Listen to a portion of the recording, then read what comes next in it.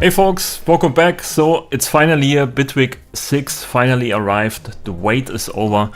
I hope it's live for everyone, because I just saw it on the website that it's there, that the announcement is there. The video is missing, it's still private. I could download the beta version right now, so if you have an active running license plan or upgrade plan, you can just head over to the profile page or to your dashboard on Bitwig Studio, bitwig.com, and yeah, you can download the current beta version, beta 1 of Bitwig Studio 6. You can see on the background it's already playing a music piece, and it looks a bit different. Looks a bit different than before. So we want to go into the details of all of the new features, of course, and I wanted to actually watch the video first. But it's still private for some reason, yeah. So yeah, but the announcement page is live, as you can see here. Let's make this a bit bigger.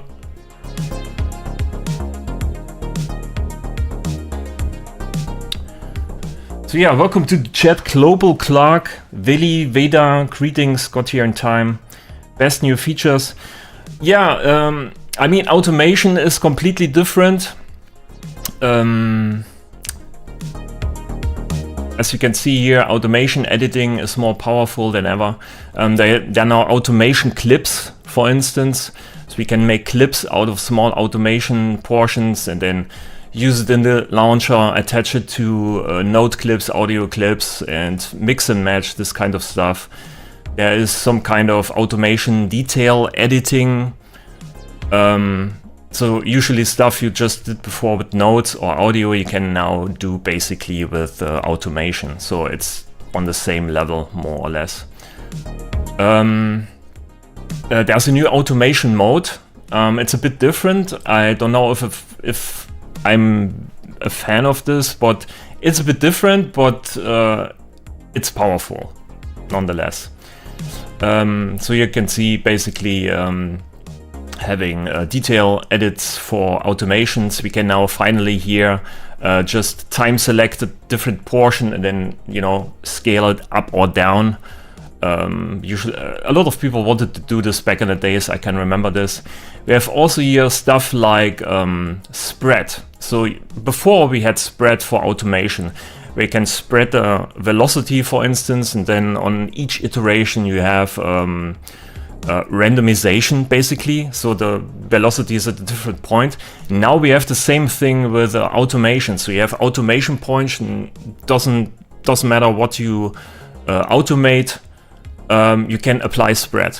Okay, so these automation points are not static, they are kind of dynamic, and they are randomized on each iteration. Yeah, we have also stepped automation, so you can use something that's called the spray paint tool, and then you can paint in here these stepped automations. So it's very powerful, a lot of small little changes everywhere. It's actually so many changes. I have a separate PDF file with all the different things. Yeah, these are here basically the automation clips. Oh, it's actually, the video is live, okay. So yeah, automation can be just important as audio and notes, so it's, like I said, on the same level. You can have it on the clip launcher, you can have it on the arranger, you can attach these clips to notes or audio clips, and you can also separate them, you can loop them. There are also alias clips now, so you can just modify one clip and all the other clips change. You can select multiple different clips and merge them together in alias clips. So when you have older projects, you can open up older projects with all these different clips spread around your project, and just select everything, or say make everything an alias file, and Bitwig finds basically all these clips and make alias clips out of them. So it's very cool. Yeah, what's here then? I have to see. Yeah, also automation clips basically are also now, you can exchange them with modulators. So let's say you have a segments curve, you can take the segments curve and just drag it out, and then it becomes an automation curve on the timeline.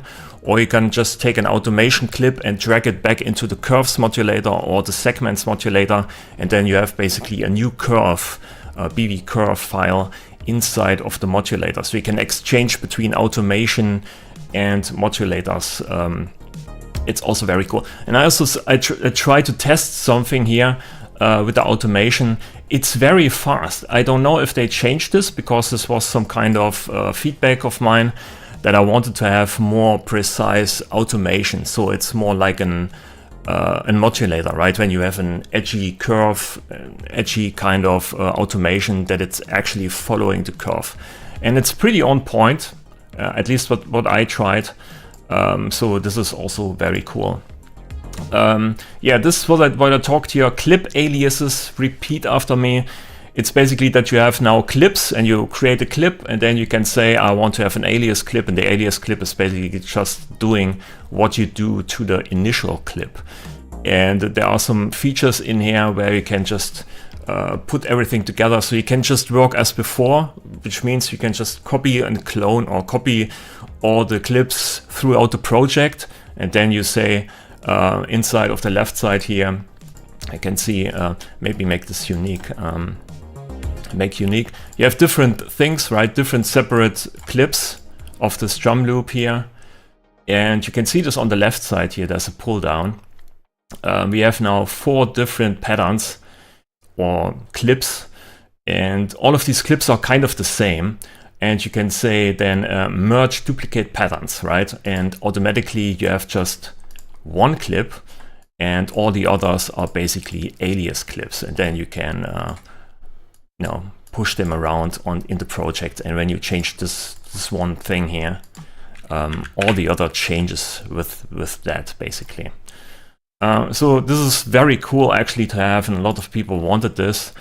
And it's even cool because, or it's even cooler because you can just open up old projects and then say, I don't know what the button is for that, but if you use here the commander, you can merge duplicate patterns for project. There's probably a button somewhere or a shortcut, but with this you can do this for the whole project. So Bitwig then finds all these separate patterns that are completely similar, and then makes alias clips out of them. So you have only just one main clip, and the rest is alias clips, which is pretty dope. So you can work with old projects pretty in a neat way too. Yeah, these are the clips. Then we have, of course, now note or guide your notes with key signature. So for the project, we have now here something like this, where you can change a root node, you can change a mode. And inside of Bitwig, we have a lot of devices and things that actually use this information here. In this case here, I have F minor, right, selected. And then inside of node clips here, something like this, looks like this. You have these small little blue lines. And this shows you basically where the nodes of the scale are. And the big thing is when you have this enabled, and you can do this here on the left side with this small little node button, you can just go up and down with the arrow keys on your keyboard, and you jump basically from scale to scale, not from node to node. Which also means you can take here a bunch of nodes and can scale this around, and it snaps to the scale that you have selected up here, which is pretty nice. There are also different modes for this thing. On the right side here, you can see we have node background. You probably can't see this. Let's go there. We have here snap to key, and then node background, and you have piano pattern and adapt to key. Piano pattern is basically, you see in the background dark lines here, which are the black keys, or the black keys and the white keys. And when you have then here this adapt to key, it looks like this instead of lines, which I like more for some reason. To have these highlights here. We have then blue lines which are in key, and the darker keys or the darker lines are basically out of key. So you can choose between 2 different modes there, which is nice. I liked here this adapt to key. We have also here appearance. You can see dark grid. We have a grid intensity, timeline, background level. You can change everything. There are so many changes. I don't know where to start, to be honest. Okay. I read the changelog yesterday, and it didn't stop. I scrolled and scrolled and tried to, you know, remember everything, but there's so much stuff actually. So these are basically key signatures for the global project. There's more to it, right? So you can see here the arpeggiator and some devices inside of Bitwig actually use this information. That the arpeggiator here down here has the scale button, which means you can just widely automate here the offsets, and it still lands then on the scale. There's something like transpose, no transpose here. It also has this kind of pitch mode. When you switch this on, instead of semitones, you have steps, which are basically scale steps. So this is the root, right? This is then 1 scale note above, which doesn't need to be the next semitone. So we have devices inside of Bitwig that use that. I think also here the randomizer.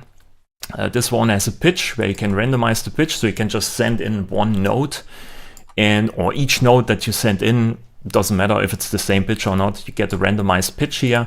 And when you enable basically the scale mode here on the left side, you land on a scale note. So it also uses basically the information here from the top. There are other things here I tried. I'm not sure. There is something else. There's Key Filter Plus now. Looks like this. It replaces basically the old note filter. There is here also this kind of pitch thing, or scale mode. Use global key signature. That's the right name. So you can select your globally something different if you want to, or just enable this button, and then it uses basically the global information, which is kind of nice. So also in the grid, there are different grid modules. I think 3 or 4 grid modules that you can use, and these modules use the global scale. Very nice. What else do we have? Yeah, we have here a global new look. As you can see here, the background is in dark. We have white grid lines. You can change this also here. The editor has a dark background now. And by the way, you can't change it back. It's now in dark. There's no way to turn it back into bright. At least I haven't found a way. So if you love the white background, it's gone. Maybe they bring it back.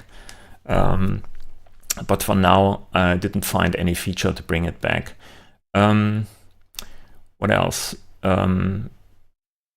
Editors that give you more. In Bitwig Studio 6, the editors let you do more from small scale to big picture expression editing. Oh yeah, inside of the editor, you have now for each note separately, you can not only have micro pitch expressions, you also have velocity settings on each note. Pressure, timbre, gain, pan, and so on. Before you had it only down here, right? And you had only micro pitch expressions on each note, but now you have basically everything on the notes itself. Yeah, we have also new tools here, audition tool, step sequencing, which is pretty nice. A lot of people wanted this, and the spray paint tool, which is also I haven't seen this in other tools. It looks a bit like step recording also. I show you everything in a minute. And availability, of course, you can download this if you have an active license currently running. So there's a lot of stuff. So to everything, just what I told you, this just the surface. There are so many small little things. I probably forget some things today to tell you. What you have to do is you have to watch the change log. Maybe let's see, is there actually now a video? Oh, there's a video. Let's watch the video.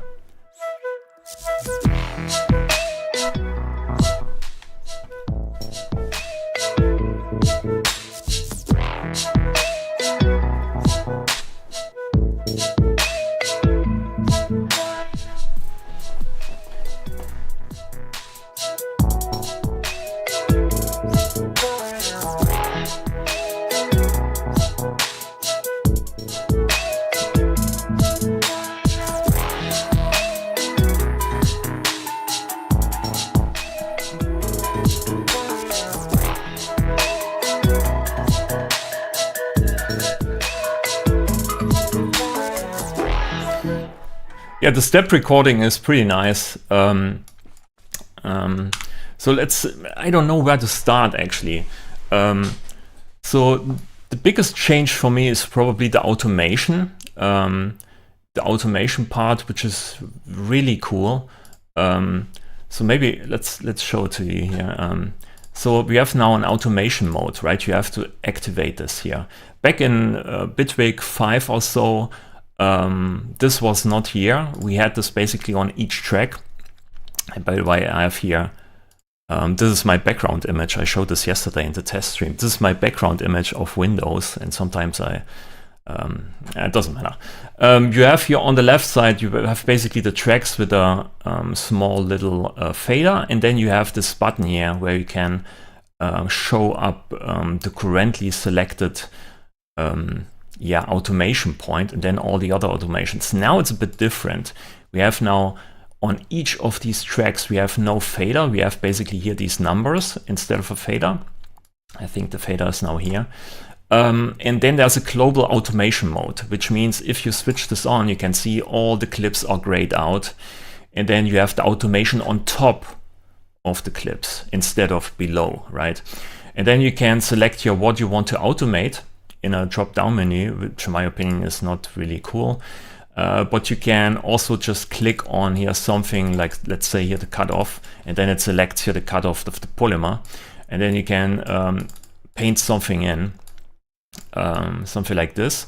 Or you can use here the spray paint mode, which looks like this, which is number, what's the number?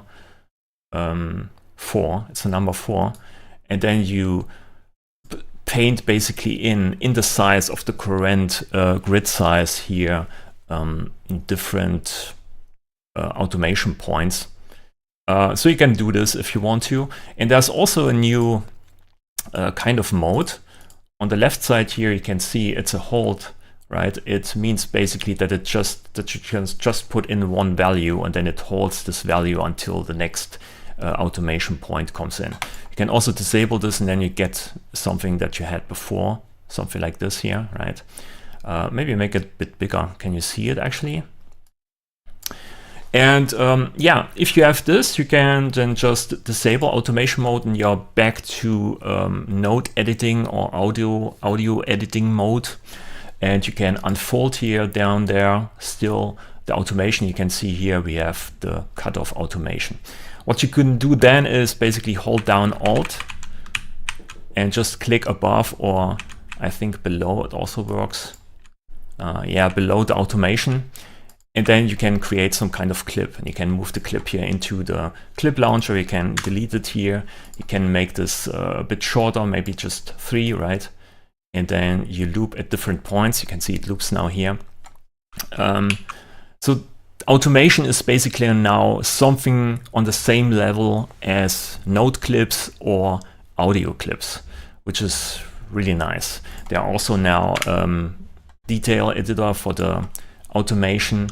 If you have multiple automation points, let's say I'm automating here this this one. So let's change this a bit. Go out of automation mode, and we have now here decay. We can also make a clip out of that. We can select multiple automation points here, go into detail editor, and then you have here stacked automation points if you want to.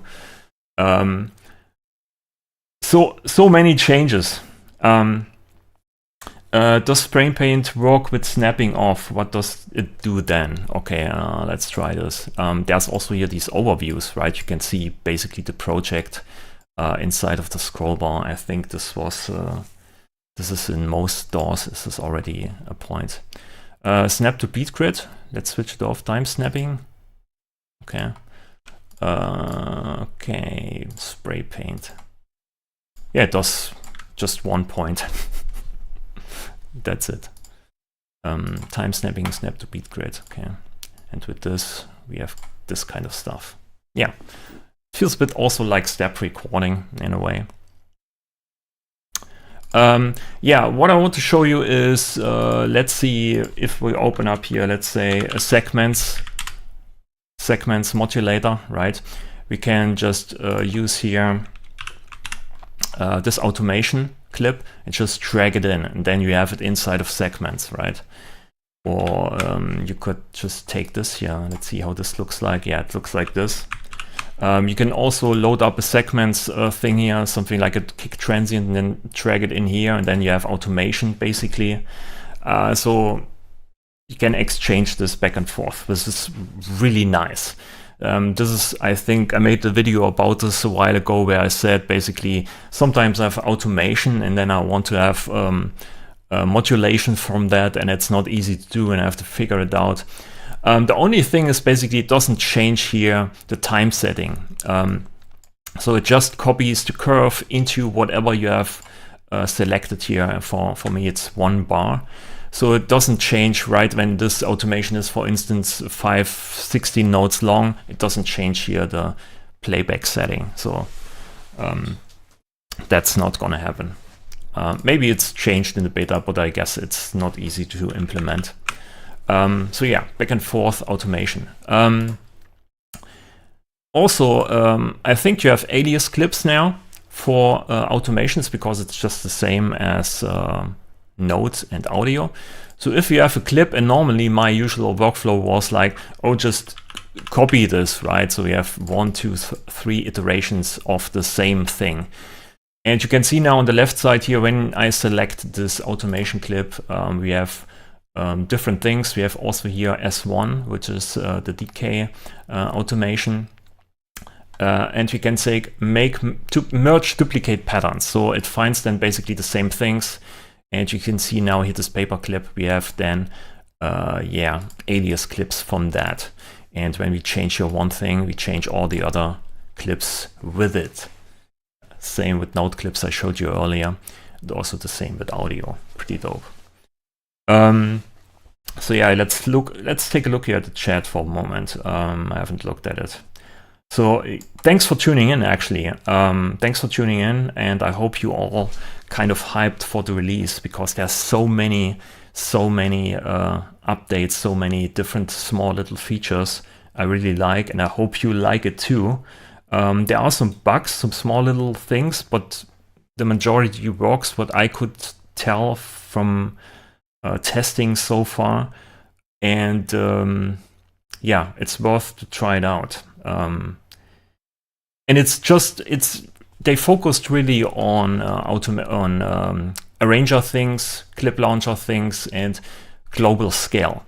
So there's not like just another device and that's it. They really improved on a lot of things that we use all day. And in my opinion, it's pretty great. I'm pretty hyped about it. So let's look at this here for a moment. So we can change now in the settings. Let's go to the settings here also. We have now midtones, black level, timeline, background. We can change this here. You can change the grid color to black and white, grid lines, the intensity. And they also made this available not here, because you can't see what you change here in the background, right? You can also change this here with this button down there.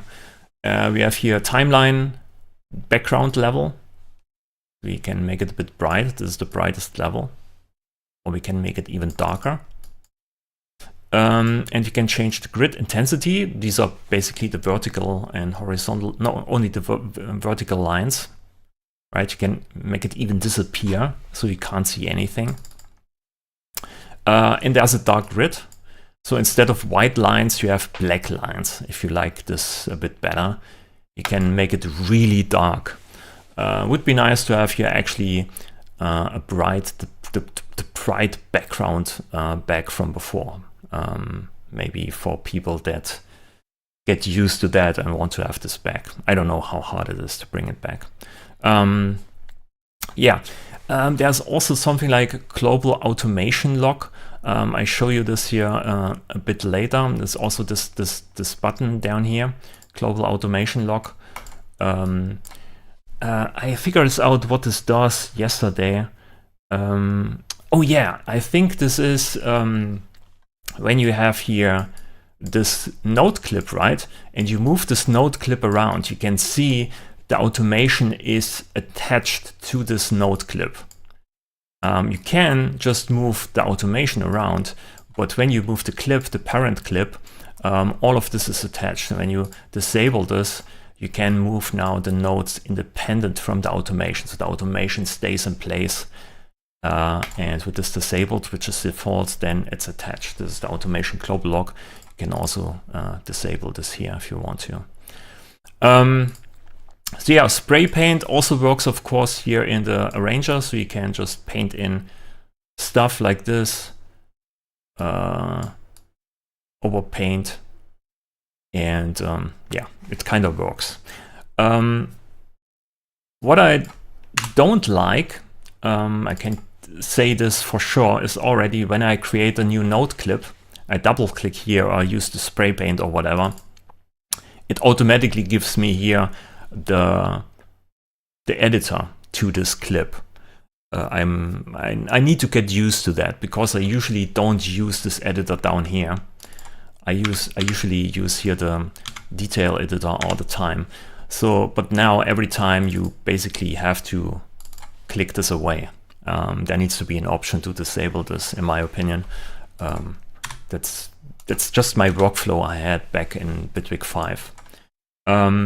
Spray is confusing. Yeah, it's kind of nice because you can just start to paint stuff in here on the arranger. Maybe it doesn't make sense on the arranger, but inside of the node clips, it kind of makes sense. So inside of the clip here, you can say, I want to make multiple nodes, right? Just with this. So this is nice for hi-hats. If you make trap hi-hats, it just paints in the step size of the current grid, right? So if we make this here smaller, right? Or if we zoom in, you have now probably a 32 node size, right? And then you can do this. You zoom out and then you spray paint here, something like this. So you can make nodes pretty fast, and you can also delete these nodes pretty fast, which is nice to have. You can also hold down the Alt key. If you do this, then you can also go up and down. You can make something like this, right? And then you can go back and do it again. If you do it in a straight line, maybe I show you this here. This velocity, okay. When you do it in a straight line and then you go up and down, you have different velocity settings for all of these nodes.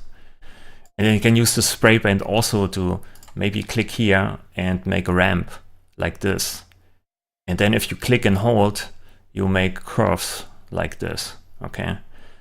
So you can use the spray paint for multiple things, for automation and for making nodes, making arranger clips very fast. I kind of like it. I kind of like the idea. At first, when I saw this, I thought we can actually define some shapes, right? Like paintbrush shapes, like in Photoshop, where you have like a, I don't know, a pattern, a node pattern, and then you can paint this pattern all around in the node clip. This was just my first thinking, but this is also very cool here to have. You probably can do more with spray painting here, but that's all I know. So you can also make melodies here.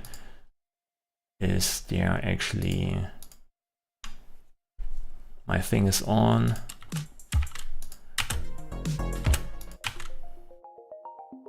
Yeah, makes it a bit louder, yeah. Okay, let's go in here.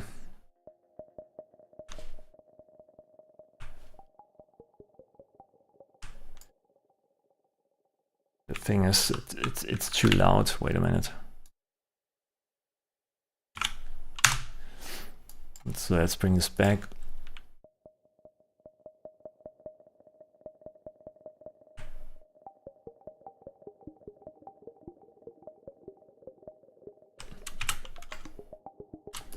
just loop this here.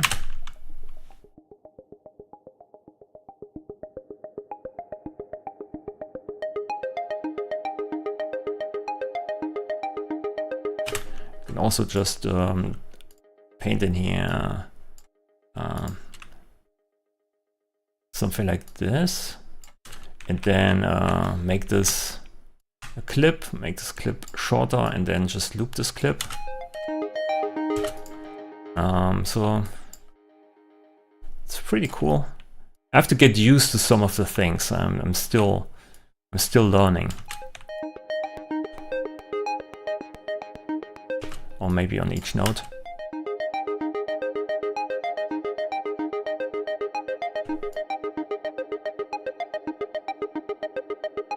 You can hear it's pretty fast. Just delete this here. Use this one. I have to use automation mode here. Make a filter on that. Make this one thing. Just loop it.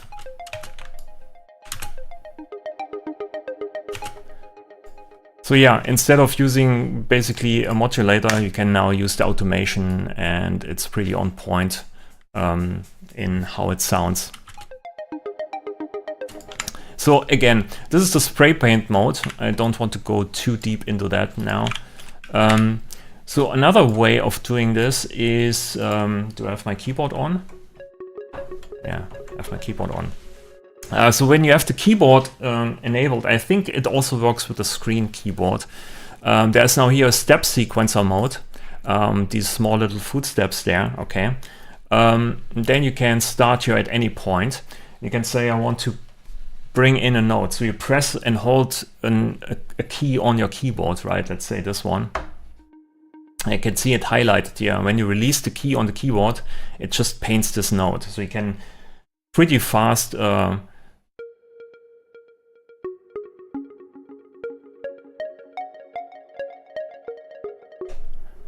make a sequence out of this, right?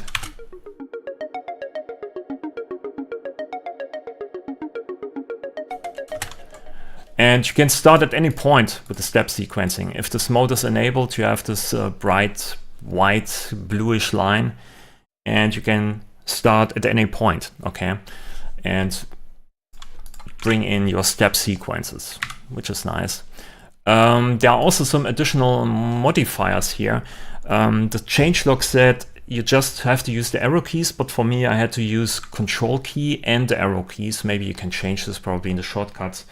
So you can do something like hold down a key, and then you can use Control and arrow keys to the right and make it longer, right? And then you can also delete it, so it's more like deleting words. And then when you release the key on the keyboard, it's done. You set basically this note, okay? Then you can paint another note here, this, or if you just use Control and the arrow keys, you can just make spaces or empty spaces and then start again with the keyboard. Hold down the new key, make it longer, and so on. If you don't use the arrow keys, it just uses the length of the current grid sizing here. For me, it's 16 notes probably, but you can also define this here or redefine it. If you don't want to have adaptive grid, you can change it here to 8 notes or whatever, quarter notes or half notes and so on. You can also change this, of course, by zooming in and out. Right now we have here, you can see the sizing, the grid sizing is different, and then it uses a different sizing for the step sequencing. So yeah, this is step recording here. It's available basically on the right side now. They changed this. So yeah, then what else? We have Spray Painter. This is we have auditioning tool. The auditioning tool also works, of course, here in the arranger. So everywhere where you click, it just plays whatever is there. So if we have this here, audition.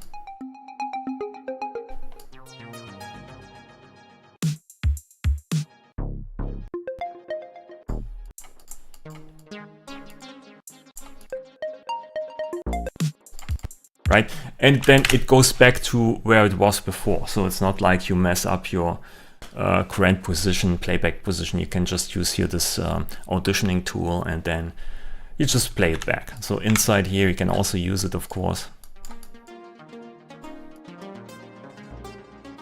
And then you hear what's going on there. Maybe there's something like a shortcut for that. I haven't figured this out yet. So yeah, this is step sequencing. This is here auditioning tool, and back to the normal mode. You can also, of course, select here on the right side everything with the numbers on the keyboard. So this is not 1, 2, 3, 4, 5, 6. When I press 6, right, then I have, or this is 4. Then I have here the eraser. So everything is also available via shortcuts. So let's bounce something here. Let's bounce the drums, right? So we have here bounce, post fader. We have a new track. We can also do something like now go into the editor here and say we want to see audio files in the background. So maybe you want to edit the groove, or you want to combine something with an audio file. You can overlay now here all the audio files you have in your project inside of your note clips or in the piano roll. You can also just long click here. This is basically new in Bitwig 6, that you have long click buttons. And you can see this here with the small arrow down there, right? You press and then you can select something. Also here with the micro expressions mode, or what's the name, expression overlay. So you click longer and you can say, instead of just having pitch overlaid over these notes, you can have now pressure, timbre, gain, and pan. And then you can change it here on a per note basis. So it's not longer just down here, right? Pretty dope. Okay, that's that. Then also the folded view looks a bit different here, or the drum editor view looks a bit different. I think you can't, you can show here in the background no audio file, but what you can do is you can just select this, hold down Control and select here this drum thing, right? Go into that, and then you have the drum waveform down here. You can also do this with multiple files, so maybe when we bounce this here for a moment to have some kind of wave file. So we can also select this, we can select the drum file on this one, and then you have basically here the this audio file here and the drums here, and then you can edit on top. So you have always in view in your detail editor all the things you just selected. We can also bring in here automation to that. I guess. No, not really. So you can't bring automation in here, but audio files and clips together, basically. Or just the audio files, or just the notes, or just automation. And there's something like this here on top. Is this actually happening here? No, we have to select multiple things here. When you go in here, you can see everything overlaid, right? You can see the drums in the background, you can see the notes, the chords, and at the top here, you can select what you want to use. I think you can also select it in a different place. Oh yeah, it's here. So these are basically the ARPs. This is the drum machine. This is the bass. You can select this also here, right? Bass, and then you see in the foreground what you want to edit and all the other things on the background. So this overlay thing is also reworked in a different way. Also automations here on top. Comping, just WAV files. So everything changed basically in a small little way, and is a bit better than before. We can also disable the WAV file background.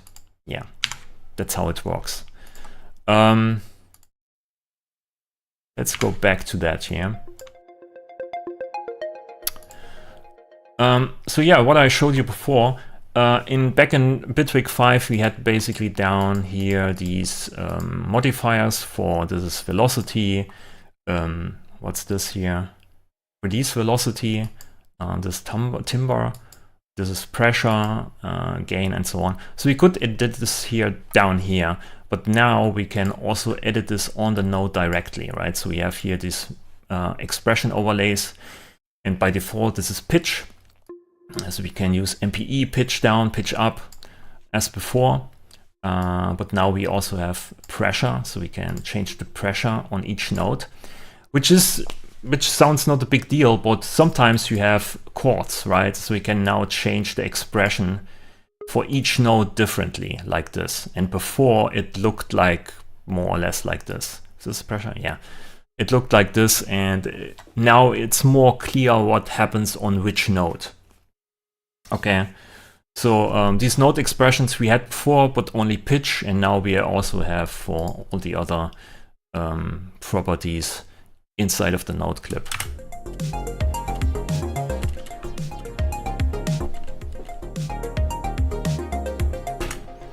Lots of love given to automation drawing and linear tracking. Yeah, exactly. So what do you guys think so far? I mean, I haven't showed you everything so far, but I think there are already a lot of cool changes made inside of Bitwig 6. Feels better now? Okay. It's more able now. Is it not called live? I mean, you have just more features, right? So there's more stuff to use, to unpack.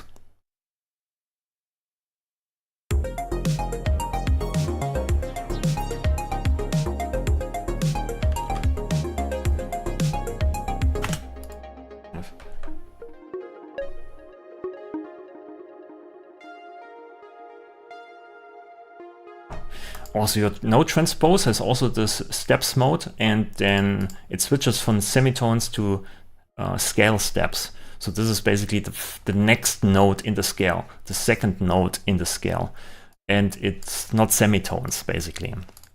So we can just have one node or multiple one-line nodes.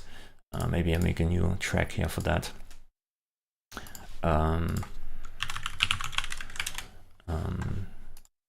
Use a clip. Maybe I use a clip launcher here for now.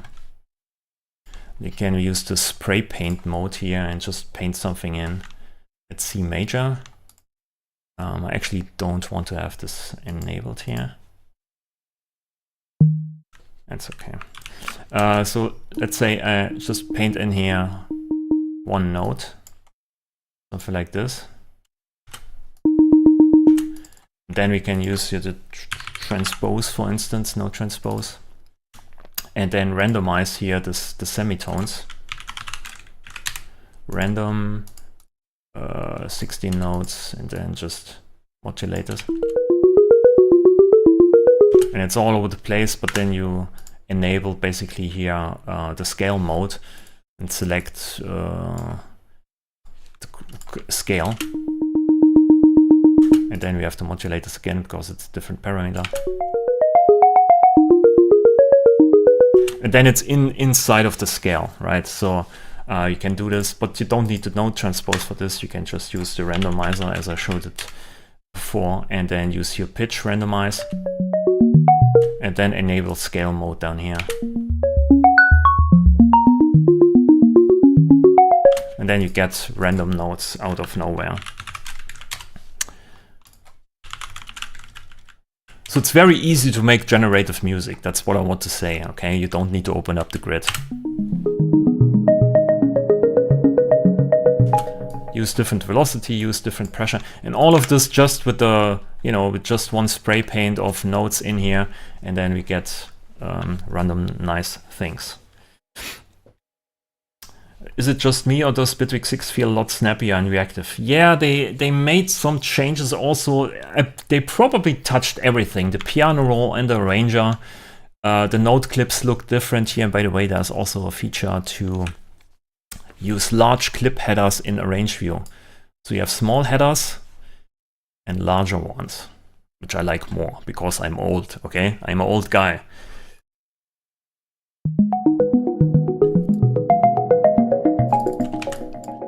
Let's use random timbre. Is this enabled? Yeah, this is enabled. Or let's use random pressure here. pressure for modulation amount, and timbre for position %. Maybe use a random wavetable here.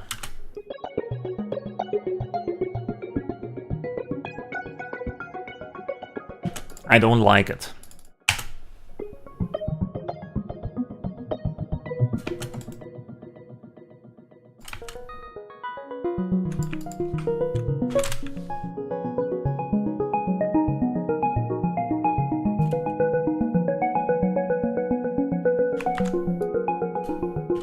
So yeah, this is the pitch mode, or the global scale mode, or however you want to call it. There are also things inside of the grid. I want to show you this quickly. So usually what you want to do inside of the grid is I took the pitch quantizer here, this one, and then selected always the scale of the track. Usually it's C# minor for some reason, don't ask me why, okay. But now you can use here, what's the name, scale by scale. You can use this one, and this one uses what you selected up here, okay. And then you can just go into your thing here and do whatever you want to do. Let's use a dice for now, I don't know. So you can use random nodes, trigger that, 16 nodes. We generate here random numbers, we scale the numbers, and then we go into the scale thing. Quantizes incoming signal to the global key signature. I have no idea why this input is red. Probably because you can send in anything, but usually you want to send in pitch signals. Yeah.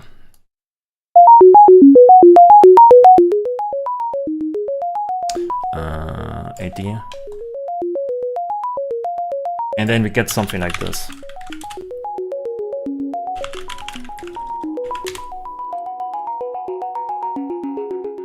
And the best thing about this is that when you have here a selected scale, right, you can also say on top, let's change the root key at some position, right? So we have something like a global key change track. We can say we want to have here, actually paint something in, yeah. So we have EB, right? And here you want to have something different, I don't know, a different scale. You can do this now. You can select this on the left side. Maybe go to, what's the next in the circle of fifth? Probably this one. No, it's BP, this one, right? So you can change the scale on the fly, and everything inside of the project then accordingly tries to fit this. You can also change the scale here, so you can change from minor to major or whatever you want to use. I don't know why a double click doesn't work, but you can also right click and say insert key signature here. Then you can say I want to switch to major for whatever, right? And yeah, then if you have a grid, it changes then basically. So let's try this.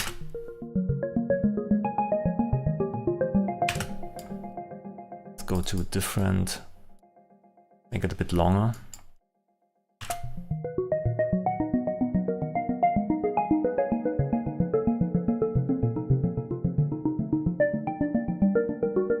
Right, it goes to a different scale.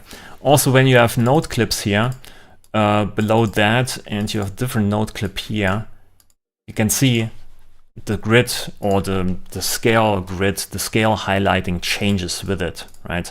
So you can paint in BP major in here and EB minor in here, and it's kind of the same thing. I think if you have this here in track mode, you can see we have two grids now, or two scale modes highlighted. So there should be no excuse anymore to make some melodic music in Bitwig 6, okay? If you have no idea about harmony theory or anything, you just put on a diatonic grid, okay, and then you just spray paint away, and you have it. By the way, you can see here this is a bit lighter, a bit brighter than all the other fields.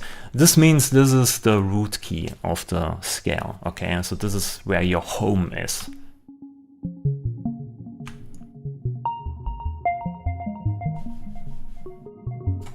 Bam, melody, okay? It's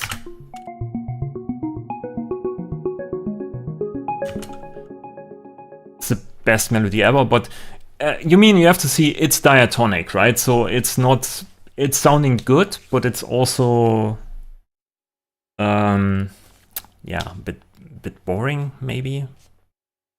But you get it. You get something out there fast, and you can now make melodies that don't sound shit or whatever.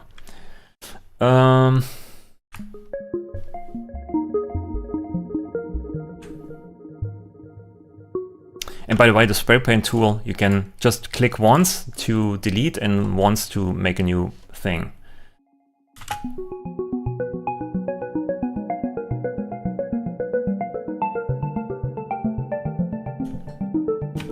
Okay, very nice. So, actually in the grid there are more modules. I just, I was distracted. So yeah, we have biscale in the note grid. There's also something like root key, which gives you the root of the current scale. You can see it's EB minor. So it's D sharp, of course, which is EB or E flat. If you are here, then you can see it's A sharp, which is B flat. So it gives you the root note, just the pitch. There are some options here on the left side, so you can choose. I want to have the root pitch in a different octave. The wrapping, I don't get what this exactly does. It's a very technical. The key where outgoing message will drop down an octave, so it wraps inside of an octave or something like that. When the key changes, so it stays within one octave, I guess, something like that. There's more roots. Oh, there's here pitch. What's the name? Pitch class. Pitch class, you can create, it's basically a constant. You can say I want to have a constant instead of just a number or integer. You have now a pitch. So it's basically something like is this one here, something like this. But here it's not bound to an octave. It's basically always MIDI octave 3. You can change this also here on the left side. This is new. Is there something else in the grid? I probably forget something. So they have basically, they are going through all of the devices and modules and see if they can add something that fits the new Bitwig 6 or scale steps here. So instead of going semitones up or down, now you have scale steps. So this is not +1 semitone, it's basically +1 note inside of the scale, or 2 notes inside of the scale, right? So that's also new by scale, yeah. And there's also here on the left side quantize up. So when a note basically is not inside of the scale that you are selected, you can say always move the note up until it reaches a note that is in the scale, or make a smart constraint, so quantize up or down, or just always quantize down. So you can select how the quantizing basically affects the notes. You can change this. Lots of small little nice additions, if you ask me. Okay. So there's a question, Polarity, are you able to stretch clips inside the arranger? Not from their edges, but from inside of them. Looks like it was shown in Bitwig 6 video. You mean instead of doing this here, right? From in here, you mean? Maybe you can do it. Maybe here at the top. Yeah, you can do it in the detail editor. But I'm not sure. Wasn't this not available before? I'm not sure. So yeah, that's hopefully answering the question.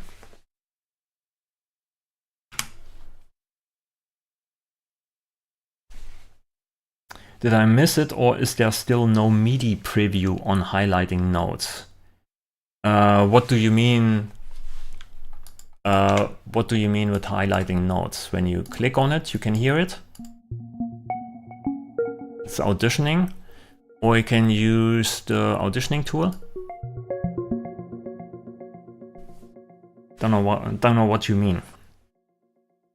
Audible preview of chords. Oh, when you have multiple notes. Okay, I see. I don't know. Let's paint something in. Let's use the clip here.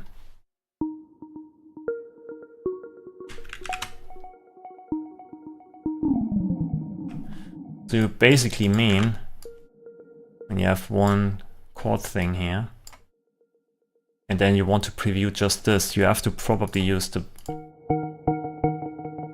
this tool, I guess, or playback from there. You probably mean just play what's selected in here. Maybe there's a shortcut for that. I don't know. Maybe there's something in here, but I haven't figured this out yet. Preview. Audition tool 7, audition notes, control and space. That's what I defined. Control and space. Okay, let's try it out. No, doesn't do anything. But there is something like this here, right? Maybe it's just a bug. I don't know.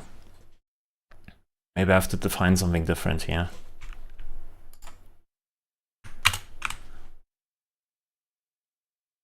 Already assigned, okay.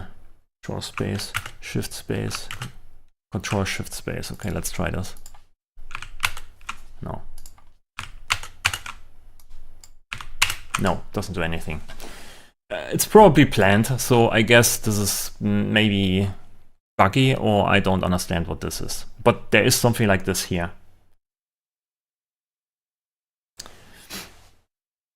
It's a thing enabled. So yeah, I know what you mean when you have basically when you try to make chord progressions here and you just want to play what's selected. That's maybe coming. That's maybe exactly this shortcut what I showed you. I hope so.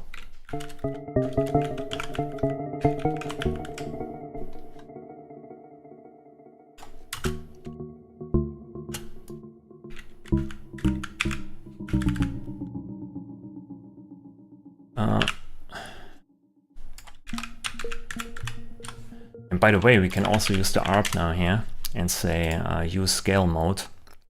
And then you can use 5, and then we use here maybe, I don't know, +7 or +6 or something like this.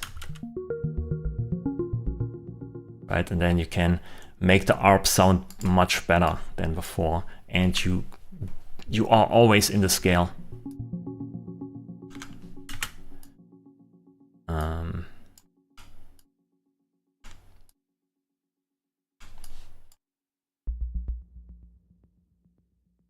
Let's make this long.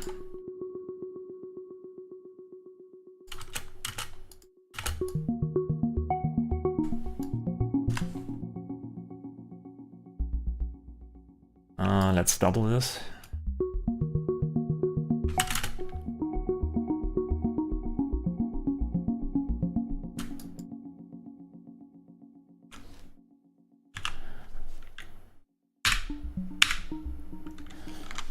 Yeah, we have to change this here.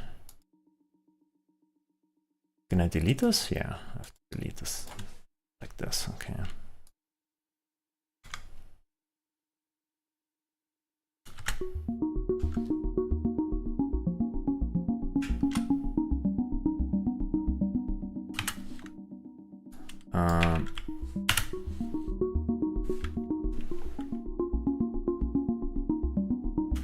Can you pitch an audio clip by pitch without wrapping it? So basically the audio will shorten when pitching up and vice versa. I have to try this out. Let's see. Let's bounce this here. So you probably mean in stretch mode you can pitch it, okay? But you probably mean repitch. No, it's disabled here. It's still there. You have to change the tempo.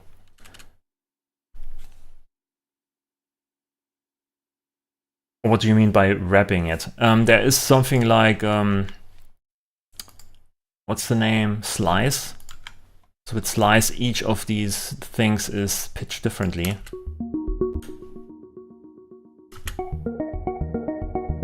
And then we have, instead of ping pong,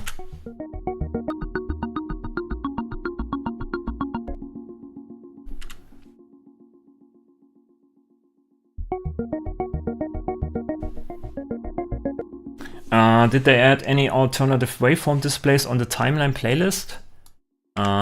You mean this here? It looks different now. A bit different. I think they also made some changes here. Let me see.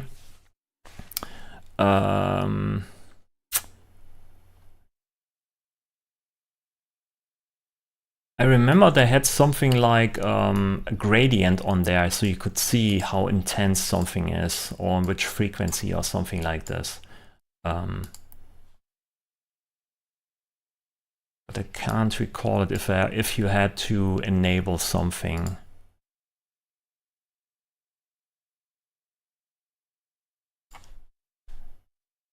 It looks a bit different, but in my opinion, it's a bit sharper. And I want to show you something here before I start to make some chords. Maybe I want to bounce here some audio.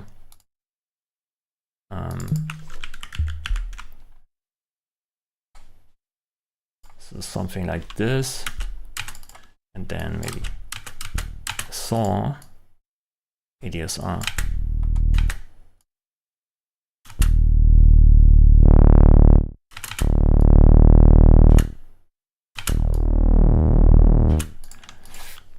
Then make this mono.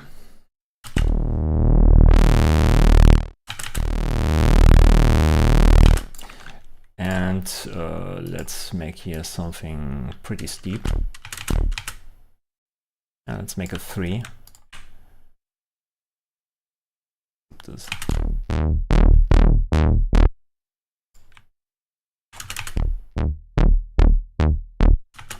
Then when you bounce it,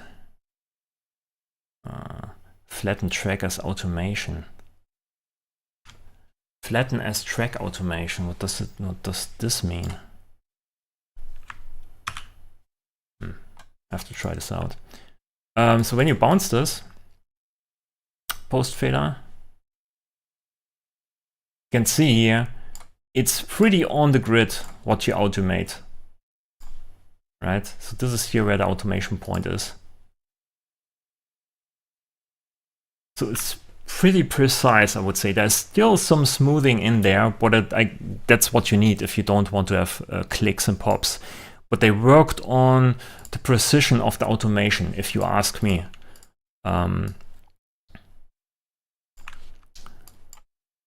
Just very nice.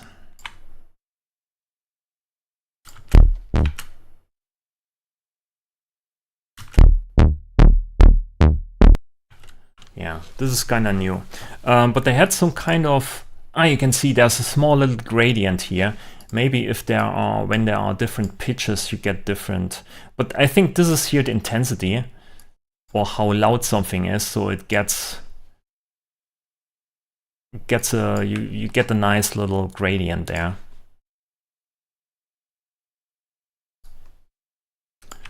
Let's fade this out here for a moment. And then bounce it.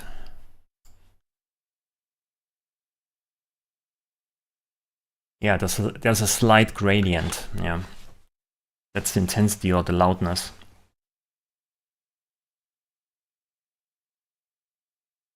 Yeah, I just get really confused by the waveform rendering.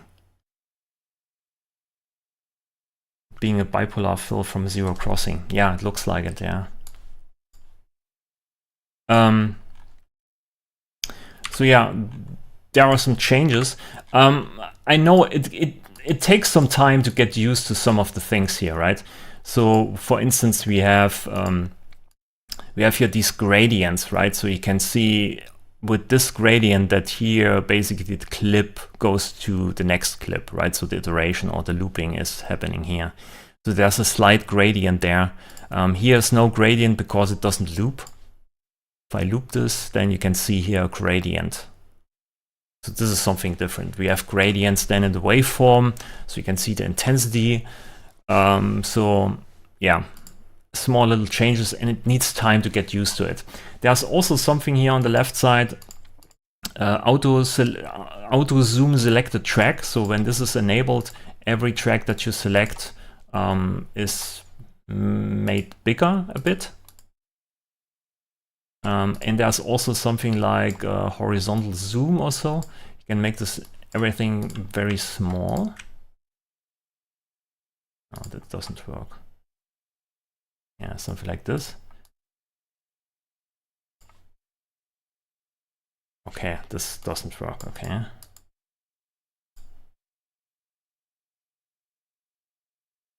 You can do something like this. And there's also zooming, vertical zooming, but I don't know how this works, to be honest.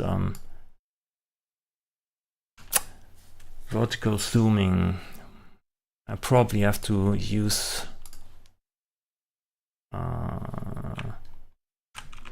shortcut. No, but that's vertical zooming, trust me. Vertical, zoom in vertically. Okay, this is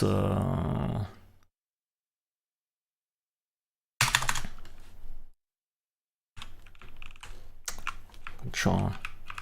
That's this shot, but we had this before, right? This was in Bitwig 5 already. But yeah, there's an auto zoom here on the left side. I don't know how useful this is, or you have to get used to it. Kinda nice. There was something I want to tell you. I forgot something.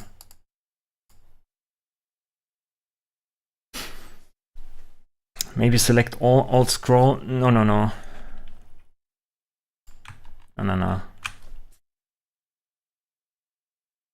No support for mouse wheel.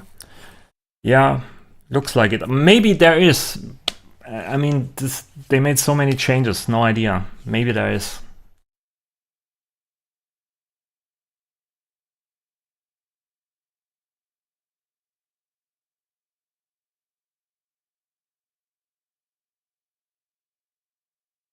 V6 trailer looked like it had pitch correction or MIDI notes over audio clips. Yeah, this is what I showed earlier. You can have just multiple notes, right? And then you have here the audio track down there if you want to.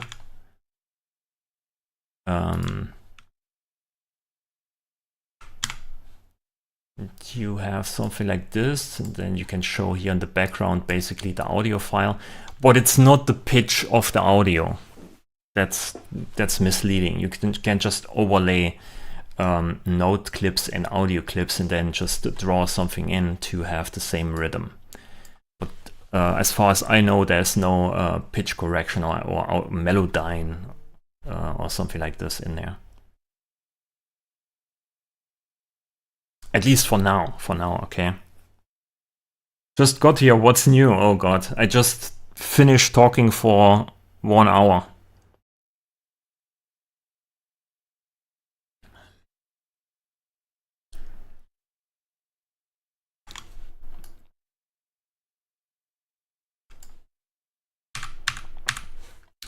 I just finished.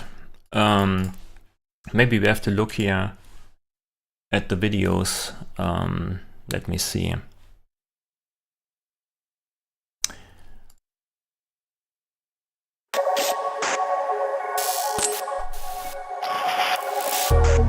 Automation can be as important as notes or audio, and Bitwig Studio's improved workflows will elevate how you work with it.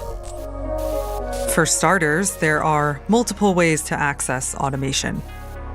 In addition to unfolding all lanes in the arranger, the automation mode keeps your layout in place, overlaying one parameter lane on each track. Whatever parameter you click on will be automatically focused and editable.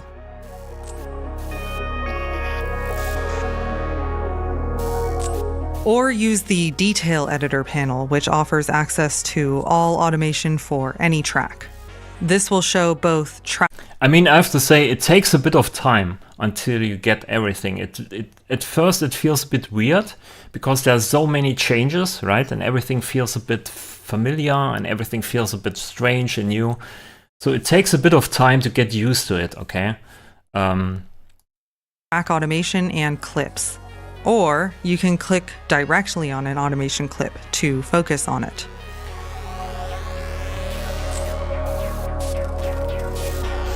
Wherever you're working, automation gestures have been extended and improved.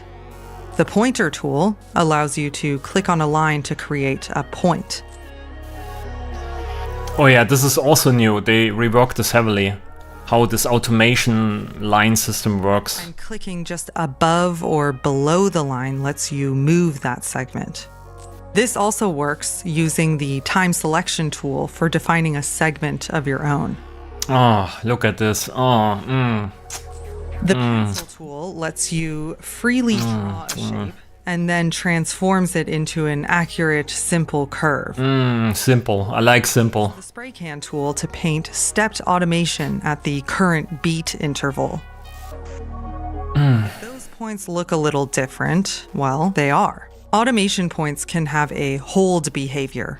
When enabled, the value will hold steady until the next point is reached. This saves a lot of headaches when editing, and it requires half as many points for flat shapes. Oh, the spread, I forgot to show you the spread. Is a numeric control for each point's curvature. This offers precision for single points and is an expressive way to reshape an entire curve. And you can also add playful instability with spread, giving randomness to any point each time it's played. I mean, randomization on automation.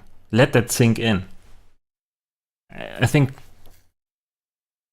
you just automate stuff to have something very precise and on point, and then you say, it's actually very static. Let's add randomization to it.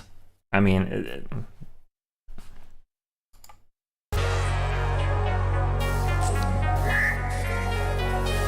Finally, event expressions have the same options.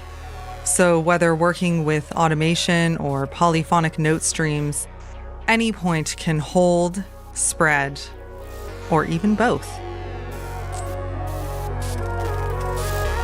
Intuitively designed, elegantly simple. Automation power. yeah, it's basically dynamic and generative at the same time. So you can say exactly what to automate and what to modulate to the point, precise, and then you just add randomization to it and it gets generative, and you have small iterations, small little changes over time. Pretty dope. Now in Bitwig Studio.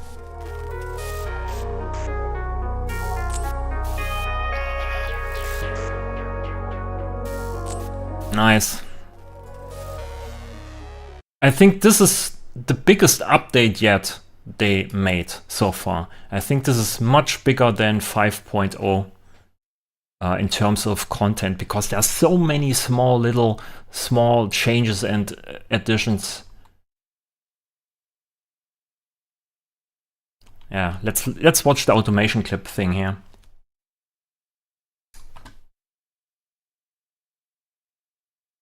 I had recent project with 400 tracks and live was a slideshow.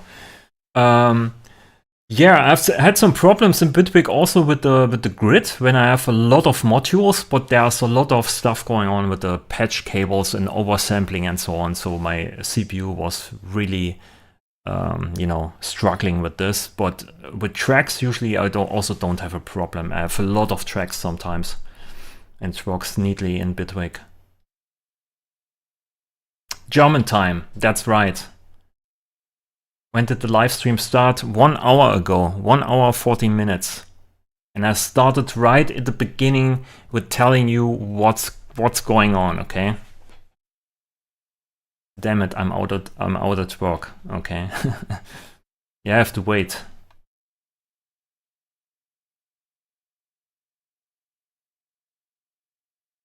Okay, looks like a lot of people actually like the change so far, what I can see.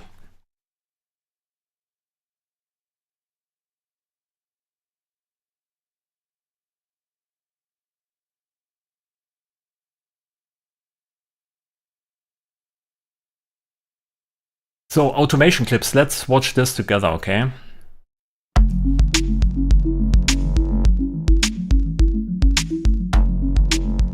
Clips let you step aside from the details and think in musical blocks. Automation clips offer this same approach for automation. Alt-clicking beneath a note or audio clip creates a matching automation clip. Edits to the parent clip will also affect matching automation clips. If you want automation to be treated separately, just edit those clips directly. Just the fact that you can make these clips, these automation clips, right? And then you have like notes or sounds on the arranger, and you can just take this automation and put it into the clip launcher and just loop it in a very short kind of polyrhythmic way.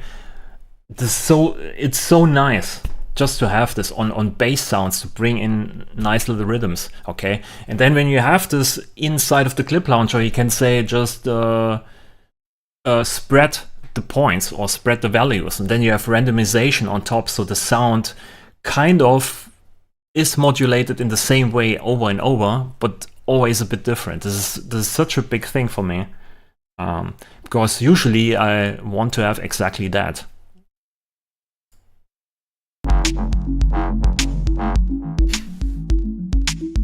Or enable the global automation lock in the transport area.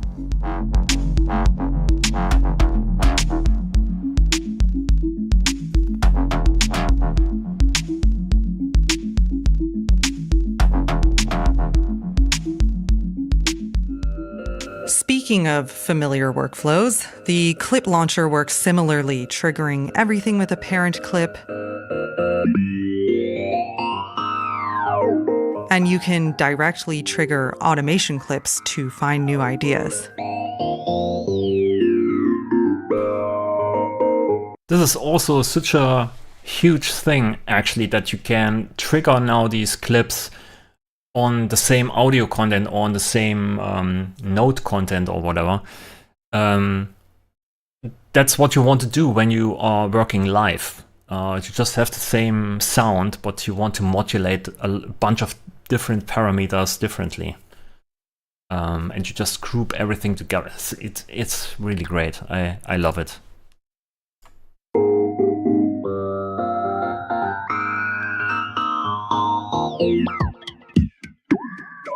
Finally, automation clips are interchangeable with BW curve files for our MSEG type devices. This is also big. The Curves browser offers both file types.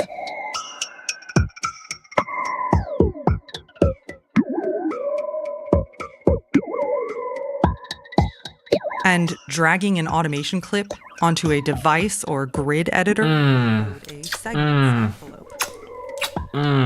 Oh. Familiar workflows, fully integrated. Automation clips, now in Bitwig Studio. This is basically the modularity what I want, right? I can exchange things from here. I can just take it and put it in there, and it works.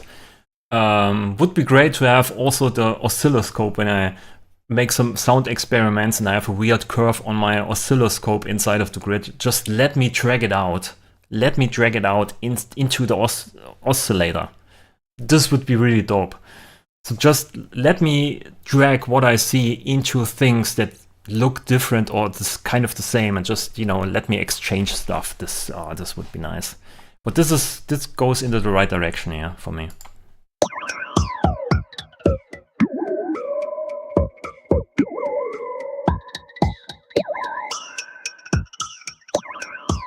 Really dope.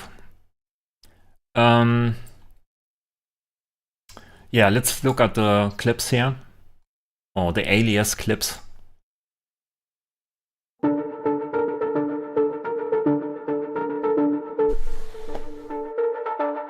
Music is based on structure and form. Some patterns loop immediately and others come back later. Clip aliases let you share content, or patterns, between different clips on the same track. This can work for note clips, audio clips, or automation clips. Creating an alias clip is as simple as dragging with a different modifier. Once multiple clips share the same pattern, editing any clip effectively changes all of them.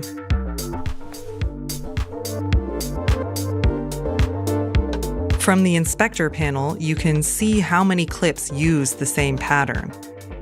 The pattern chooser lets you swap out this clip's contents, and it also offers a shortcut to 2 functions. Oh yeah, this is interesting. Yeah, you can swap out clips. You select the clip and then you go to the left side and you can swap out this clip to a different clip inside of the current track. The pattern chooser lets you swap out this clip's contents. The pattern chooser lets you swap out this clip's contents, and it also offers a shortcut to 2 functions. When this clip needs to go its own way, Make Unique removes it from the group. And if you have clips with identical content, Merge Duplicate Patterns will make them aliases. Musically thinking... This is basically the feature for me, because I just clone or copy clips all over the place, right? And it's basically the same clip. I just copy it all the time. And with this, I can just merge duplicate patterns, and then everything is just perfectly grouped together in one clip that's originating the pattern, and then all the alias clips for that. And yeah, nice. Forward focused. Clip aliases, now in Bitwig Studio.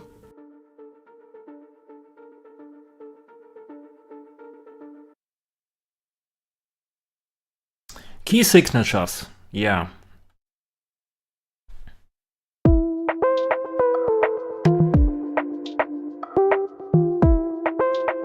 A song's key is its musical coloring lines. Key signature in Bitwig Studio can both guide your work and animate your note effects. Key signature lives beside tempo and other global settings in the transport.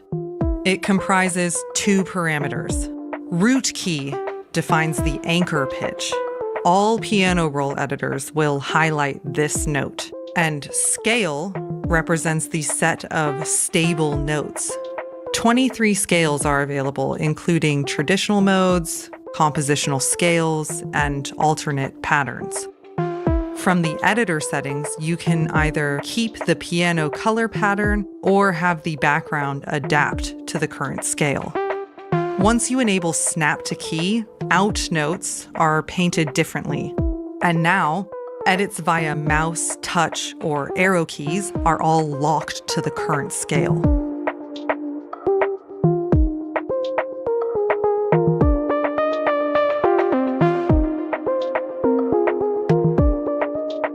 So if this mode is active or enabled, you can't paint any dissonant melodies. It's just impossible. You always snap to the grid.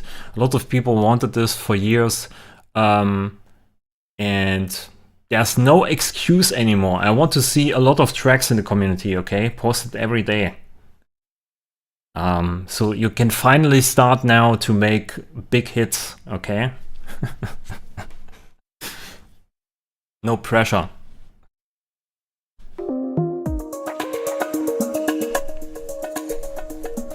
In the device realm, the original key filter is now legacy, and a new Key Filter Plus has additional options and a matching 23 scale choices. Yeah, I wish they made here these kind of things clickable, so you can change it like the pitch quantizer inside of the grid, right? So you can enable this, and this. Also here the global thing in here. It felt like to me you can, why is it actually disabled? It felt like to me you can customize the scale, or you can add your own scale to it. Why is it taking so long?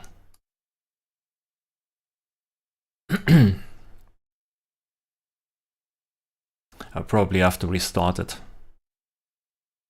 So yeah, I wish they made here some kind of adjustments to that, so you can customize your scale, or maybe add your own scales to it.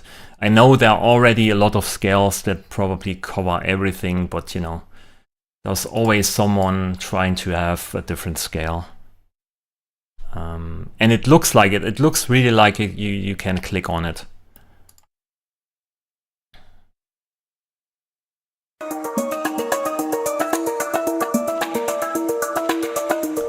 I'm sure there's some kind of options text. Yeah, it could be true. Yeah. By the way, hey Dash, welcome to the stream, man. Thanks for watching. So how do you guys like the update so far? The features? Do you like it? Is it too much? Is it not much enough? I guess a lot of people have a completely different focus. They want something completely different. And this update, or this new version, is more or less focused more or less on nodes and arranger and automation and clips and so on. So it has a specific focus. I'm very satisfied. Okay, nice. Let me know what you think. I don't like the looks of Bitwig, but the features are amazing. So you basically want the themes, okay? Looks kind of good. Okay, great update. Very happy. Stoked that they made 6 Adore feature update. Yeah, it's not like one big feature. It's like, for me, it's like a lot of small things, but they're all kind of big features in a way. So they're all useful. They probably changed the way I work with Bitwig in a big way. Love the update, sitting with Bitwig open while watching you. Okay, nice. Needs more instruments. Nah, come on. We have the grid. I wanted other stuff, but this blew my mind. Update is dope as fuck. Nice to hear. Nice features, you get used to it. MIDI comping. I don't think there's MIDI comping in there. I'm digging it better than 5. They got that horrible menu from 5. Okay. Yeah, the update is much bigger than 5.0, I would say. Still can't make coffee. Yeah, sadly. You have to make it yourself. No themes. 0 out of 10. Okay. So a lot of people just want themes. Okay. Yeah, probably a lot of people start to cry about themes not in there, and Aura. I know this, a lot of people always bitch about this Aura and themes, and what was the other one? Groove pools or something like this. A lot of people want grooves. Themes would be amazing, but I'm very happy they implemented what I was complaining about automation snapping. This is huge. How can this update help me finally getting from a loop to an actual track? I told this yesterday to someone. If you are able to make a loop inside of a DAW and you have problems getting this to a track, just make another loop. You have one loop and then you make another loop, okay? If you are familiar and you have no problems making a loop, just make multiple loops and then try to make transitions between the loops, and then you have a track. Done. Arrangement done. 9 out of 10, great update, nice. I have to keep up here.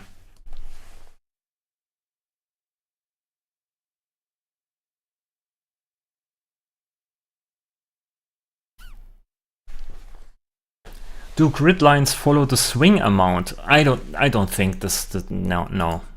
This would be overkill.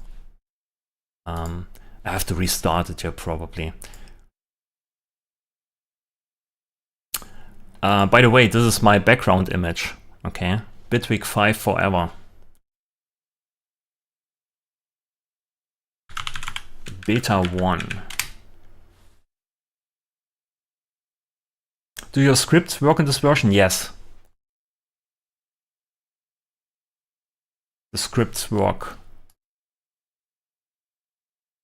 When I select basically a clip, I can do, let me see, melody maker, I can say natural minor, I can say D sharp, lip arranger, generate sequence, and you can see it does the sequence in here. So the melody maker works, and I guess all the other things also work. Because most of my scripts are based around writing into the clip launcher here, or into the node clip. And of course I have to use here a synth.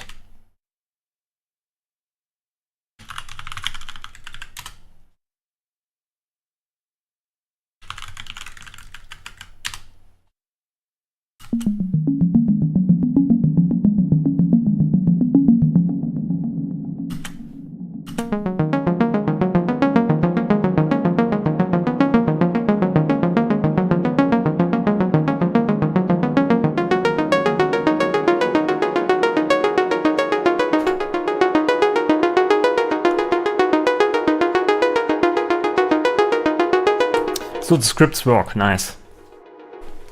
My autocolor script stopped working. Oh, there's probably an API feature, maybe buggy, or you have to change some small things.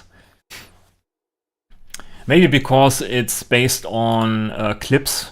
So I guess the API changed there. I'm so happy, oh my god, thanks Bitwig, okay. Bitwig is the best. Mwah.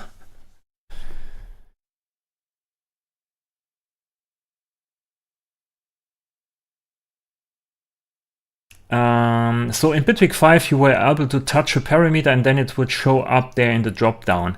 Exactly, this is also my problem, right?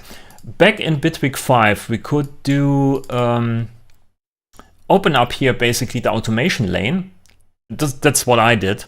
And then you had down here, the first lane was the current touched parameter. You can see this also here on my screenshot. So you had like this button, and then you could open up the automation lane, and then the first parameter you touched were down here. And on top of that, you had the node clip. So node clip, and then the first touched parameter as an automation lane, and then all the other automation lanes that are currently have values.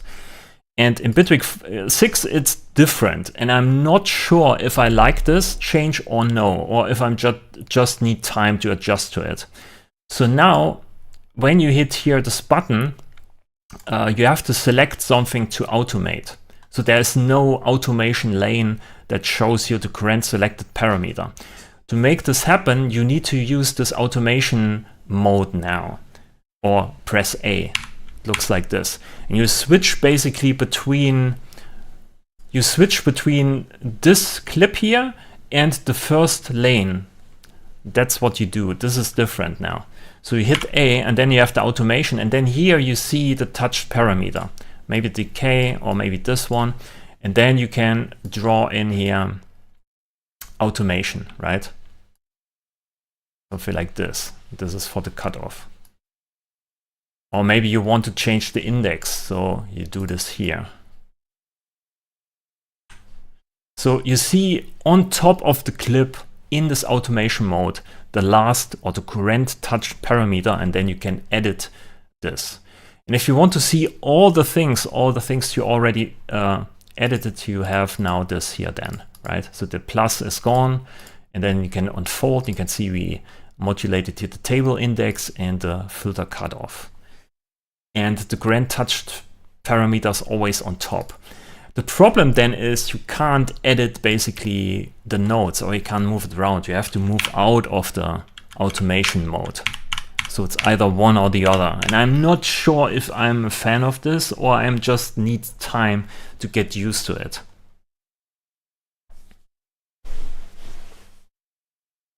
Also, yeah, some of the buttons are different, kind of. So I have like muscle memory, right? So I always want to what's here? I always want to click here, right? But at this position, there is no button anymore here. There is nothing you can click, so you have to get used to it.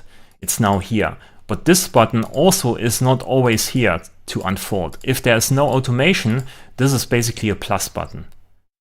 If there is automation, then it's an unfold button. So it changes some interactions there, and you have to get used to it.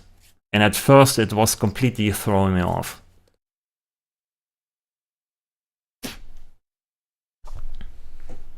You can leave the track closed and open the automation. Yeah, exactly. To have an, if you have this detail editor here, right? Where's the mode? Is there actually a mode?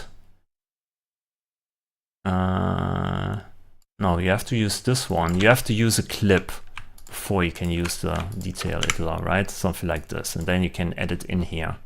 You have multiple lines then there, but you have to use clips then, I guess. And also, if you use here multiple screens, if you have dual display, let's say dual display master and detail, it looks like this. You have two windows, and this is probably on your second screen or whatever. And you can just have always this open here, this detail editor and the automation lane. And then you can go in your main window on your main screen, and you click on different things, and it shows you exactly what you selected in here. Maybe an audio clip, right? You just select it, and on your second screen, you can already see what's in there. So you don't need to change anything. So I guess if you have two screens and you use this different mode here, it's much easier than what I have here with my single display large. But I need to use this because I'm streaming. I'm streaming and showing or recording just one audio, just one window, so it's better. So I limit myself just for you, okay? Just for you. I could use two screens, but I choose not to do it just because it's better for recording. That's why I'm doing for you guys.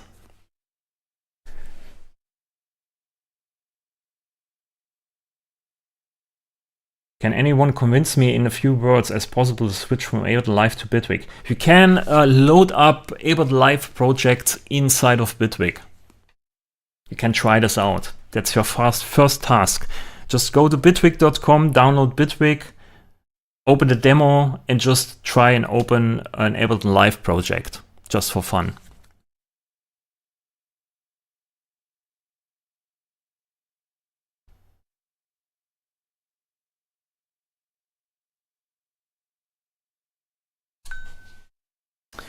In Ableton we have Max for Live. Yeah, you have something like the grid in Bitwig. It's not that powerful than Ableton Live's Max for Live, but also Max for Live feels a lot like tagged on to Ableton. It doesn't feel like integrated enough. It's a different interface, different workflow. It's much powerful, but it's also like Max for Live is more like a visual programming language, and the grid is more like an instrument. But it's a very powerful instrument. Does the API still work? Yes, it worked, Frank. Meine Skripte funktionieren noch.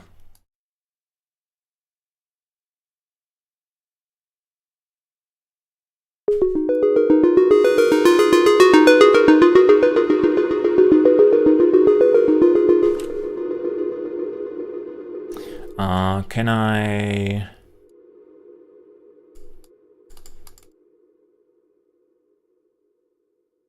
It's probably nice to have your spray paint and do something like this. And then, let me see, can I select everything? And then, yeah.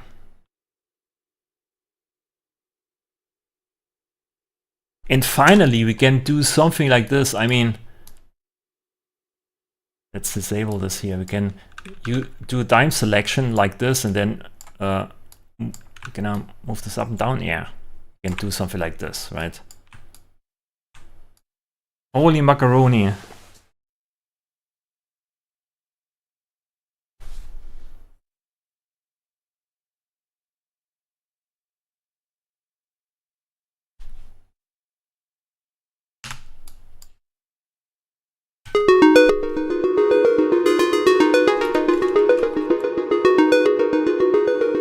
Sorry, I don't make any serious music today. I'm just trying out stuff, so I also have to get used to all the new things.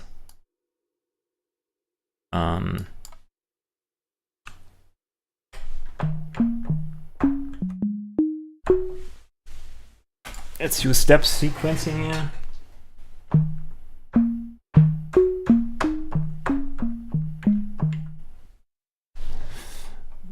Okay.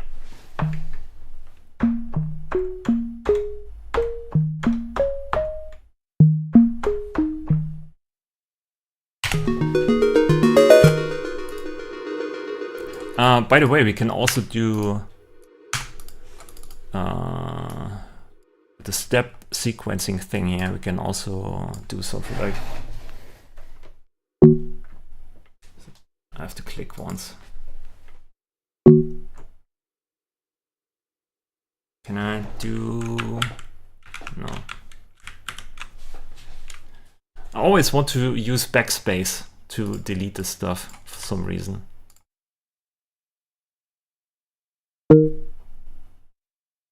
That would be nice if I could.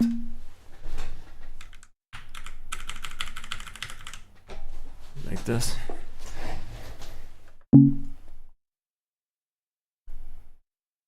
It's very hard to hold multiple keys and use the keyboard at the same time.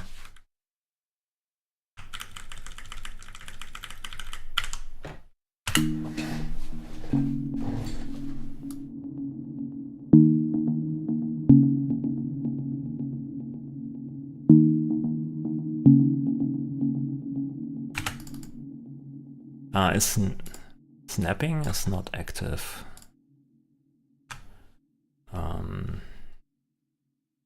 Now it's active. Oh, the mode is active.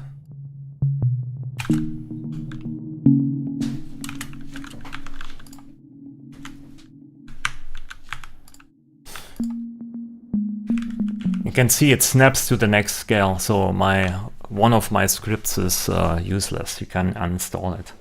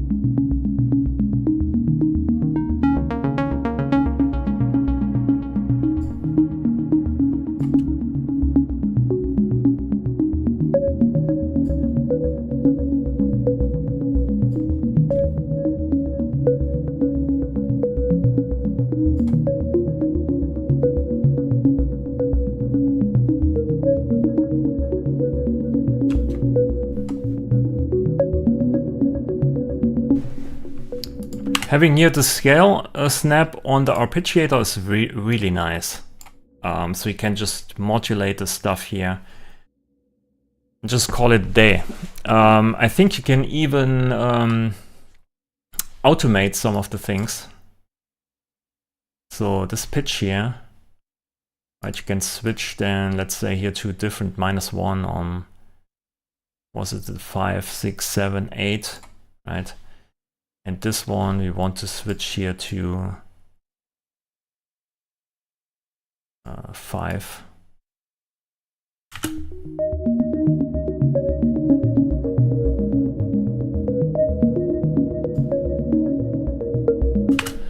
So something like this, and it stays within the scale. Really dope. One thing I forgot was the multi-note, I think. The multi-note also has here this use global scale mode. If this is on, this is not semitones anymore. This is then scale steps. Okay. So let's create here a clip.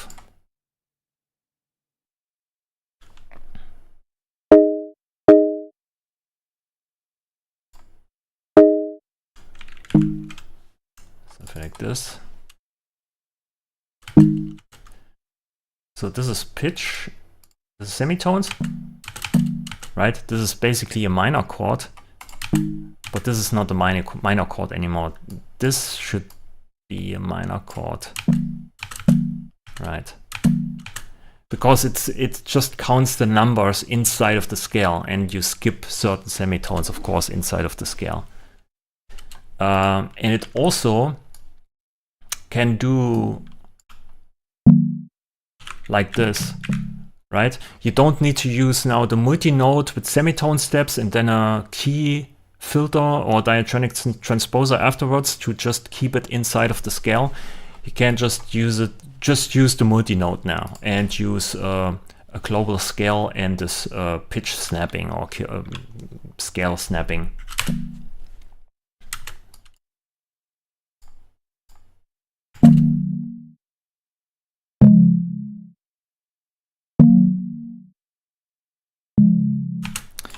And you can then use the automation also.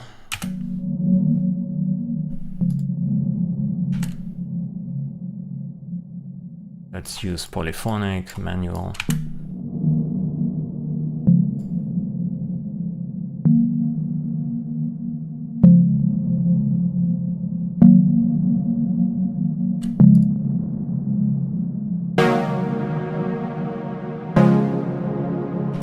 You can say then here, let's say, we have here 2, 4, maybe go down 12. This is actually a number. I probably need to go down 7 for 1 octave. Yeah.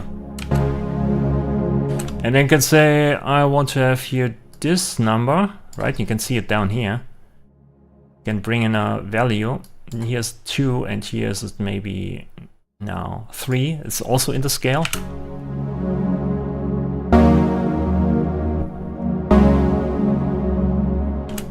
And you can make chords this way, so you don't need to use just note stacks, or you know, you can just use the multi-note for that. Let's make it a bit bigger. Bam.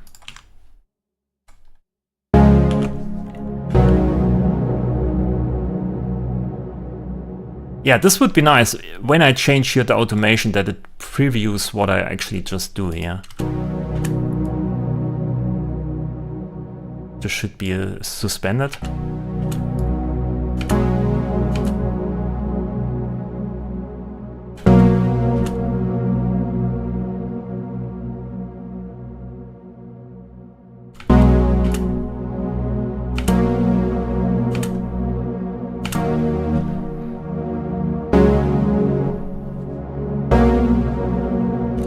Yeah, with the Audition tool I have to switch to it, but then with the Audition tool I can't change any parameter. It just gives me, I have to switch constantly between the two. That's a bit of a problem. It's 7.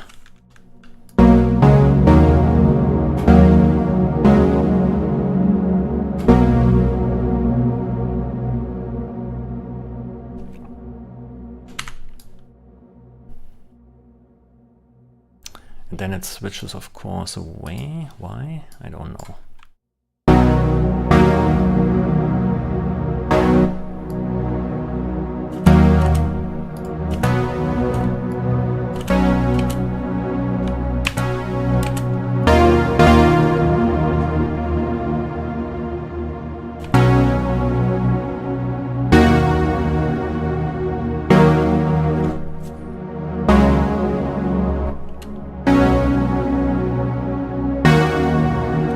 So yeah, you can make chords this way. So just automating here the third or whatever inside of the audio clip. With the previews, with the Audition thing here, it's nice. But I guess I need a shortcut for this where I can just quickly toggle. But now with the Audition tool on, you can't zoom in and zoom out. You can't change the notes. You can't change the automation here. You just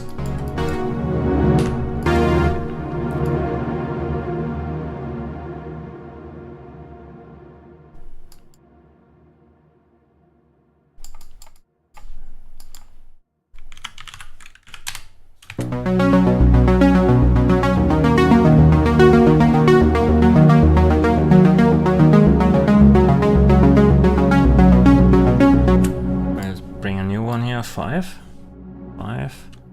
6.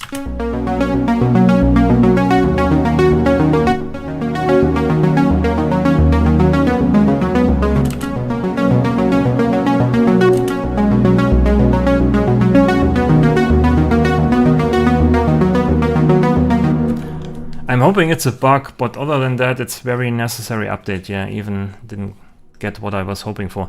Yeah, I mean they had a very strong focus on certain things, but it's important to have this, and yeah, I mean you can't have everything.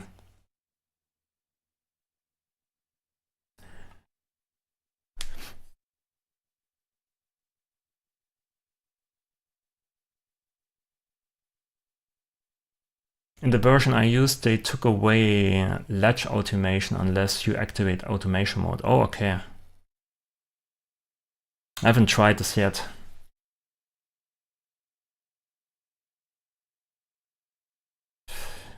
Are different length polymeters possible inside one clip for nodes and clip automations? I don't think this is possible.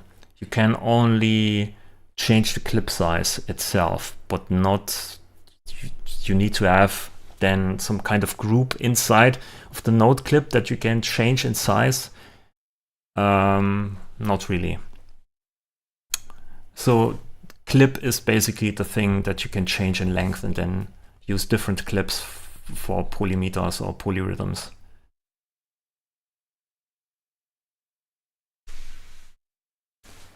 I mean, it's already pretty cool to have polymeters in Bitwig inside of the clip launcher with different length. I don't know if it's necessary to have it also within the clip. So a clip within the clip that you can change the size and loop. Maybe that's too fine-grained. Does the global scale work for input filtering? I don't think so. That's also one of my feedback. That was one of my feedbacks. When you have the global scale on, you want to record notes on the keyboard, and then they are constrained, and you hear the right notes. But when you start recording it, it's basically on the wrong notes. There's nothing here where you can filter the notes before it goes into the note clip. This is actually what I dreamed about yesterday, okay?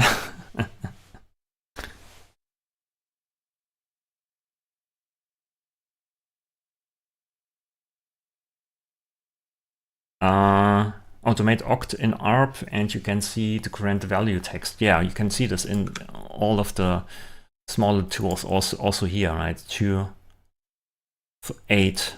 So it gives you the right numbers. It's not just percentage or anything like this, or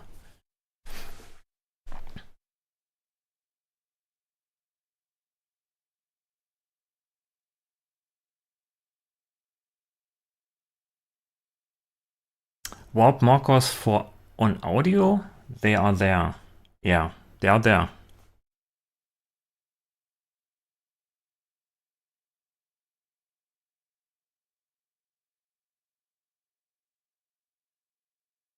I need to download this ASAP. Yes. I have to play around myself because it opens up so many different let's say workflows and how I work with Bitwig here. Like you can see with multi-node, you don't need the key filter anymore. You can just use the multi-node, and I have to figure out some ideas I have how to use all of this stuff in a very meaningful way. Also, probably there are some things changing over the course of the beta, which is pretty usual. So take notes, try everything out, make notes, make a text file, and then send it over to Bitwig so they can maybe make some useful changes here and there. Okay, time to start experimenting. Stop YouTube. Yeah, no problem. That's what I want.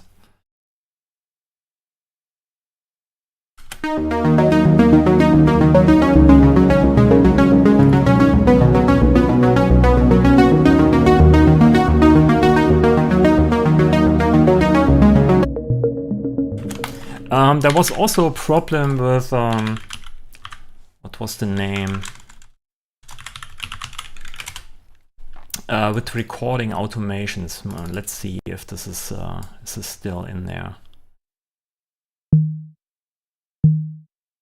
Let's just do here some kind of bass sound. Okay.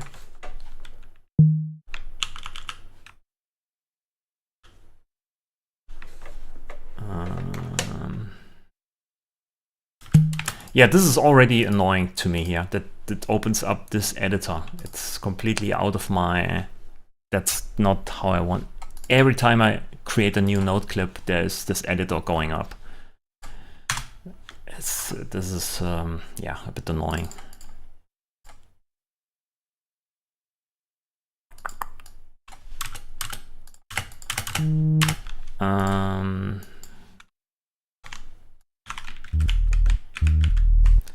Want the bass sound.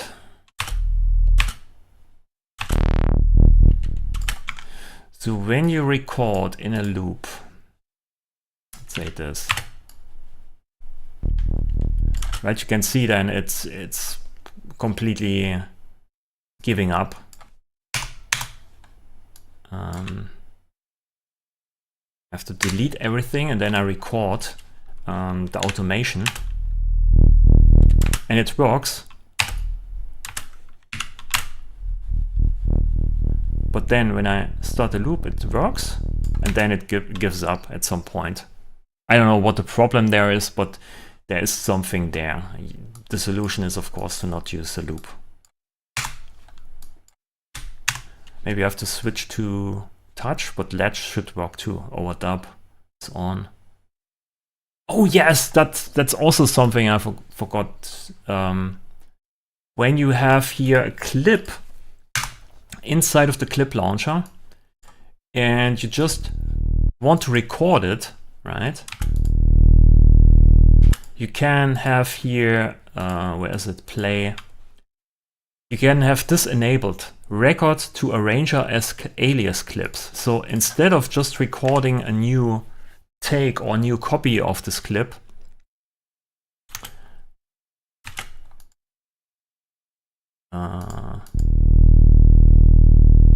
something like this, and you have a new thing, right? And then you see, oh, we have two separate things, and then you can merge it.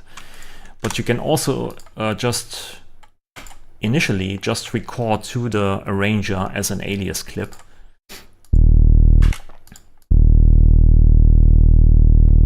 And then you have here an alias clip, and yeah, you can just make your whole project, and then you have just a few few original clips in the clip launcher, and then you can go in here, edit all the stuff you want, and then the whole project changes. Okay, that's also nice. So you can really use the clip launcher now as a central hub for all the clips you use inside your project.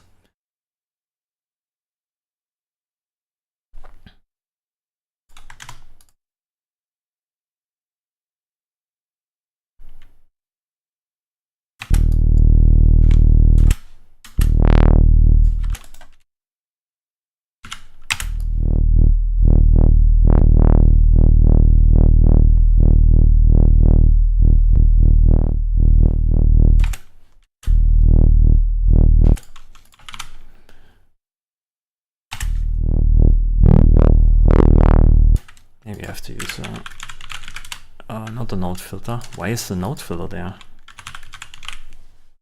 Hello?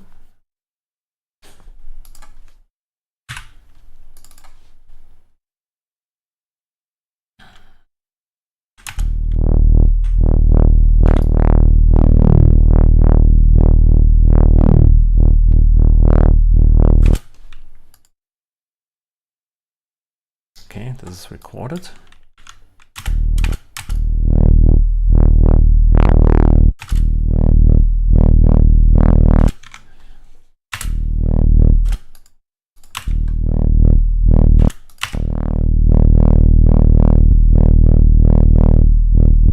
Okay, it's not recording the EQ gain here, or just... oh, this is on, okay.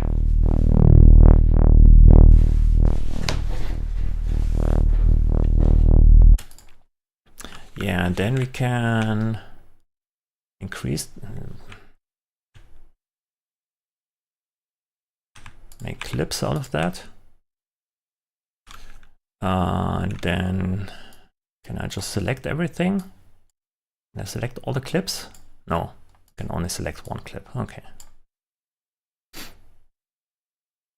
Just take this.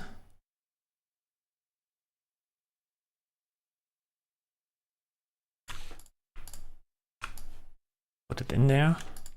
Yeah, delete it. Then I have to put this in there, probably. No, it's not working. Okay. Now move this there. It overrides all the automation.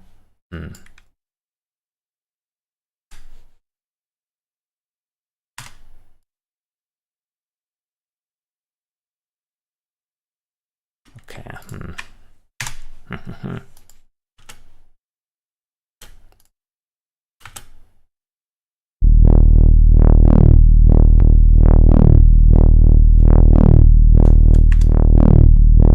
Okay, I have to get used to that, to this workflow. Yeah, if this is disabled, I move the clip and the automation. And when I move this here, then the automation is attached. When I disable this, I can move it there. Okay. Now I get it. When I delete this, then they stay. If this is disabled and I delete this, the automation is also gone. Okay, I get it. Polarity checked it. Okay. Clipstar, hey, thanks for the donation. 11 euros. Whoop whoop. Thanks, Polarity and Bitwig. Yeah. Thanks, man. Thanks for the donation. I appreciate it.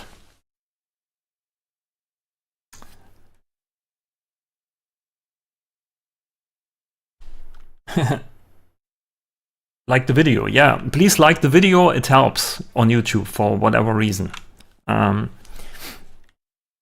So yeah, as you can see, there are some things you have to get how clips now interact with each other, and sometimes you can, you know, have these problems here, but you get used to it. That's actually too big.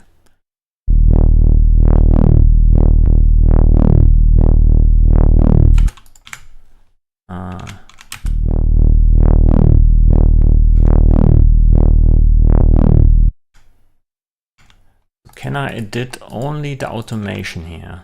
Why does it show me the note? Just want to have this. Okay, I see everything because now I see only one. Okay.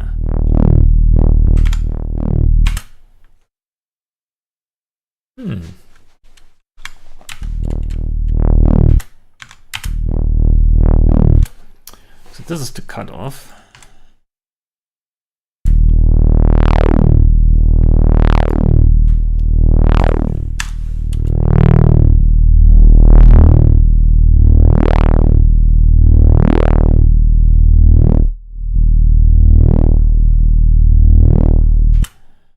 It's the gain.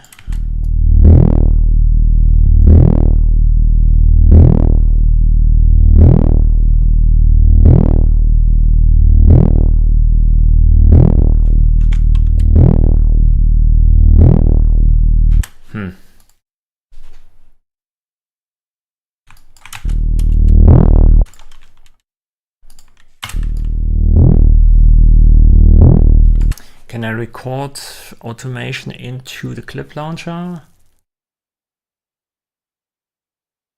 Automation right.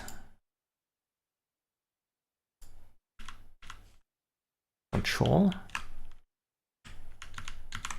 Yeah, this one.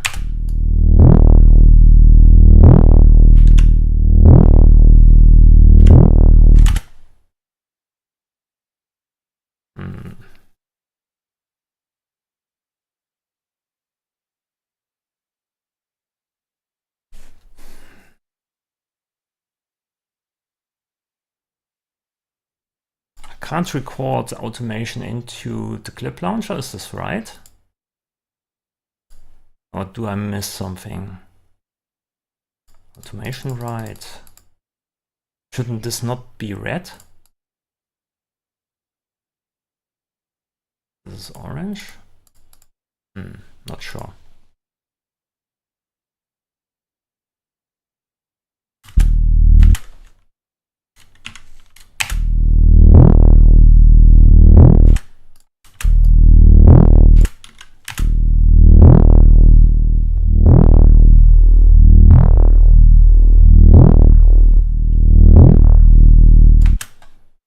And then it deletes everything here when I hit the end of the loop.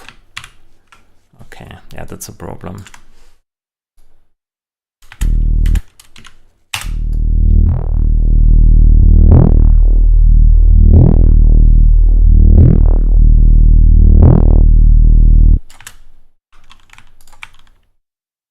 Gonna have this.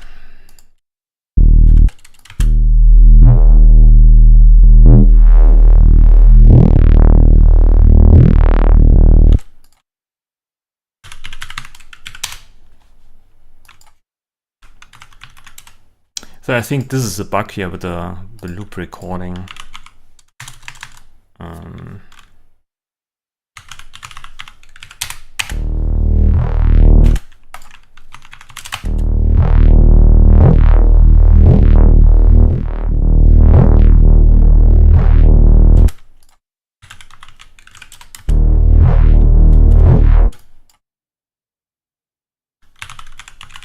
Just use a bunch of filters.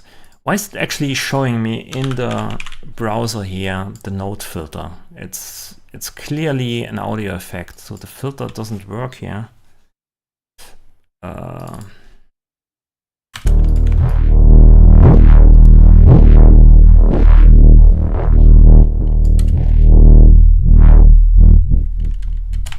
Yeah, let's make something here. So I have to use automation mode.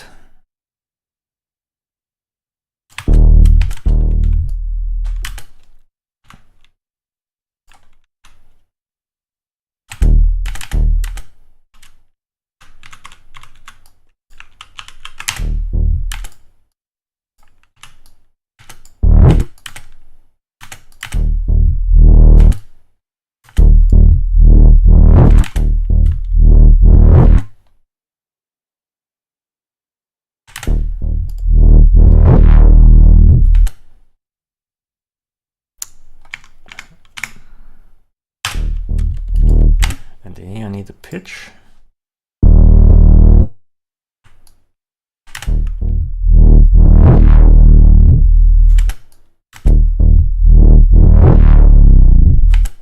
Okay.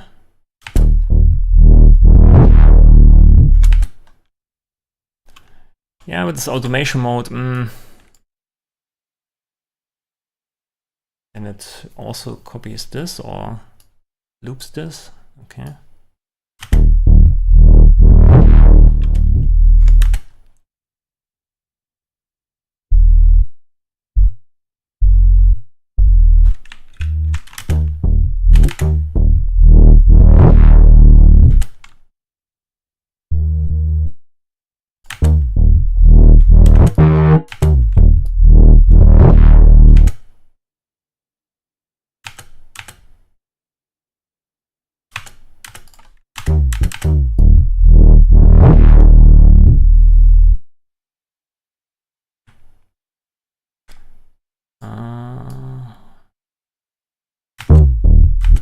Okay, this is, I need this here.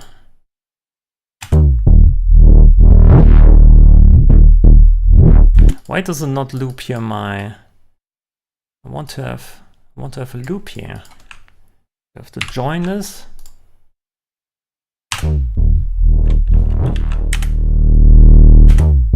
What's this? Okay, this looks like a bug also.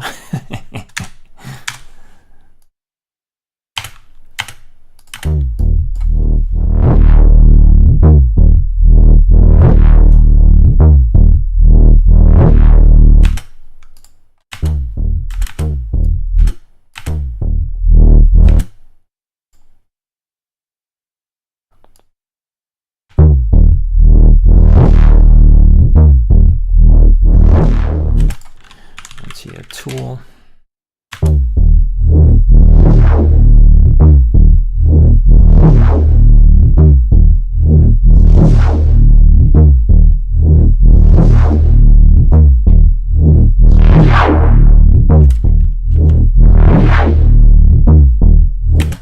this is, they need to change this here because I do this all the time.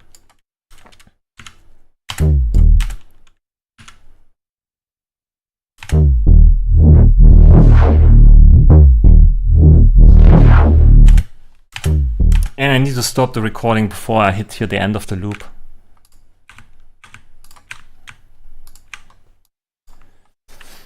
Yeah, okay. Getting closer to Hans Zimmer vibe here, okay? No, Hans Zimmer makes bass sounds? Impossible.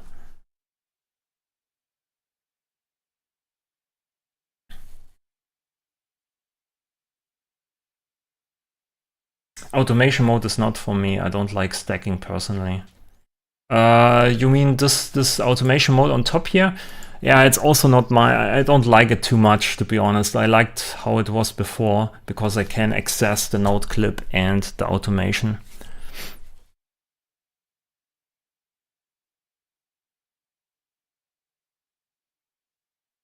Yeah, it's an extra annoying step, exactly.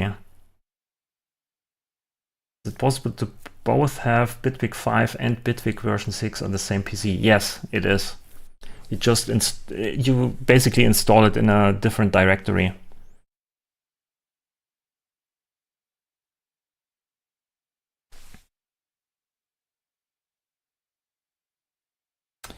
Yes, the UI looks cleaner for sure.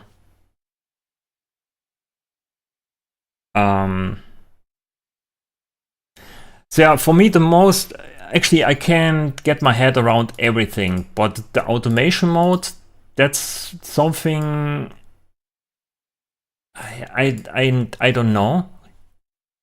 Maybe it takes time for me to get used to it, but it's always, you have to click and you know, you have to switch between this and that, and it was much better beforehand, or maybe because I was used to it.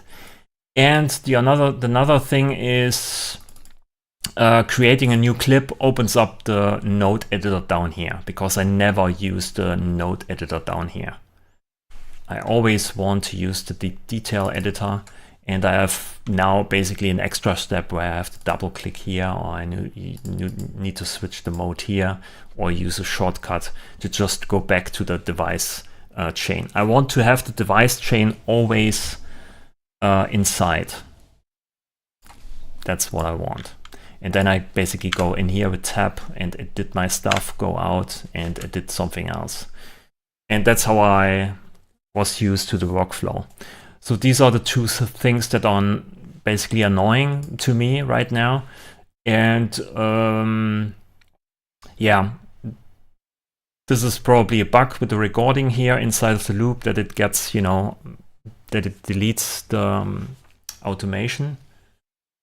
It looks a bit like comping, automation comping, but I don't think it's automation comping. So that's just a bug, I think.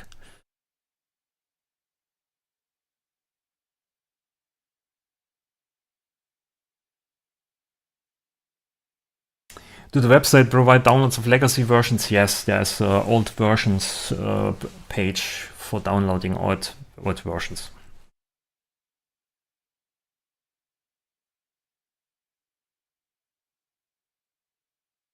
I just realized when you group a few tracks and duplicate the group, it doesn't reduplicate the group.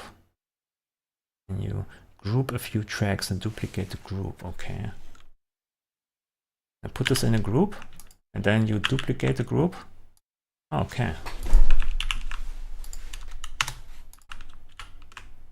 It just makes 2 of these devices inside of the group. Okay. This is also a bug, probably. So yeah, take notes, write notes, okay?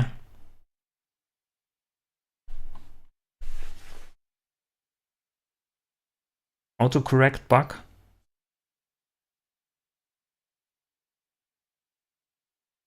Yeah.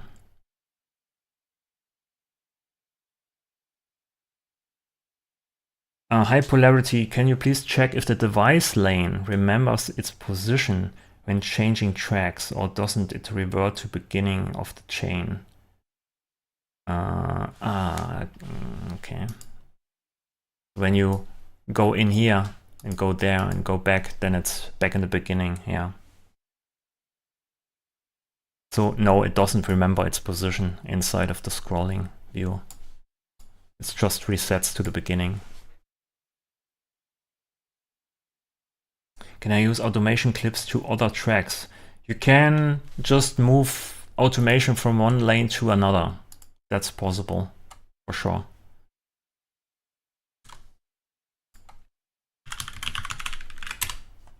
You just have to, if this is the volume, you can use the cutoff modulation here and just move it to the volume of this track. So this is possible.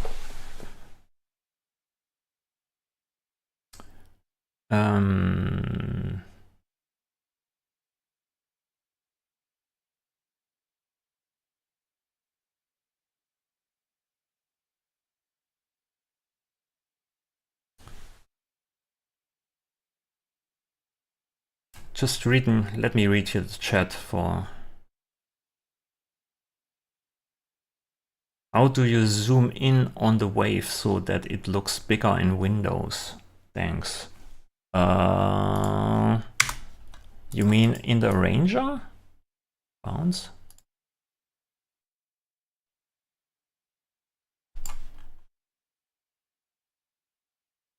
You can zoom in all. Just take the timeline here and click and drag. You can zoom in. Are all the clips gradient in color now? Yes.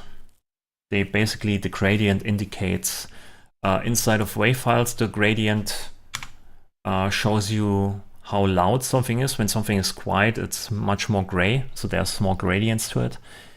And here inside of the node clips, you can see because of the gradient that a track or that a clip basically repeats at this position. I think the show automation lanes button is kind of weird because of the positioning. If it's on the group, it kind of looks like it's expand the group instead. Yes, this was also my problem. You have basically different things here, right? So here's automation now. I think this was also in Bitwig. You can see here, right? In Bitwig 5, we had here this folder button to unfold basically. And then down here on the tracks itself, you could unfold automation here. So it was very clear and it was always in the same place.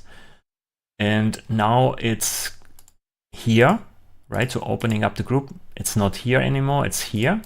And then there's a plus button here, which looks like it should doing this, but instead you have automation now here. And when you have automation already in place, then you have no plus button here. You have now this unfold button here. So this is, yeah, I'm not sure if this is the right way. It messes me up all the time. You probably also get used to it at some point. So we all have basically muscle memory for years building up about how Bitwig works, now where the buttons are and so on. And now we have major changes. Also here this now bar at the side, I don't know how it's called, action bar or however you want to call it, is now on the right side. Also in the editor we have on the right side now here these buttons, which is a bit different. Also here new buttons. Then we have also here a long click. This was also a kind of a feedback of mine that we have this button. This is the first thing that we, or the first icon where you have to make a long click. One click is enabling, disabling, and then you click and hold, and then you get a drop-down menu also here.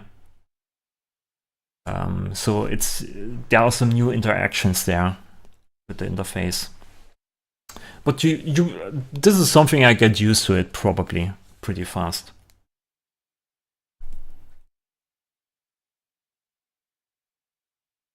I much prefer all of those changes. It's much more intuitive. We're just used to old inefficient Bitwig. Yeah, this could be true.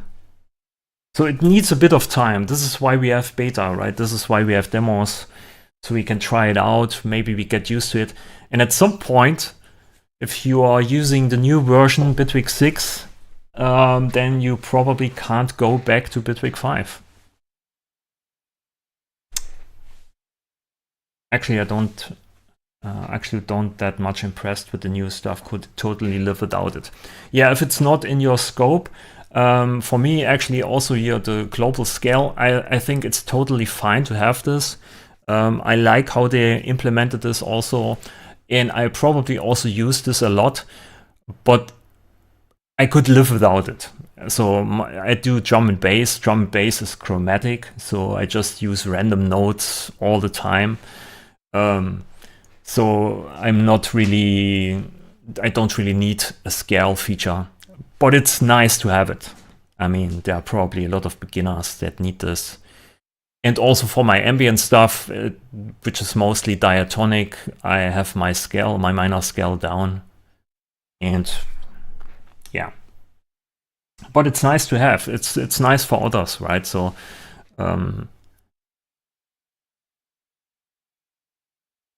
long click is definitely an obscure command by itself. Yeah, long click is also weird on iPhones, on iOS. I always find it weird because it takes a bit of time, right? You want to have snappy, you want to click and then something happens. But here you have to click and wait. And it feels like forever. It's fast. It's not, but it's always a bit weird. But it's also not like that you need to access this all the time. You need it only sometimes.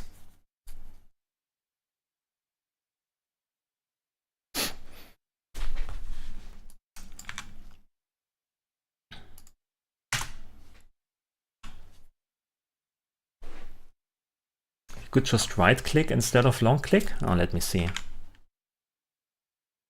Yeah, right click is enabling disabling. Yeah, but you could implement it, yes. Oh my, that's a couple 100 milliseconds. Exactly, it's like forever.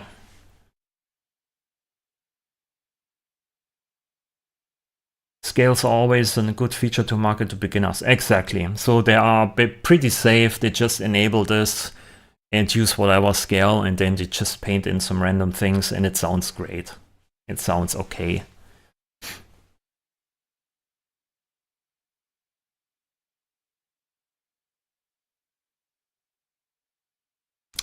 On Linux works with the right click. That's nice. Yeah, they maybe have to change this also for Windows.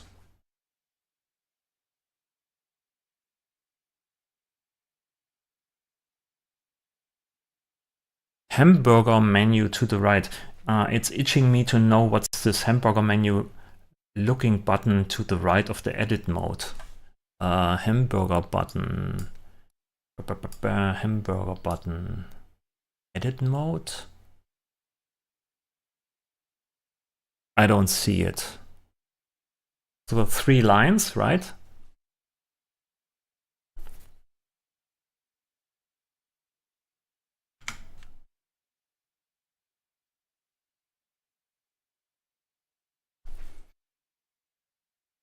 I don't see it.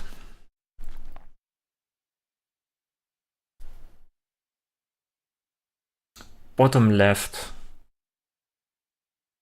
Bottom left.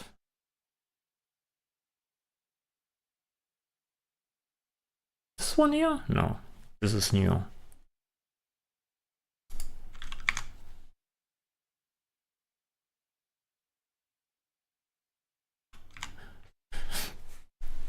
That's expressions. This one here? It's not a hamburger icon. Hamburger icon is 3 lines.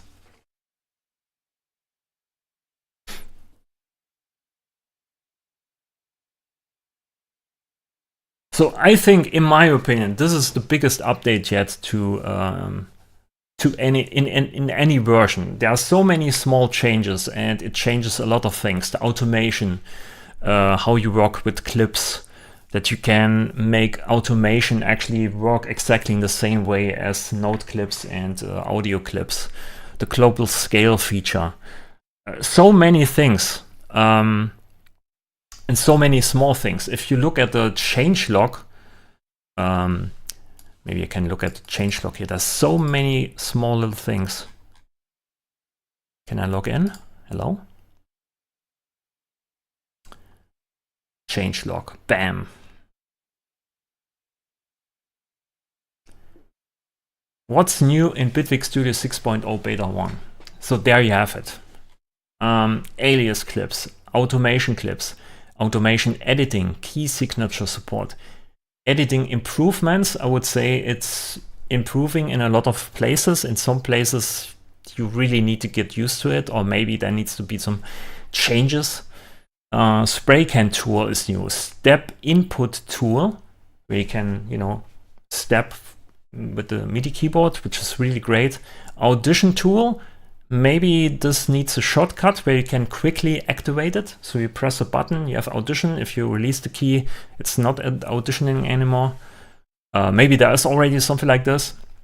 Clip launcher status display. These are basically these things here. I think this one, showing you where you are inside of the clip. And general improvements. And to all of this, we have a lot of things.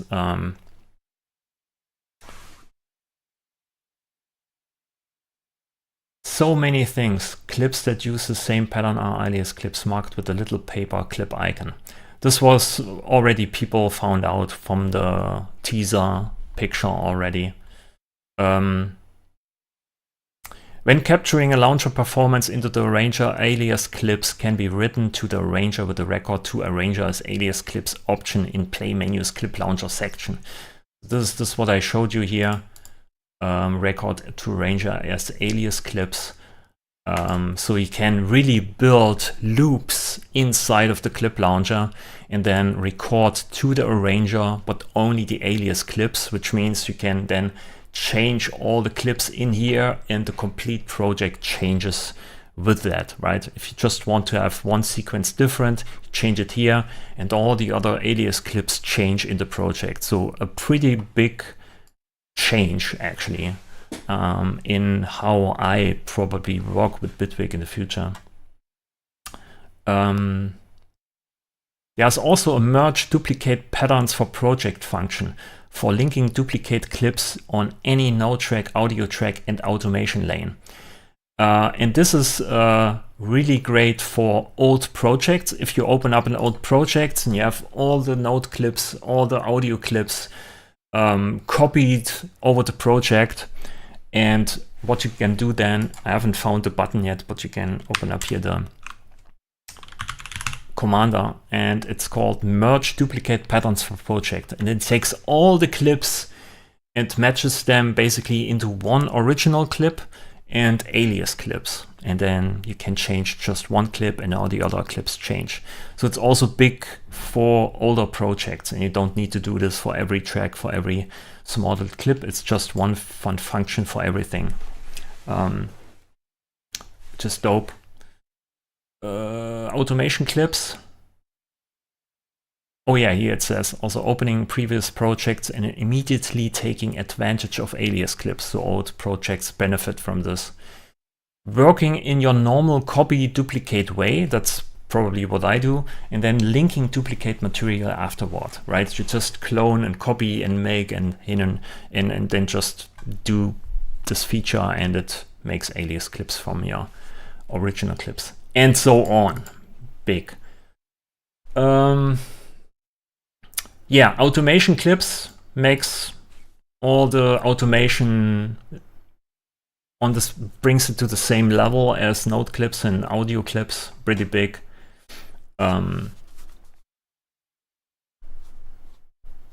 Use familiar clip workflows on automation, including content scaling, stretching from functions or mouse interactions. Yeah. This is also what I showed you here. Clips will follow the parent node, so you can move around the clip, and automation follows with the node clip, with the audio clip, but you can also detach it here with the automation lock feature, which is basically this button here, right? So the automation is detached from the clip. I also showed you this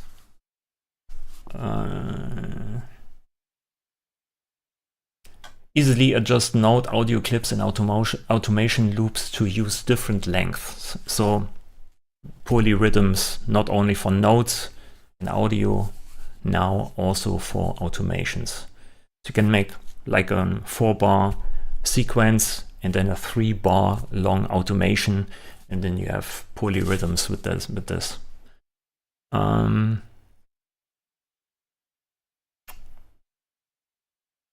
the arranger, you are free to use track automation and or automation clips.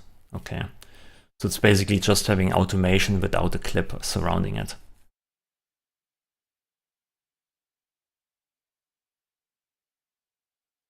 To turn track automation beneath a node audio clip into an automation clip of the same length, Alt-click the lane above or below the automation curve. Yeah, that's basically what I did here with this. When you just modulate stuff and you hit Alt, and it gives you this, and it makes a clip out of that. Yeah.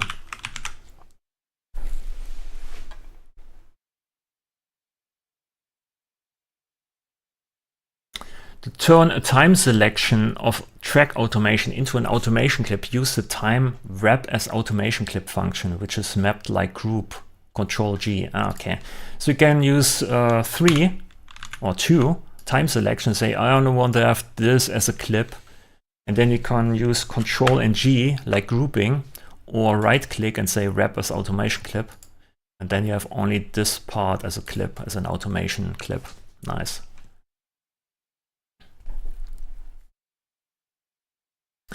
Preferences are available for how arranger automation is recorded in different contexts. Okay. Dashboard under settings, recording, arranger parameter recording. When note recording or track automation. When writing automation. Don't get that. Dashboard settings, recording, arranger.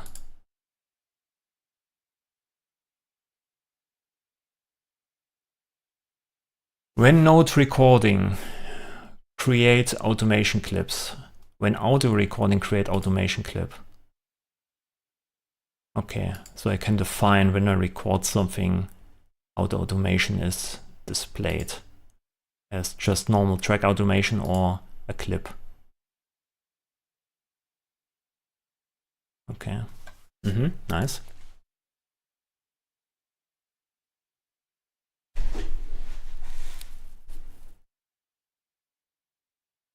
Automation clips on the clip launcher will follow their parent node audio clips, so automation clips always be triggered and stopped directly in the clip launcher. Okay. Triggering a node audio clip launcher, including a Nixer, will also launch its automation clips. So yeah, when you basically go from one clip to another clip in the clip launcher, automatically it also triggers the automation below that.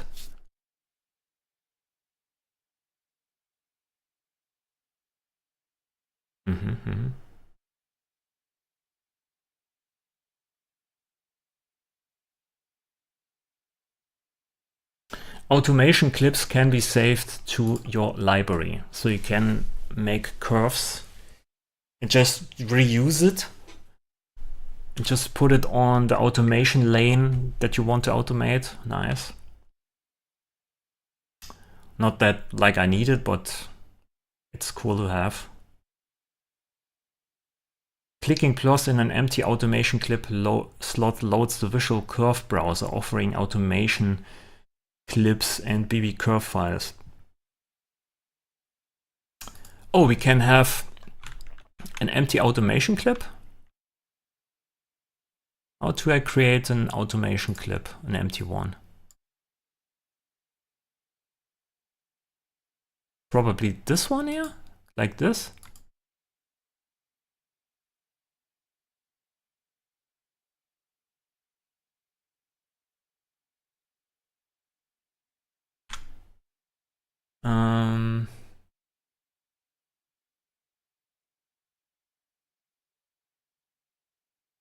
Clicking plus in an empty automation clip slot. Oh, this plus. Oh, okay, I see. So here, this one. And then it loads up this one, and then you can just have this. Okay, I get it. Damn it. That's nice. And here I can load. Okay. Okay. I never use this. Nice.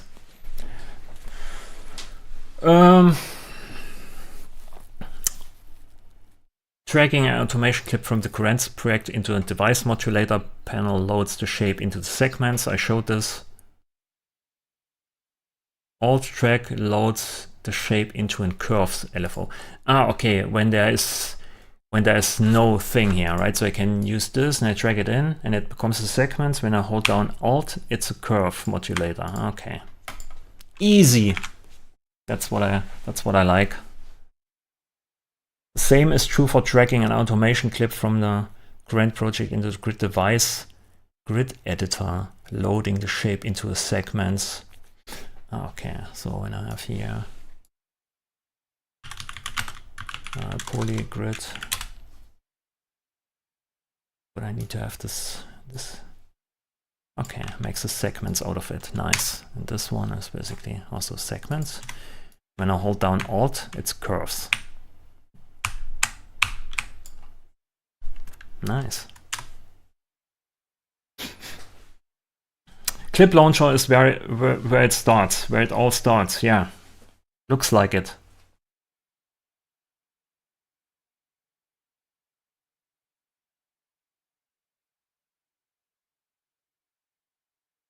.1 will be Sampler Plus.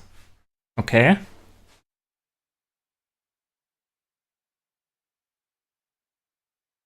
I run away from Cubase to FL Studio, then to Bitwig. I love Bitwig. It's true for me. I really love it. I sound like a shill, but I really love it. It's just so good. It doesn't feel like an application from 20 years ago. It feels like really modern and playful and thought out.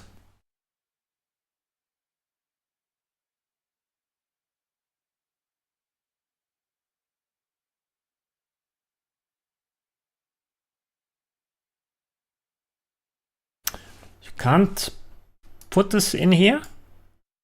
Add automation clip to library. Alchemy, you're wrong, okay? You can put the automation into your library and then recall it. Name one.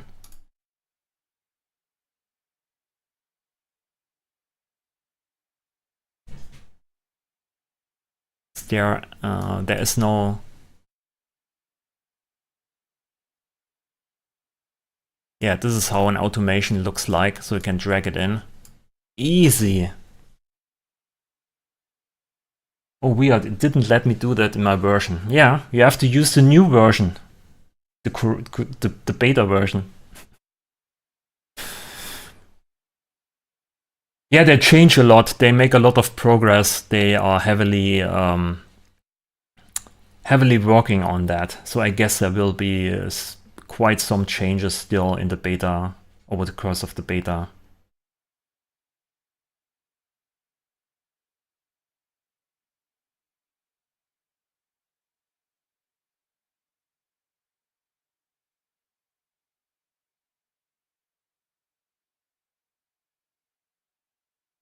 All the new stuff is like on an old compact mini stereo system with EQ and sound improvement stuff you don't not really need and ever will use. No, that's not true. That's not true. Some of the stuff is really nice and you will try it out and then you will recognize, oh, maybe this is how I should make music in the future or something like this. Not everything, but some of the stuff will be handy in some one or the other case. And just having touched everything now, the arranger, making everything a bit sleeker, dark backgrounds, having everything a bit snappier is also a big win. And why not touch all the other things while doing that?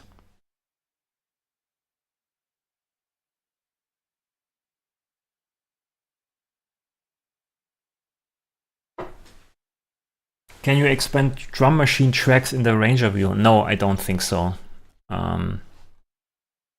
If you have your drum machine you still need to go into the clip. Wait a minute.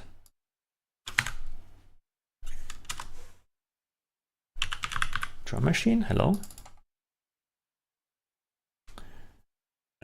Kick.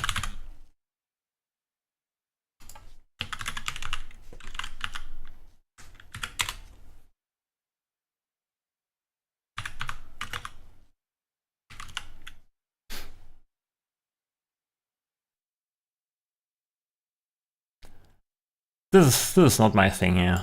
Opening up this editor down here. Can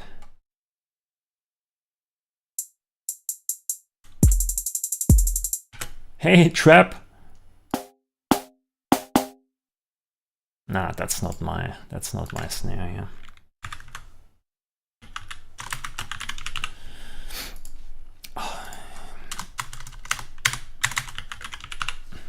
Okay, it shows.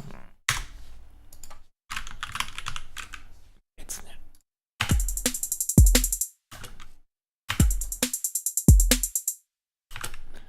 there's no thing to make this visible in the arranger. But I don't know, if you just double click it, you see it down here. I mean, what's the difference between seeing it here and here? I don't know. Sometimes I totally get what people want and what, you know, and sometimes I don't get it. Just people want something because they know it from a different application, and just to have it exactly this way without having a reason. So I don't see a reason why we should have now here expanding notes or having a note editor in place inside of the arranger. Why not just opening this up or having this here? Or it just makes things more complicated, in my opinion. You have to, I don't know, whatever.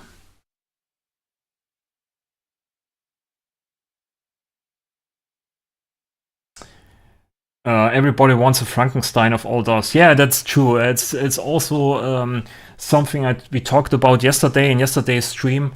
With gaming, right? The more popular something gets, a game, more casual players come in, more casual users come in, and they have different skill sets, and they want to have different things, and they used all the different DAWs, and they know this from that, and this from that, and of course they want to have everything in just one DAW, and for half the price, and every feature possible in no time. You know, that's how the market works. That's usually always the case.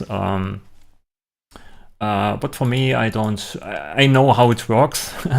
I see it, and it's okay. That's how things work. The more popular Bitwig becomes, the more people come in, and the more it gets dragged into all kinds of different directions, right? I want to have more modular stuff. Other people want to have a video track because they make music for ads. Other people don't know harmony theory, so they want scales. Other people want ARA for Melodyne because they use Melodyne a lot. I don't use Melodyne at all. So, right? So different people want different stuff, and everyone drags Bitwig into a different direction.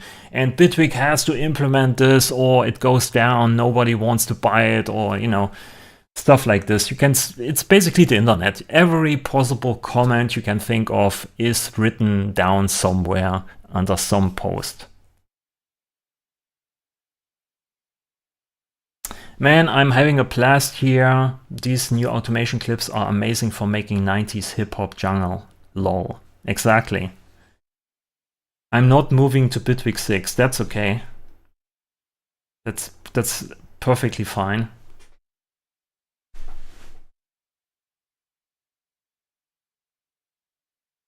UI looks great. ARA 2, I can't see it anywhere. It's not in there. But the UI looks great. Okay. I'm happy everyone got automation now. Logic Pro is only for Mac, that's true. That's how the market works. If you didn't catch up, you will end like Reason. Yeah, with Reason, I think it never had really a big it was never a big DAW anyway. It was more like marketed in the beginning as like this tool that you can use on the laptop because it doesn't use much CPU resources. And it looked like, yeah, like a very beginner-ish thing to play around with all the devices and so on with this rack. So I don't know. There's probably also the marketing at fault there and how they treat the. It took way too long to implement audio tracks, I think, in Reason also.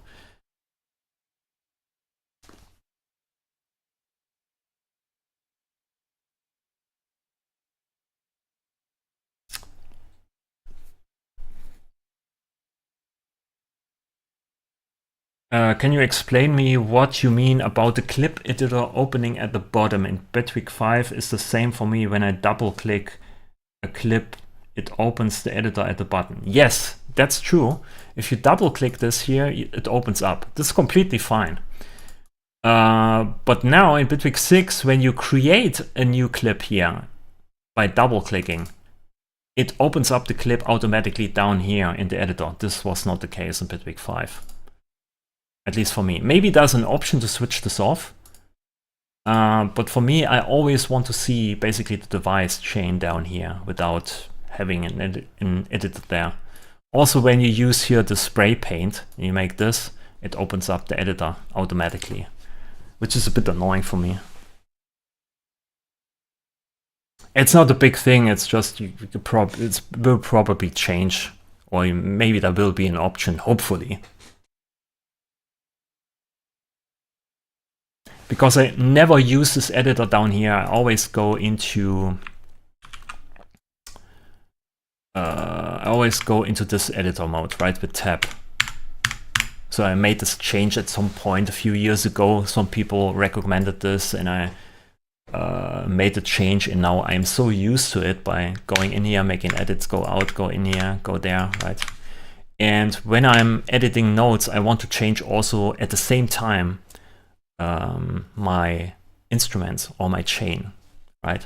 But with this thing here, you basically change the notes, and then you want to change the cutoff, and you have to go back in here, or you have to switch here. It's not my thing.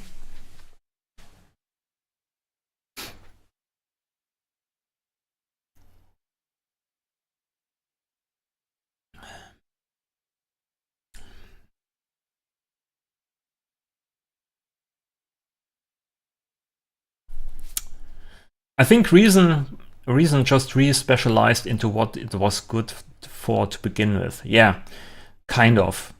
So it's a nice application, but I think also going for making this available as a plugin was not a good move from a company standpoint, I would say. It's good for the users, of course, but from a company standpoint, so now you don't have to use Reason as a DAW. You just use it as a plugin in whatever DAW you use. And I don't see a need for that.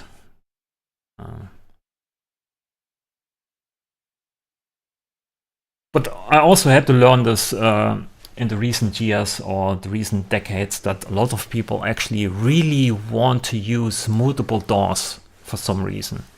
I was never a friend of this. And they want basically to have every DAW in every other DAW and then load up Reason. And in Reason, they load a VST with this stuff. And then you can load up Omnisphere, which also can load up VSTs, right? And then they have like this VST DAWception, which I don't get.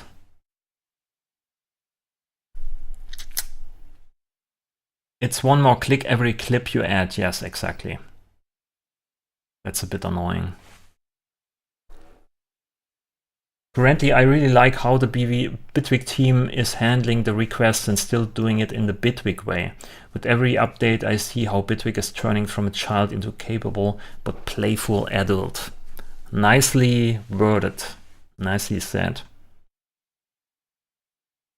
How do you do that? Is that from pressing tab? It's actually by default, it's not tab. It's for you, it's probably shift tab.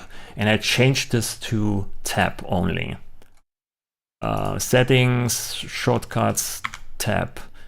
toggle edit view. For you, it's probably Shift Tab. For me, it's Tab.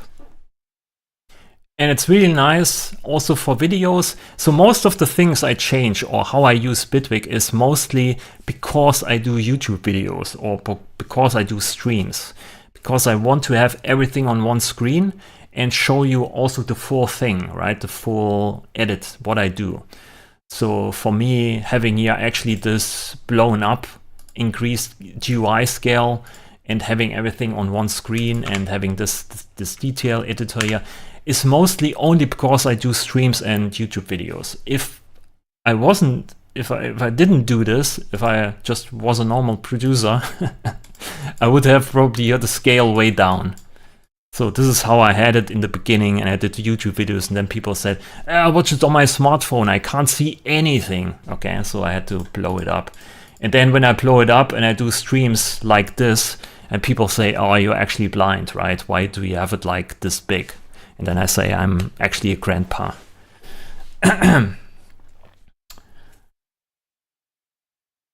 Will the project from Bitwig 5 open correctly in Bitwig 6, or is it better to create a new project in Bitwig 6? Yeah, of course, if you can open up old projects, okay? But you probably don't want to save it right now in the beta because there are bugs and stuff like this. So if you have an important project, please don't open it in Bitwig 6 and save it.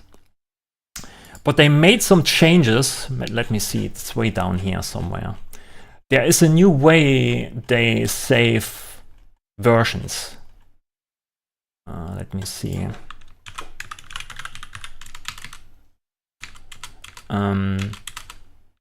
Or is it called backup? Yeah, here. When you open a project made in a previous version, the original project file is automatically backed up. Within the current project's auto backup folder, a folder called versions will be created. So now we have a versions folder inside of backup. The backup will use the original project file name plus the version it was saved with and the last modified date, such as the dear listener 44.8, whatever, BB project. While the top level backup folder only keeps 10 most recently saved copies, backups in the versions folder will now be automatically erased. Will not be automatically erased. So it basically saves now backups with the versions or with Bitwig versions. So you can also go back in a, when you started it in Bitwig 1, whatever, and you open this project in Bitwig 6 and save it, you can still open this then up in the last version you saved it with Bitwig 1. Something like this. So this is a nice addition now. It's very hidden here in the changelog. I also saw this yesterday evening. I read through all of this and try to remember everything. Yeah, they also have something like this in there, which is not super big, but we have a mid-side split container. You can right-click and you can say convert to stereo split, or you have a stereo split and you can convert it to mid-side split. And a lot of devices here that you can then have in the device chain, you can right-click and convert it to something else. So Compressor offers an upgrade to Compressor Plus, for instance, with all the settings. That's important. So when you have a compressor on a device or on a chain, and you have dialed in some settings you like, you right-click, you upgrade to Compressor Plus, and the Compressor Plus then tries to use or mimic the behavior of the old compressor. Also with EQ2, you have an EQ curve in there, and you want to upgrade to EQ5 or EQ Plus, you can do this with a right click, and all the settings of EQ2 are now implemented in EQ5 and EQ Plus. So you can switch between different devices without losing values or settings.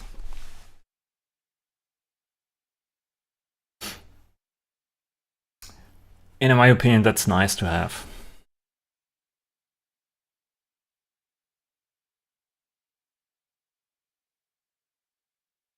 Okay, I show you for a minute here. I show you for a minute the video maybe, and then I get the banana. Where is it?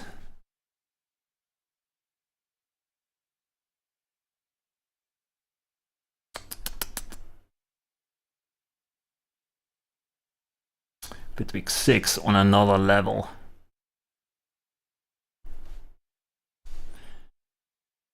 I also really like here the design of this. And in a way also Bitwig 6 looks like, as you can see here with the buttons, they are a bit more edgy. It reminds me a bit of Bitwig 1 or Bitwig 2. Some of the buttons here are a bit more edgy, so it has a certain feel to it. Doo-doo.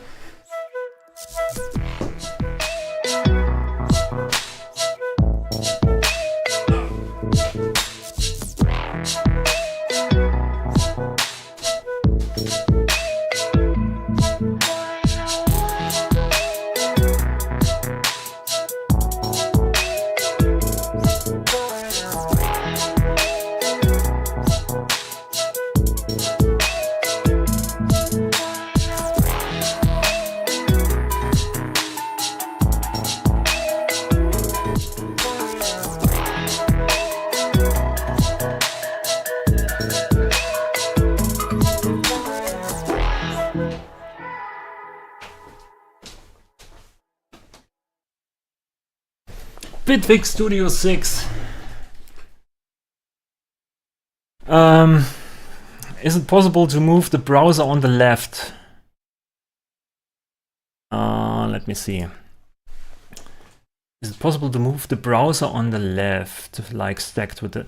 There is an option called display profile, I think single display small. The inspector's on the left side. No, it's not possible, I think.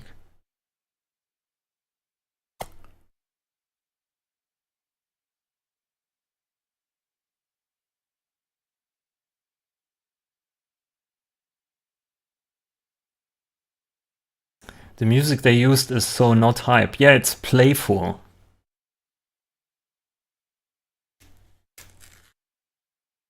I'm not a fan of the rounded corners on the clips. Yeah,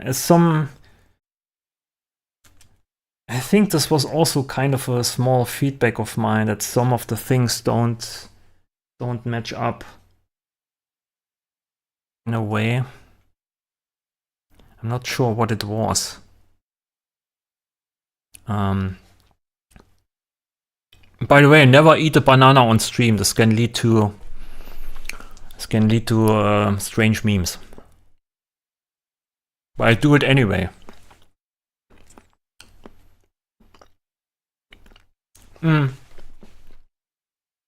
Another problem of this automation mode is when you have this on,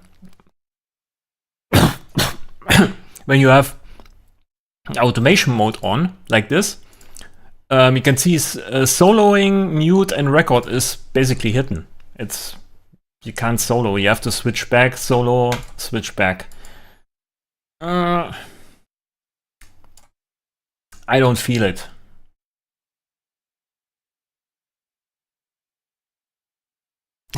Polarity choking, yeah. It happens. If you want to eat and talk at the same time,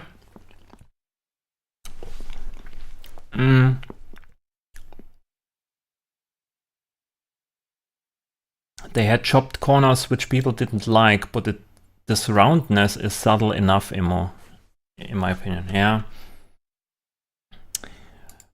So what I said, I think some of my criticism or feedbacks wasn't criticism, but when you go in and you have the first impression, you have like rounded corners here, which is a different radius than this rounded corner, and this button here also have a different rounded corner than, I don't know, this one here. So it's, it feels a bit. And I said maybe I am too German for that, It's not a big problem, it's just what I see. Also, when you open up here the settings, you can see there's no spacing here between the settings and the top bar of Bitwig, which I don't like. And also, if I decrease here the scaling, right, it's just hooked up to the top, which doesn't look good in my opinion. There needs to be some spacing at least. Maybe they don't want to touch this because they want to revamp here the settings page or this dashboard or whatever. But for now, it's a bit too crammy, too cramped in. That's the right word, I think. But outside of that, I think the update looks really good. Maybe here also with the slider, I was really used to having the slider here. Having the slider now here. Is this actually 0? Yeah, that's 0 dB, right? Yeah, all the way up is 6 plus 6 dB.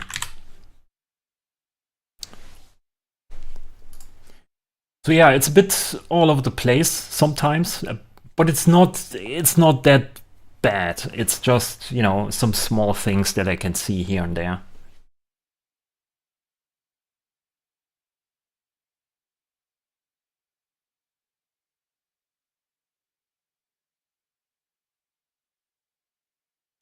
Oh, the chords at the top is not the MIDI chords played. No.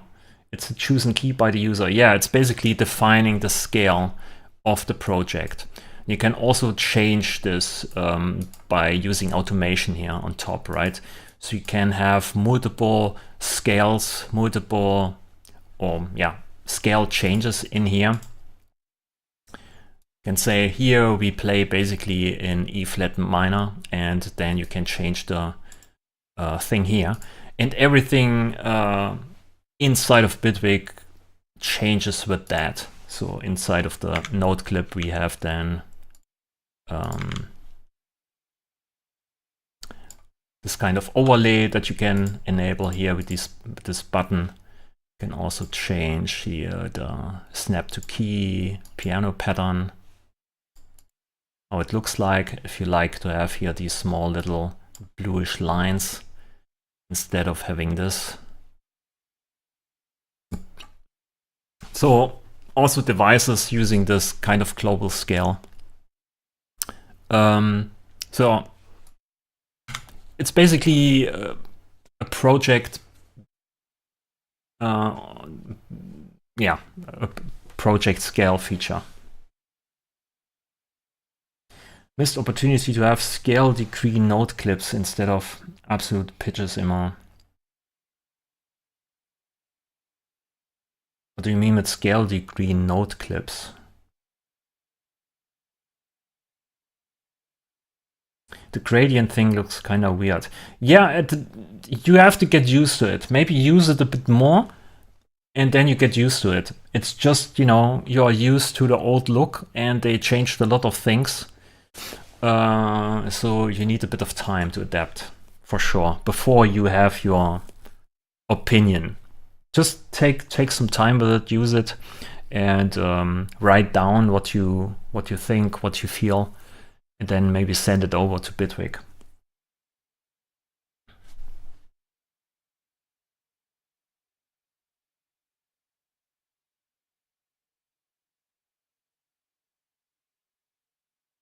Still no video support, sticking to Ableton Live. Okay, bye. Have fun with your videos.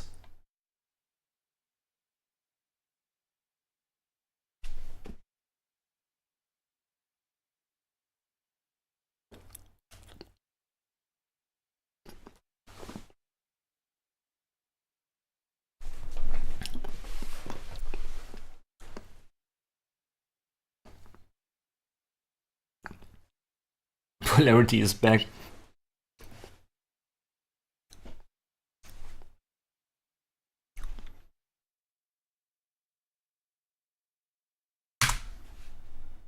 If you want to make generative music, you don't even need to open the grid anymore in Bitwig. You just can do it with with just some notes. Step recording, painting. I try to use this paint tool here. Or maybe just one line again.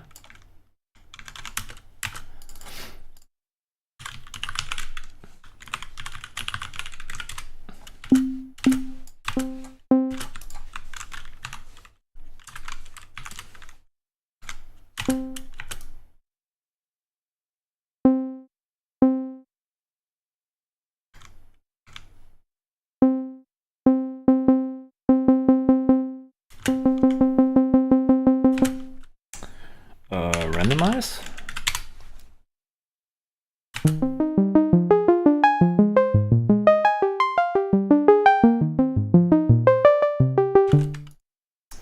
Then maybe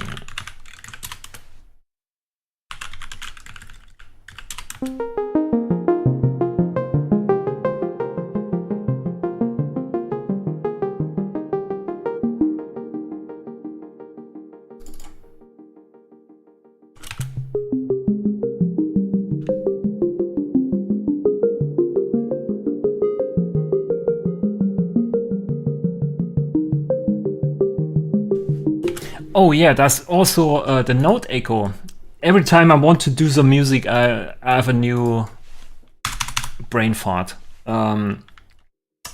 There is, what's the name? The note echo.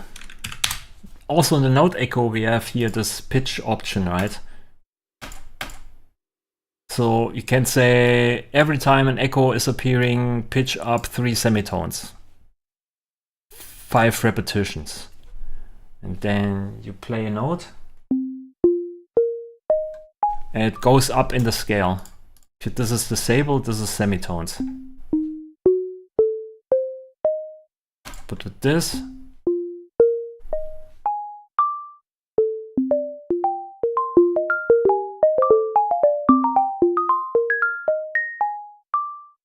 pretty nice. Also nice for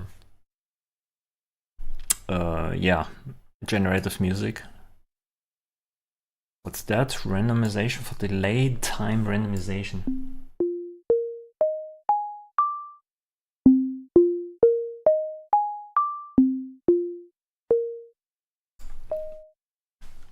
Can quantize this.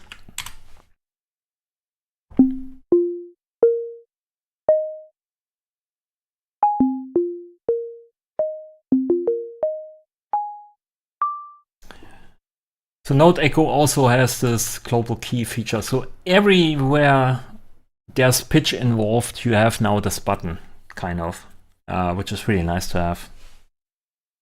This upgrade was very musical, yes.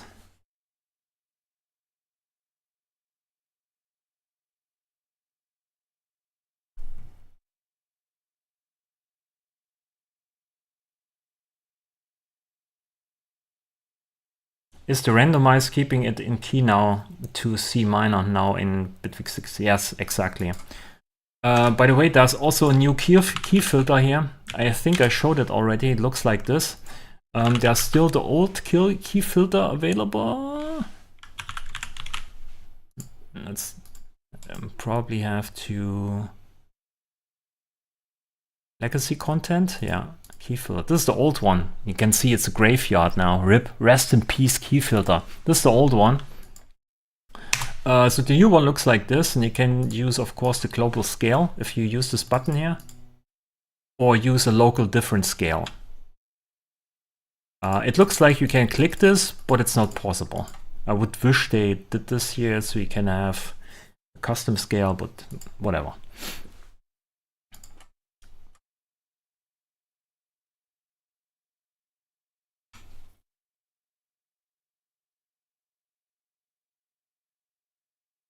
I think the new GUI looks really nice, minus some of the new workflow issues that give you extra steps. Exactly, that's nicely worded.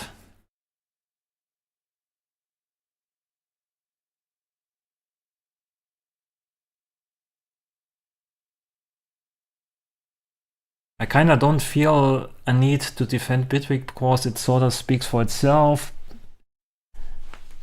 People expecting something kind of outside its usage specializations, it's just showing lacking info.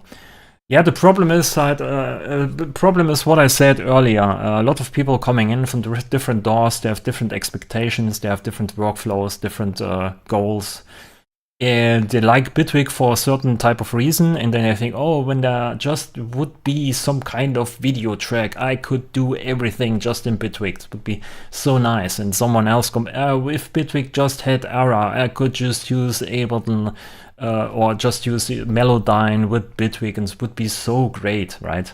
And then everyone is super kind of disappointed when it's not coming in the next update. But it needs some time, right? So now we have here the feature updates on the arranger, on the clips, on automation, and so on. It's probably coming at some point, right? You just need to wait, and it's still a small team. They are not vibe coding in Berlin. In Berlin, there's still real coding happening, right? It takes time.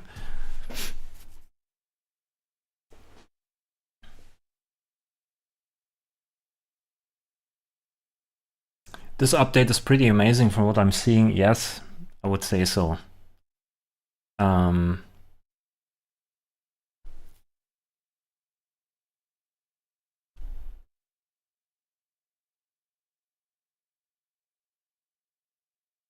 I think the new key scale at the top should have been track-based, not project-based.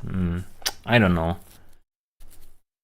I think it's good in this way, so we can disable this here on the track itself. One of my feedback was also having a key filter already included into the inspector here on the left side.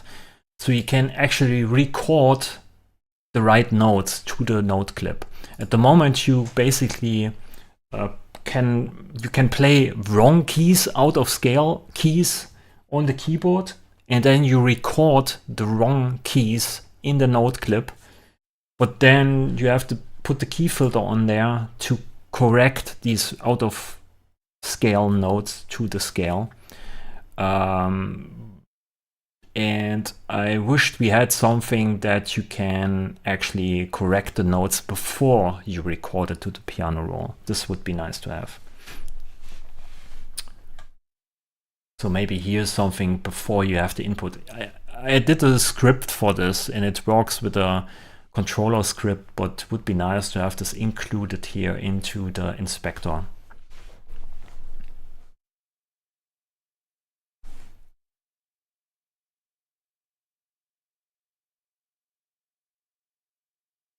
This key recording thing is something I wanted to, yes, because you want to have the right keys in the piano roll or in the note clip.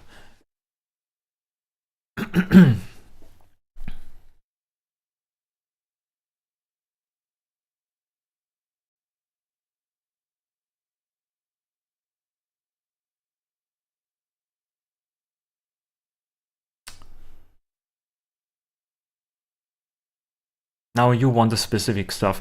It's just what I see and what I want change. I'm completely fine how it is. I'm completely fine if people want to have different things in there. I can get used to everything. If they don't change here, for instance, this stuff and open up the editor, I have to live with that, right? It's not like it's just how this application now works. So it's not like I have to stop using it. I need to use something different, or I need to go repo or whatever. That's not how I work. I worked with so much worse software over years. I'm getting used to that. Please show mix panel. Oh yes, the mix panel. That's something I never use. We can resize this here. Look at this. Can make it really, really small.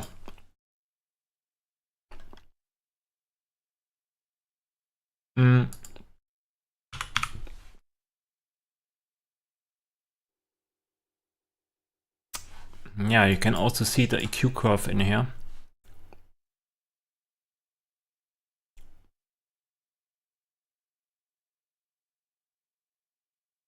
Remotes, text.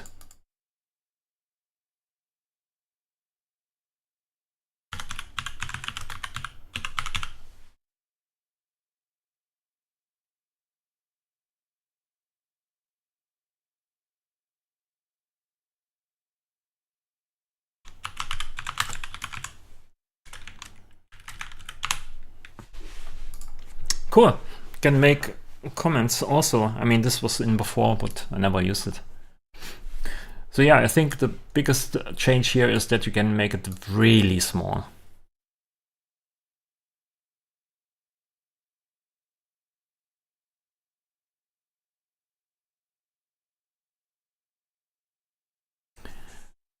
Bitwig is the door for scientists anyways. If you can't find a solution for your needs, it's probably the wrong door. Yes, I can make everything work in Bitwig.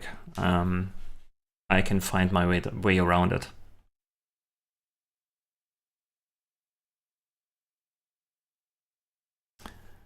Okay, so we just got Bitwig 6, okay, 6.0.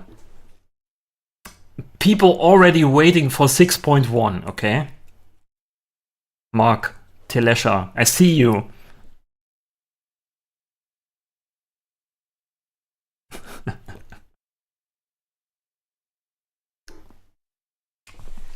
Bitwig 7, waiting. Oh, I have to change the name, the Discord channel. To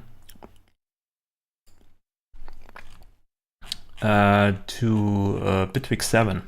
Oh, it's got removed. Okay.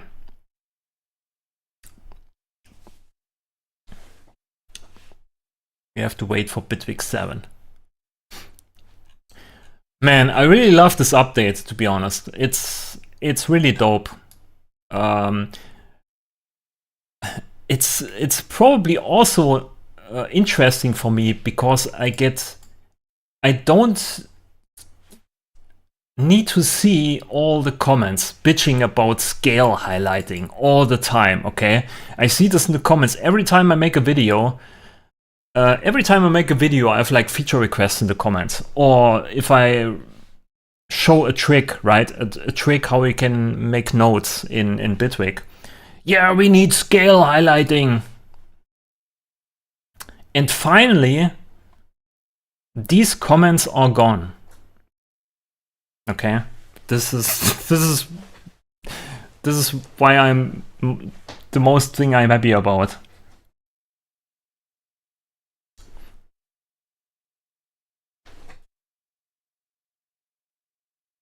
Will you make a recap video with all your goods and bads of Bitwig 6? Yes, I make a smaller video. Try to make it not try. I make it positive, but I also bring some downsides. But I also say that it's not like I'm moving to Reaper or anything like this, right? I'm perfectly fine, and some of the things are probably changing anyway over the course of the beta. But I will highlight all the positive, good things and things I really like. Can we change automation clip colors? I guess so. Automation mode.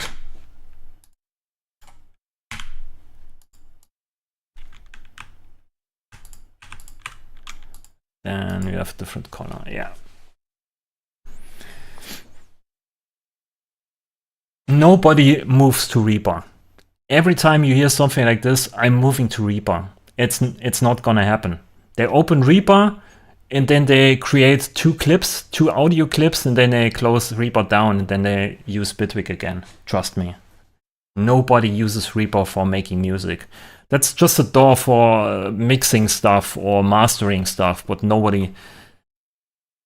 If you make creative music in Bitwig, you're a maniac. If you make a creative music in Reaper, you're a maniac.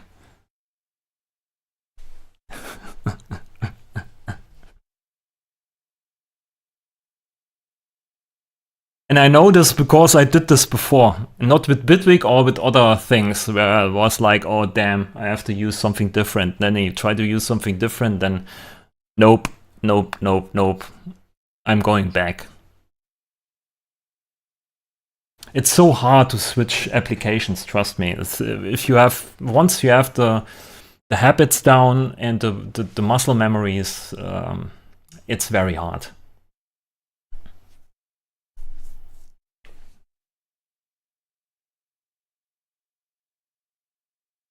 Which is why we need video. Yeah.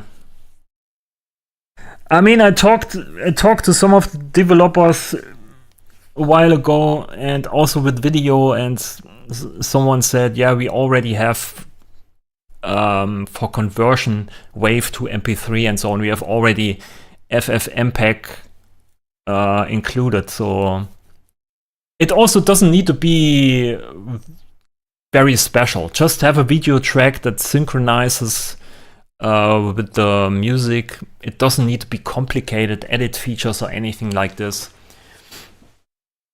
Maybe to have at least something.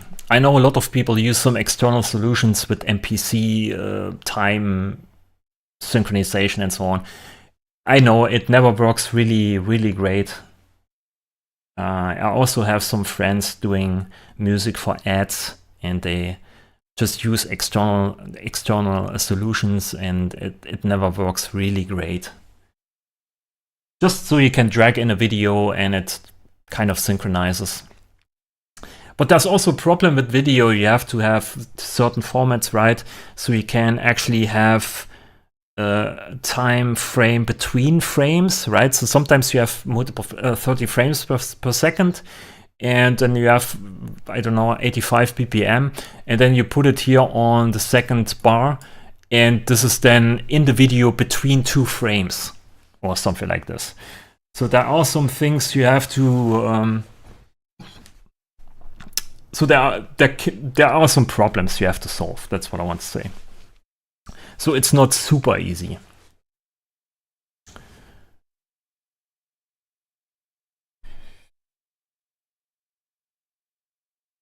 I really hope Bitwig adds more macro modulation types. I really hope they do something like this percentage thing here, where you have a macro and then you modulate this here, right? Which is hertz, but then so you have like the values or the unit of what you modulate inside of the macro. This would be really dope to have. Sometimes this is a struggle. So you have to use remotes which do that, but then you can only map to one parameter.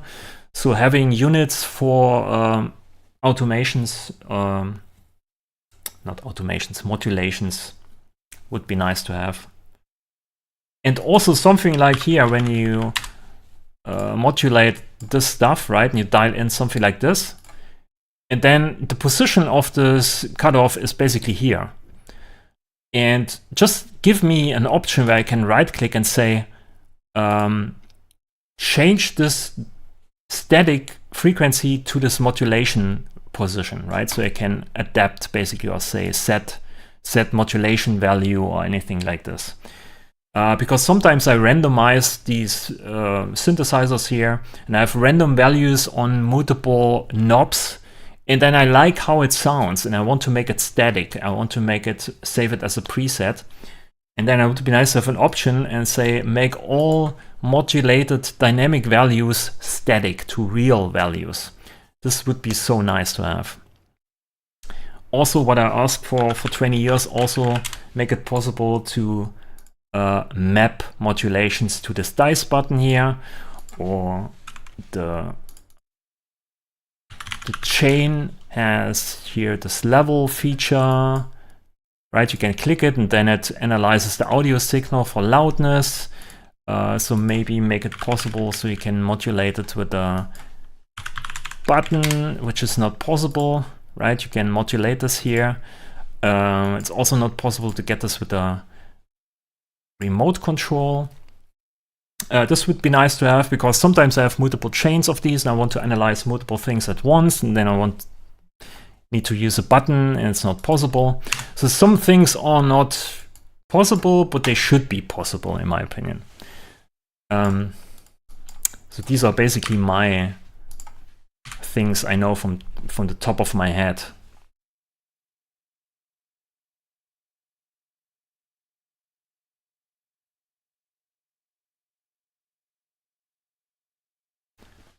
I should get paid for this, but node length is mod source in the grid. All I'm gonna say is I have that already. So that you want to change, yeah, but it's not it's not easy to do because you need to know the end, when the node is gonna end, or maybe you can define how long it plays, yeah, whatever.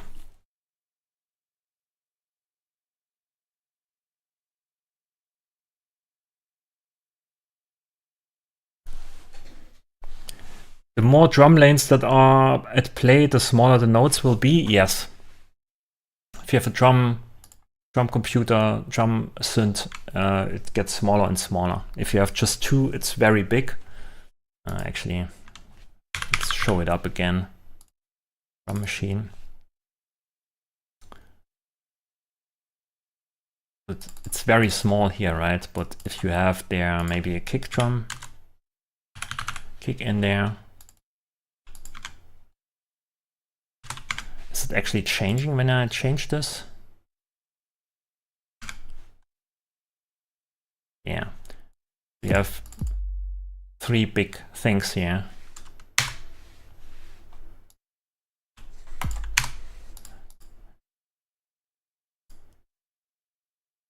Why it's not deleting this here? Sometimes I don't get it. Oh, it's spray mode.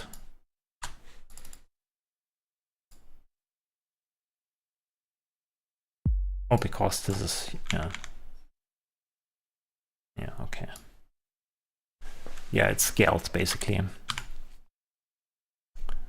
Also velocity here on each node. Chance. Can I edit the chance on here? Oh, I have to enable this. Okay, wait a minute. Click on that.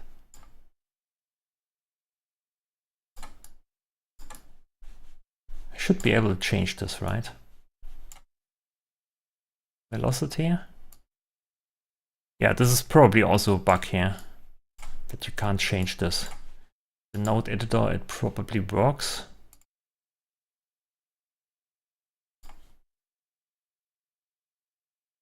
Yeah, I think this is also a bug here, that it's not possible to move. Why are the nodes in the drum editor so big? You modify the grid? No, it's just two nodes.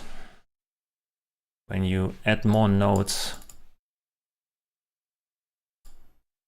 right, they are smaller because you have now 1, 2, 3, 4, 5. You basically fold the piano roll to what's in there.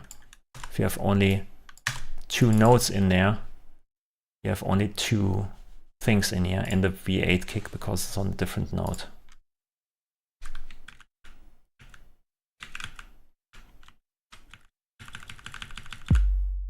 Yeah, there's the node. So it becomes bigger. If you only have one node in there, it's probably the biggest, like this. So it's more or less like a step sequencer.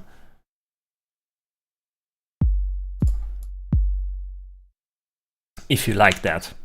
You can also open this up down here. And if you just don't like double clicking here, you can always go to the spray paint tool and you have to click just once.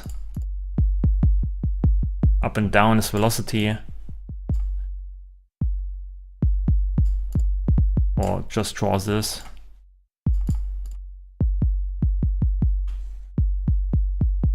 So it's basically a step sequencer if you want to call it this way. In a different way.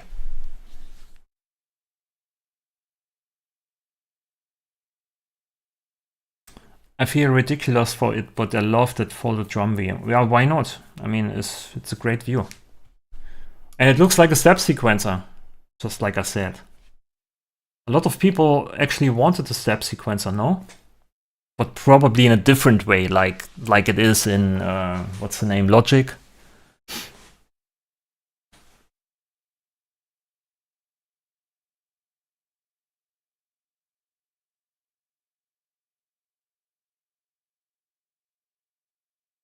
FL? Okay, FL Studio, then it is.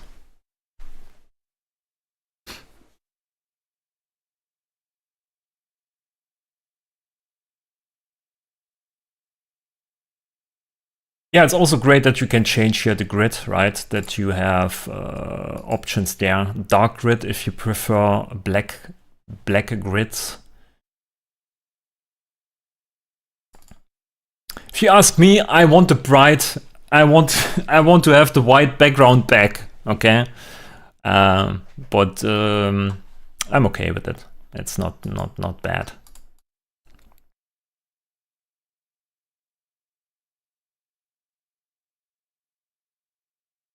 Timeline background level.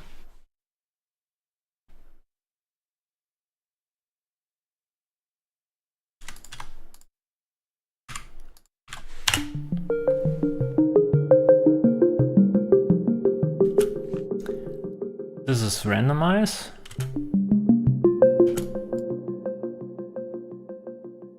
Delete automation lane. Here also in Bitwig 5 we had like this small little delete button here, which was really cool because you just could click on here, click, click, click, click, click, click, click, and then all of these lanes are deleted, one after the other.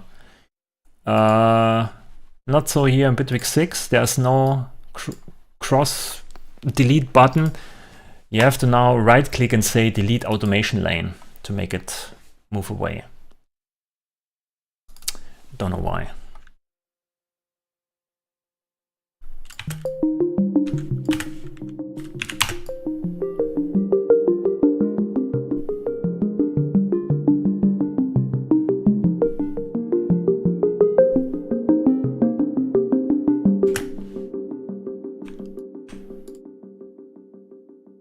This is kind of cool.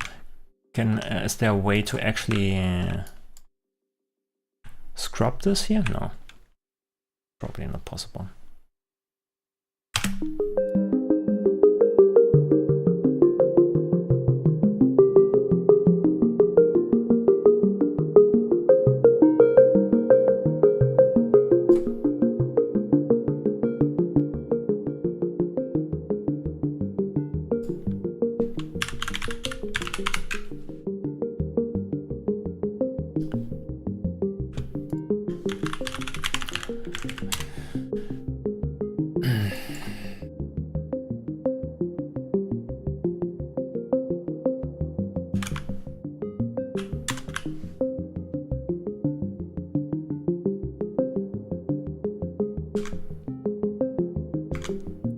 It's C minor. So, yes, so.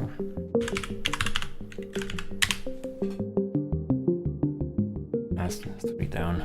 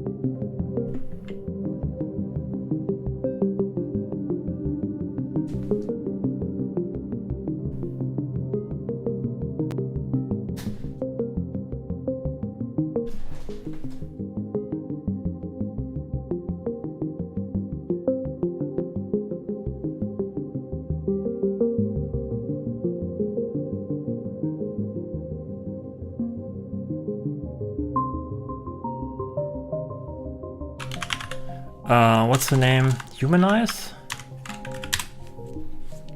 Chance.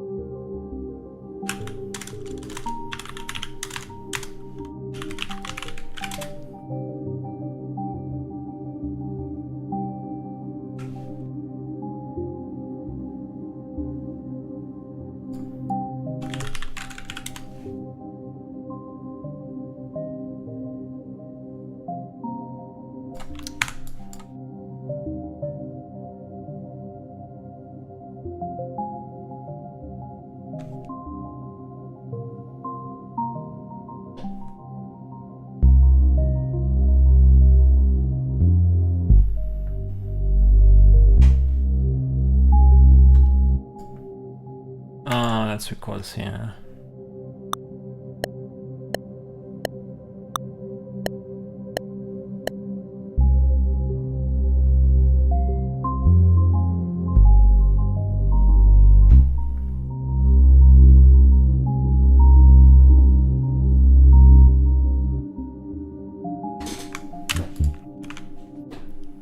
Oh, it remembers here the spray paint tool for some reason.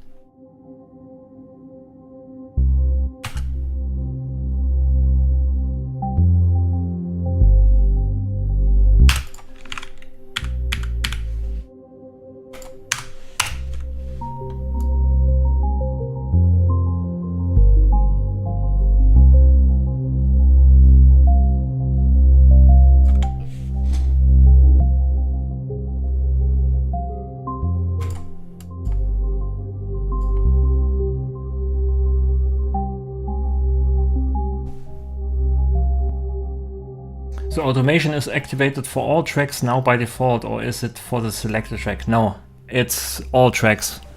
If you select automation mode here, you can see all tracks are switched to automation mode.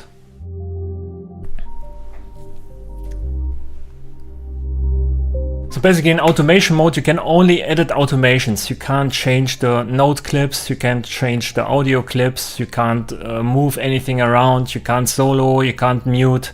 Can only edit the automation. Then you have to switch back if you want to do all the other things.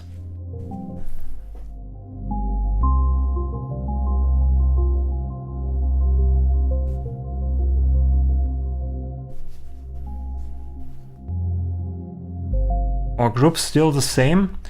Kind of. You can group. Some things here are different with the buttons. I explained this a bit earlier on the stream. But it works the same way.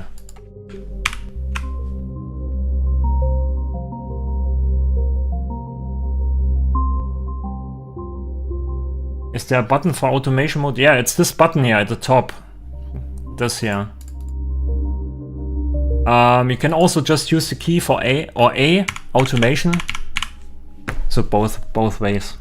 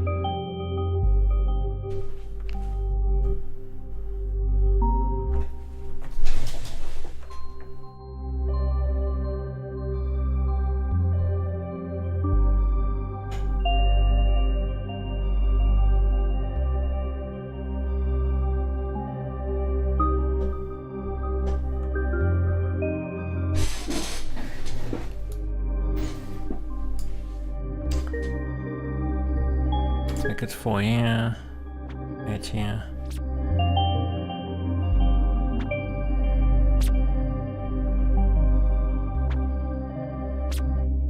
Wait.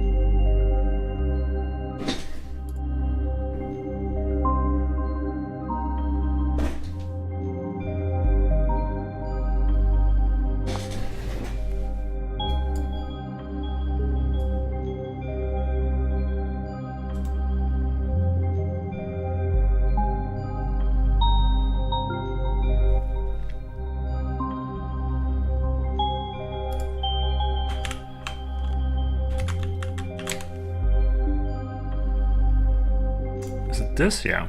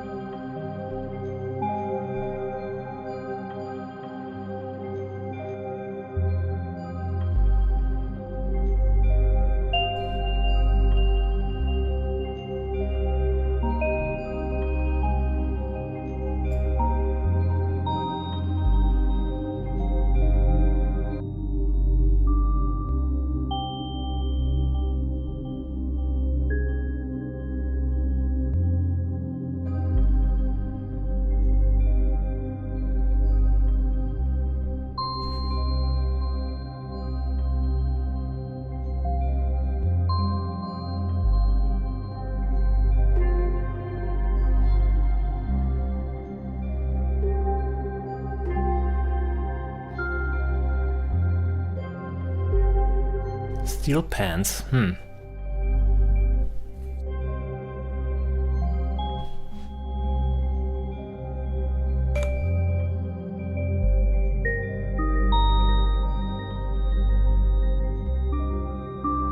Maybe use a synth here.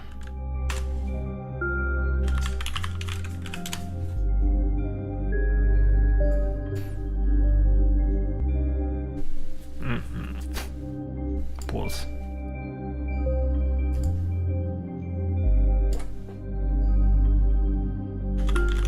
Supermassive.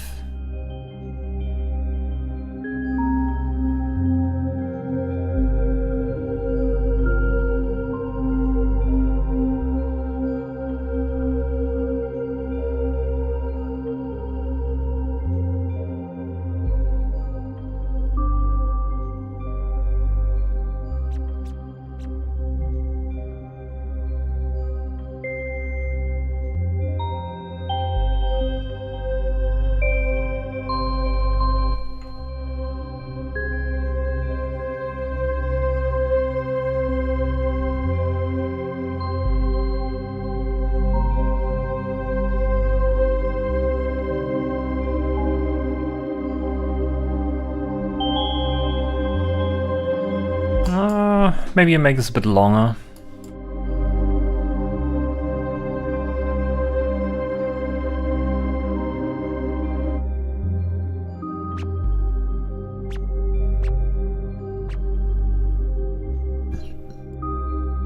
Maybe I randomize this.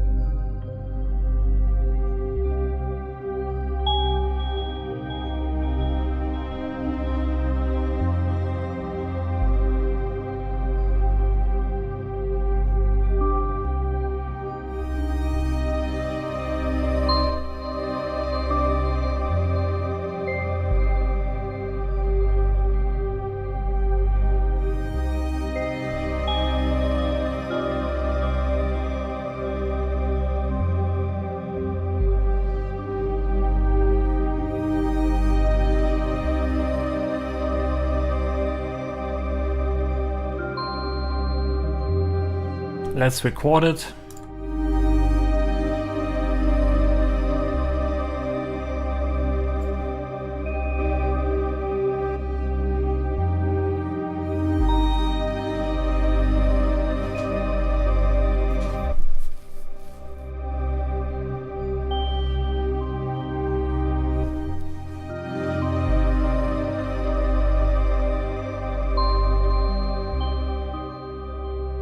Just installed version 6 beta.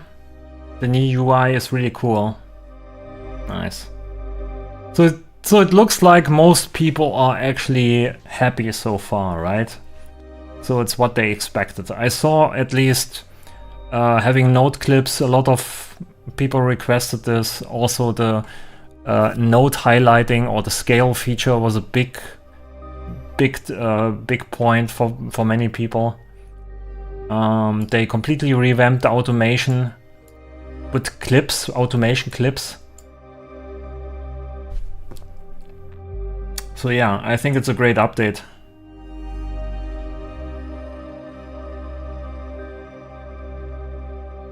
It has things I never knew I want, and even knew I wanted. Okay, nice one.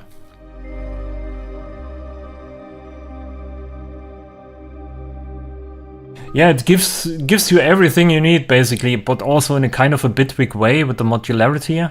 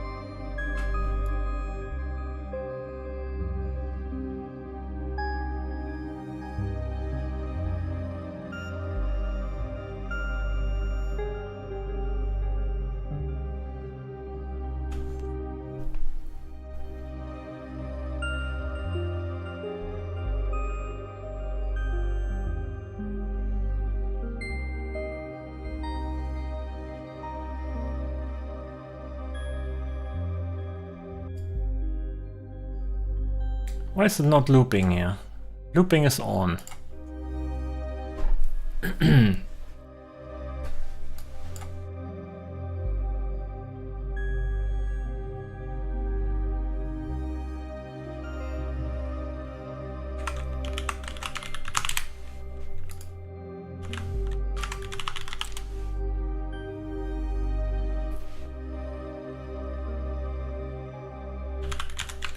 Oh.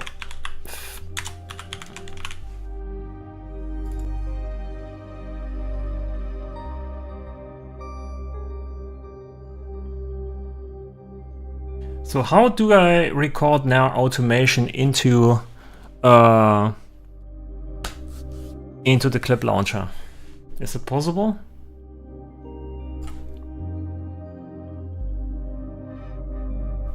I can't see it in here, it's only here, right?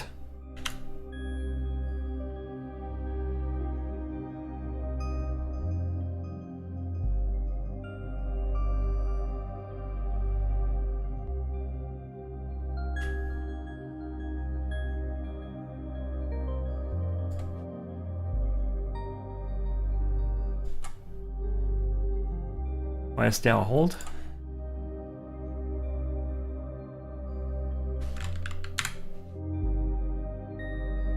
Can't remove it.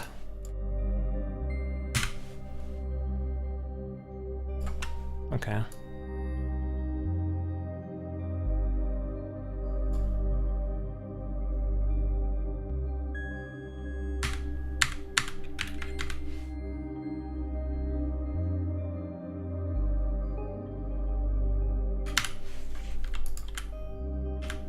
Okay.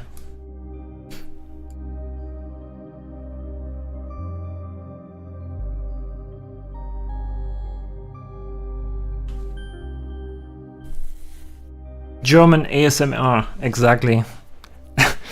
Making ambient and then having some ranting vocals on top. Why is it not working?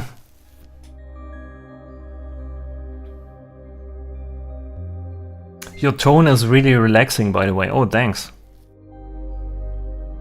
Oh, it's a combination. Okay, I see.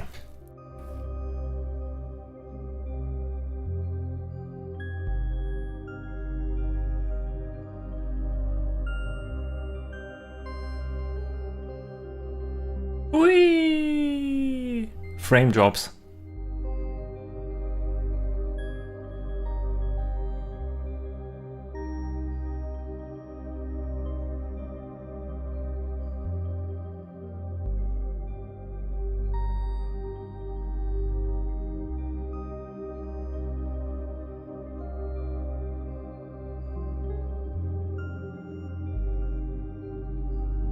Yeah, it's too much.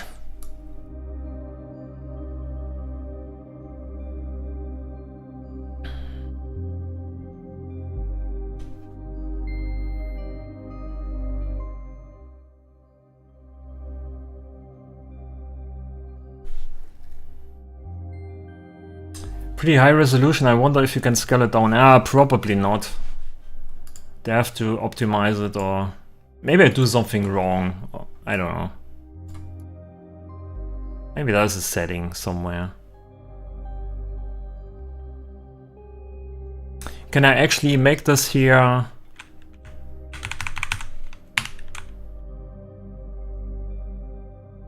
Can I make this one big thing? And then can I use this inside here of the transfer? Okay, so you can also drag it into the transfer curve. Nice.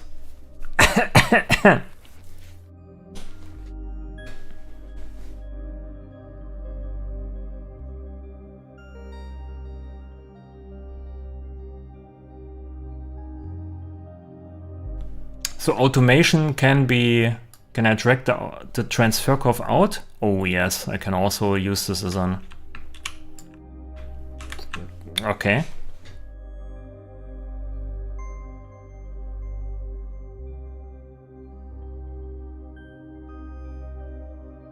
Yeah, I did not expect this to work.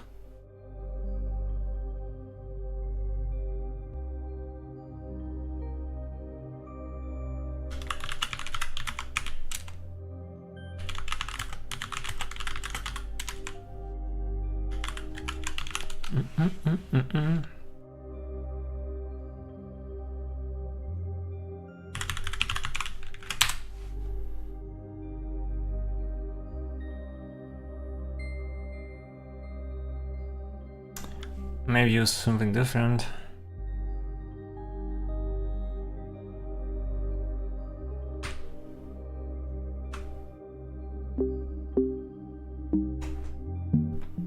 A lot of people actually starting to follow here. I didn't see this. I don't see this in my OBS. But thanks for following. Thanks for subscribing. And if you donated something, I appreciate it. Thanks.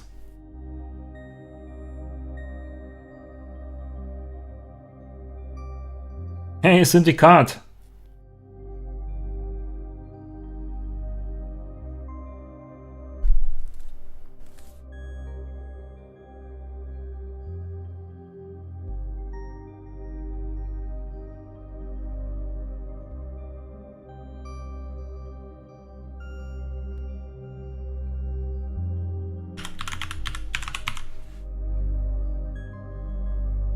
That's basically how I do music. I just record everything to audio pretty quickly when I do ambient, or I do fiddle around for 5 hours with bass sounds and kick drums when I do drum bass. Nothing in between.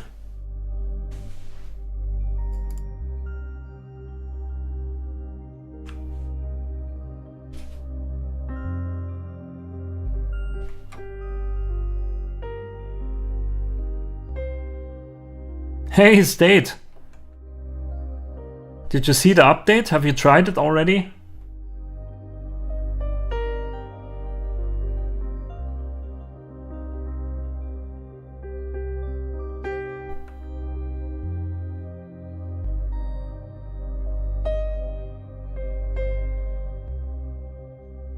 The automation curves and modulation curves can be exchanged. Yeah, you can exchange it with a you can exchange it basically with everything. You can just drag this automation here into the synthesizer and you can use it then as a segments modulator, or you can hold down Alt and it becomes a curve modulator. And then you can tweak it in here if you want to, or load a different curve here and then just drag this out and use it as an automation curve if you want to do that. Which is really great. I probably use this.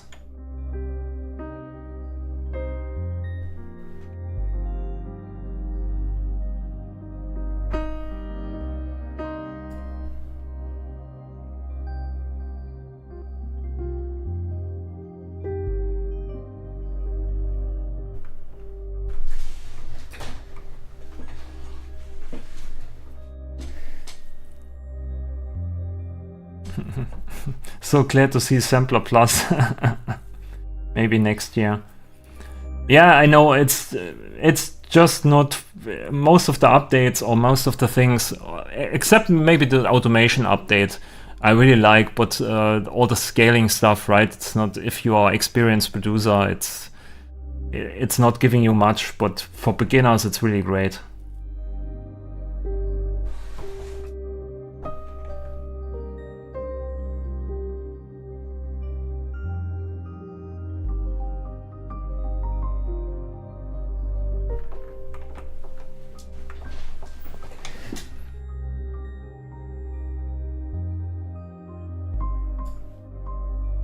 Just put a big ass long reverb on that.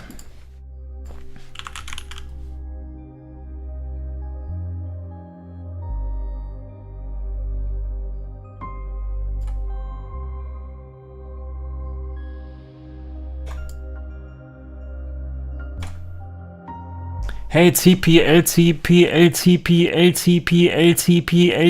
thanks for subscribing.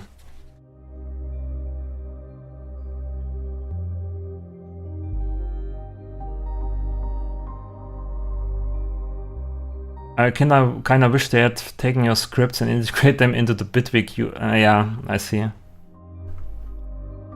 Yeah, my influence is not that big, but yeah. But I'm kind of also happy with the script so far, how you can use them, and it's not like they are hidden or you can access them pretty fast.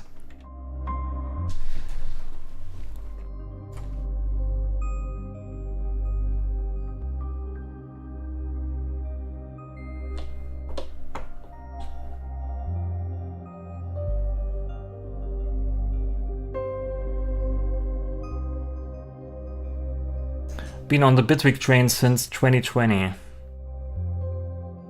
Haven't looked back.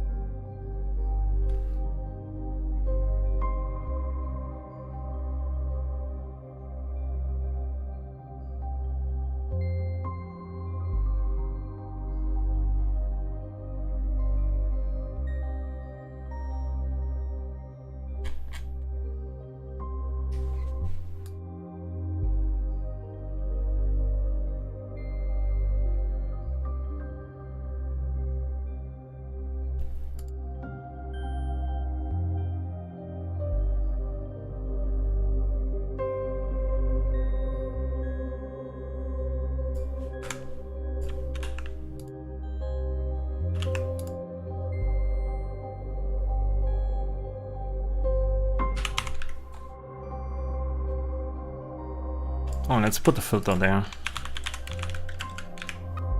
Not node filter, filter plus.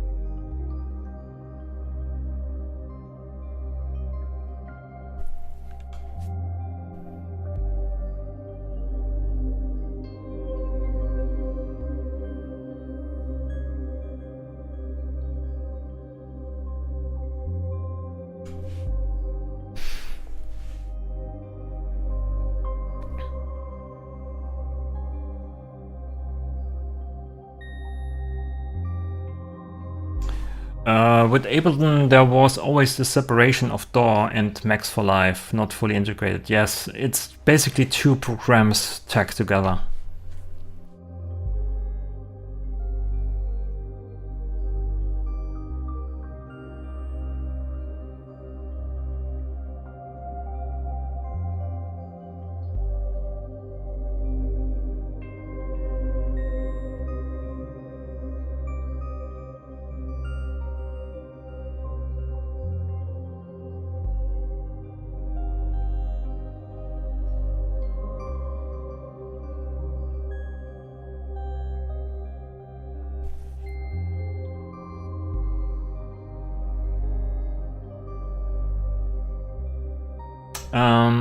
Yeah.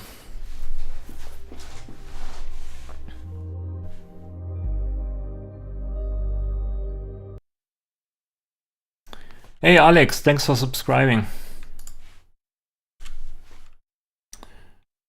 Kick. Why is the sort order? Oh, okay, because this is updated here. Okay.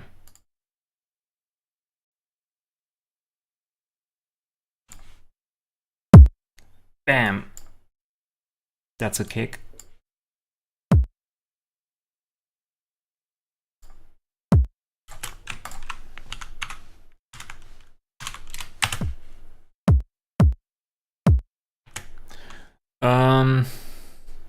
Can I switch this actually off here? Completely?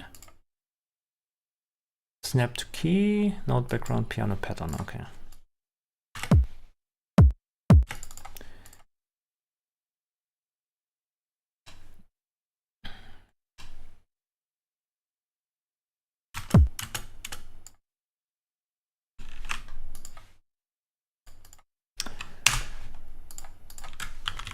Bit of a snare.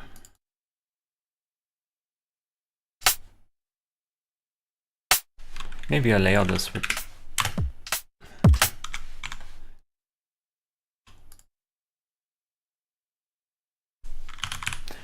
I made some type of hi-hat generator here a few weeks ago, for some random reason.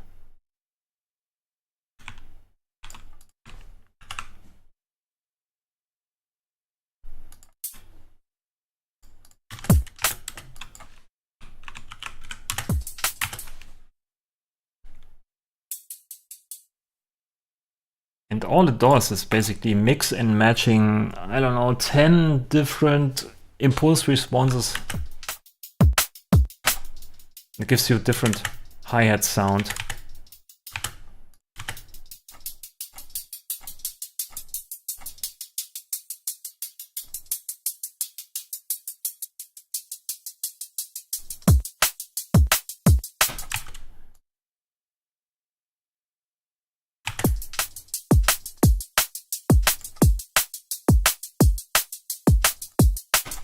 The only downside is you have to sample it, because if you put this in a group, if you bounce the audio or if you want to bounce the whole track, it resets basically every randomizer setting here, and you get the default hi-hat.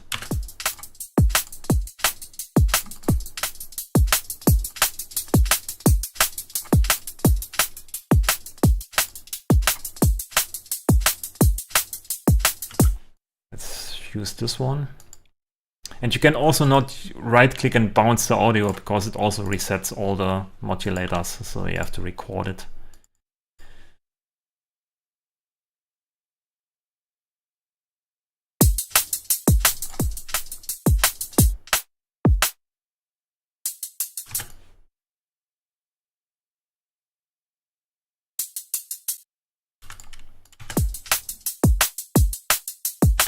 You can delete this.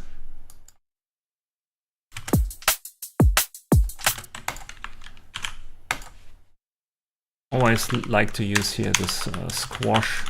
Yeah, what's the name? Squash. It's squash. It's just basically a 4-band OTT for free.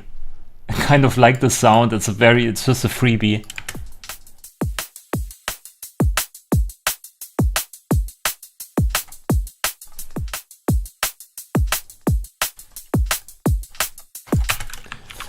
Drums.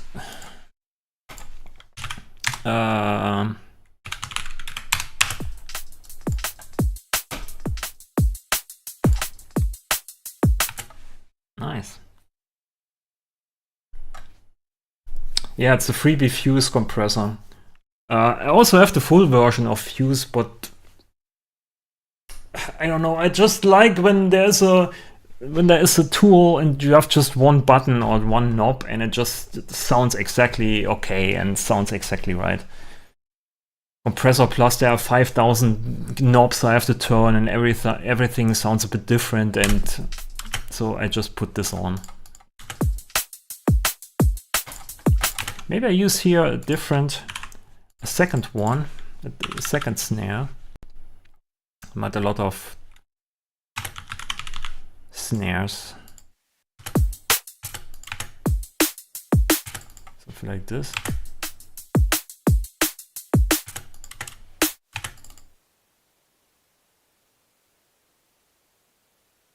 There's also, maybe you can hear this. There is this noise. This noise is coming from the cell and key filter here for some reason. You exchange this. No noise. So the cell and key filter always makes a bit of noise. So sometimes when you amplify a lot in your track and you have like an OTT on there with some upwards compression, it brings up all the noise, and then sometimes you can hear the cell and key filter, yeah, noise. Just if you're wondering sometimes.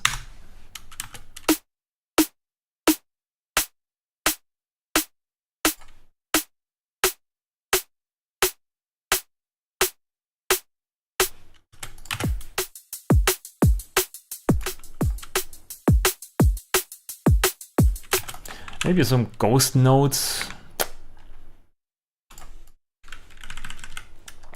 Bit lower in volume.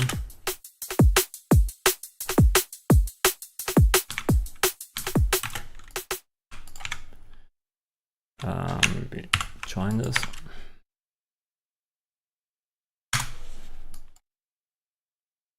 I don't know if I actually use here velocity, if I react to velocity.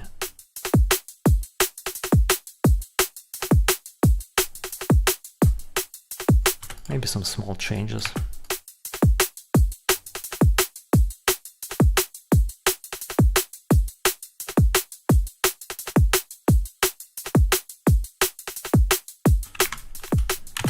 Nice. Yeah, I already want to click here on this plus button. As you can see, that's just muscle memory. I have to click here on this folder icon. I have to remember it.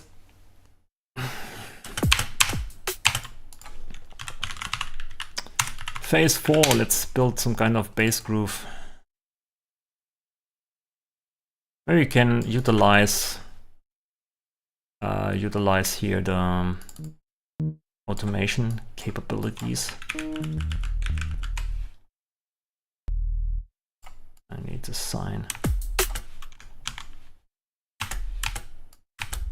That's a bit too low.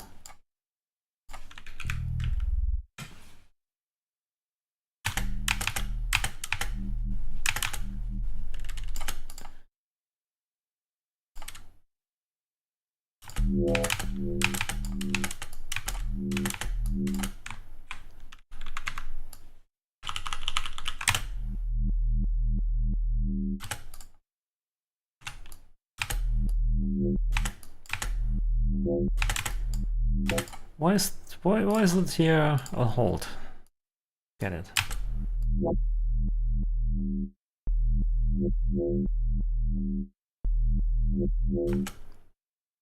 So here I want to have some kind of pulley rhythm, so it would be nice to have actually the clip here, no?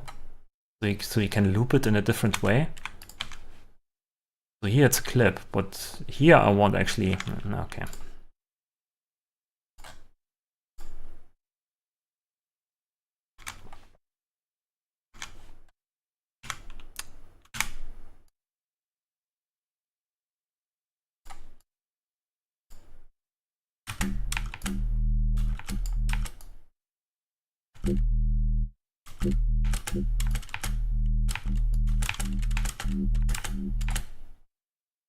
And then I want to loop this. Okay. So actually this note chase not on? Or why does it? Note chase, it's off, okay. Yeah.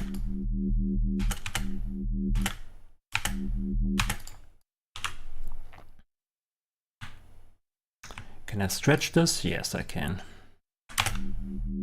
Can I stretch it? Yes, I can.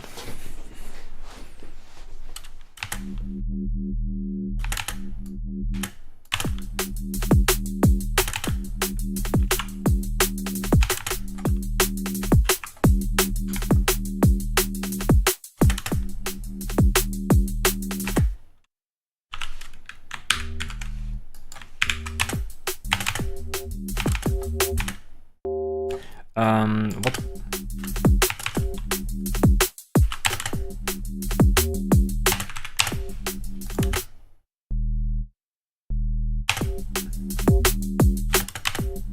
It's actually better to have it.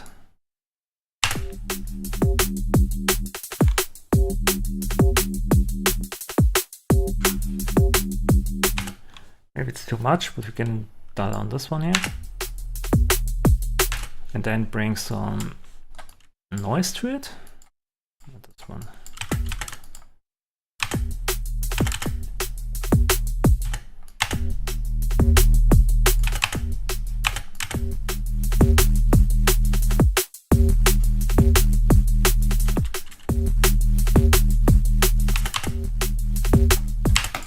Okay, all we need now is an EQ5. Or maybe an EQ5 inside of an FX2. But we want to have this here.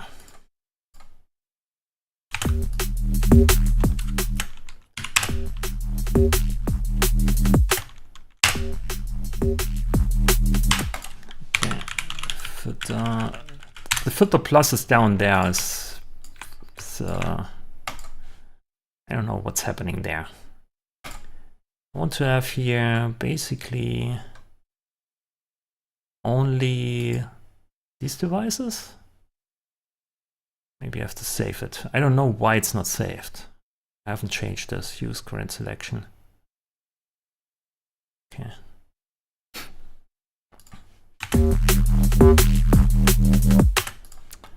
And a nice notch, always nice.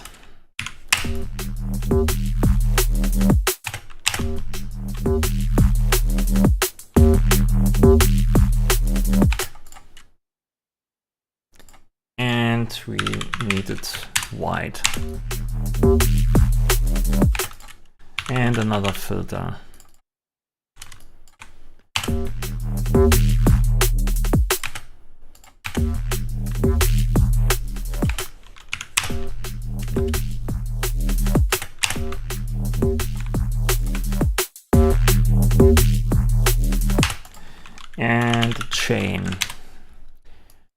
this goes to 20%, and there goes a tool in there.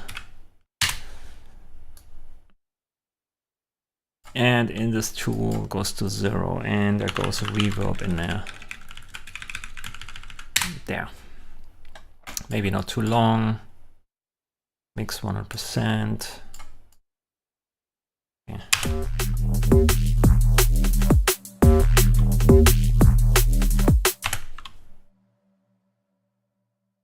That's okay.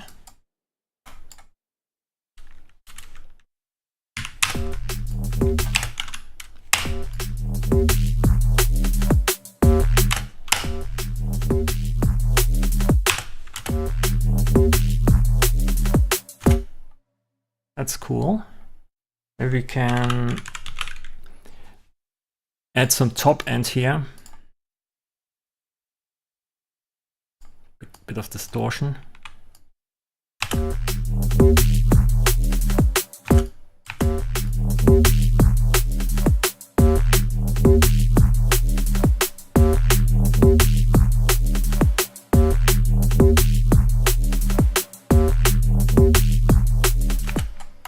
Cool.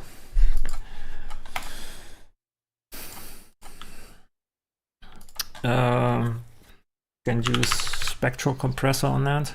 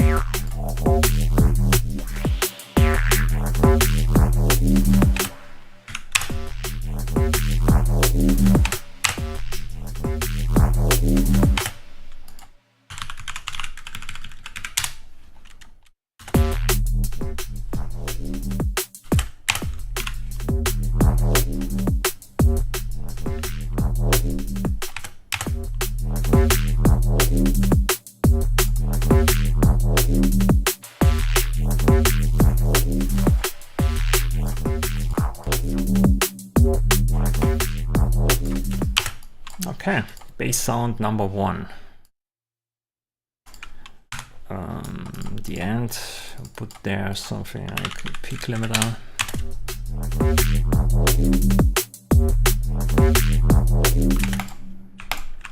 This one.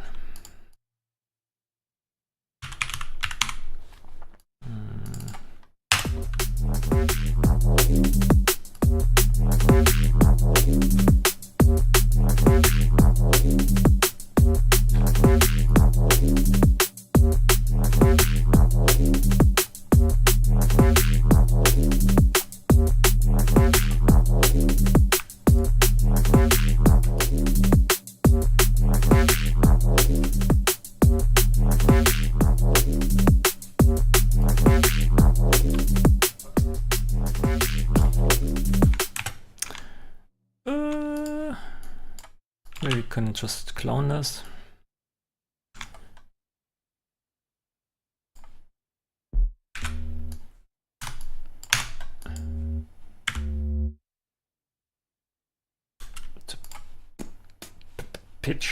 Pitch down.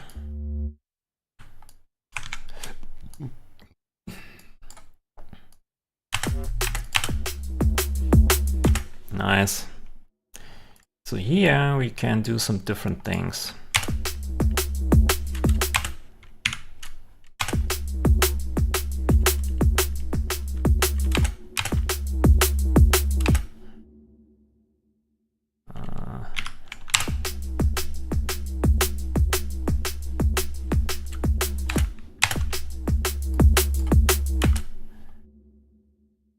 I don't need this.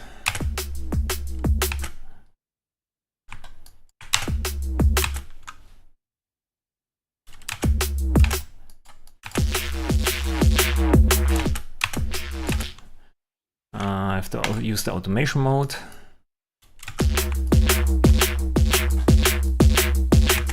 Okay.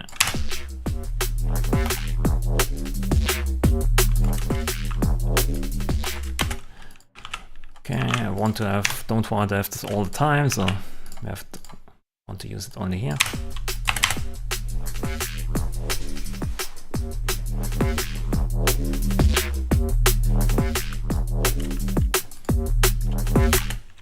Okay, we have that. You want to make a small difference.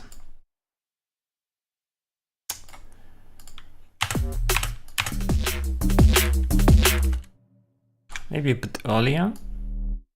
2-2.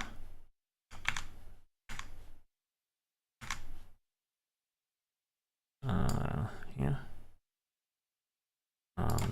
I need to get the what's the key? X. Is it X? Oh, it's X. Okay, that's easy.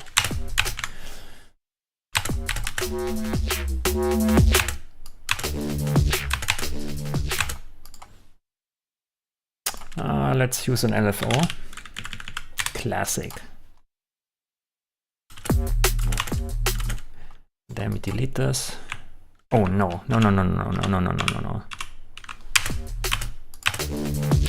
Use a second track. I need a different synth here. Then we delete this. What's the name? LFO, classic LFO. I sometimes forget the names. No tree trigger.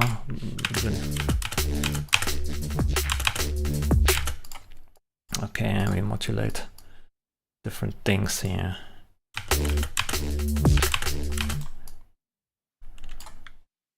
Want to have this here.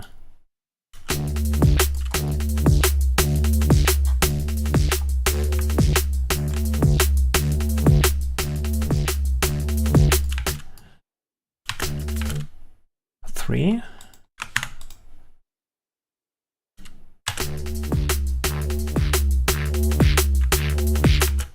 Cool.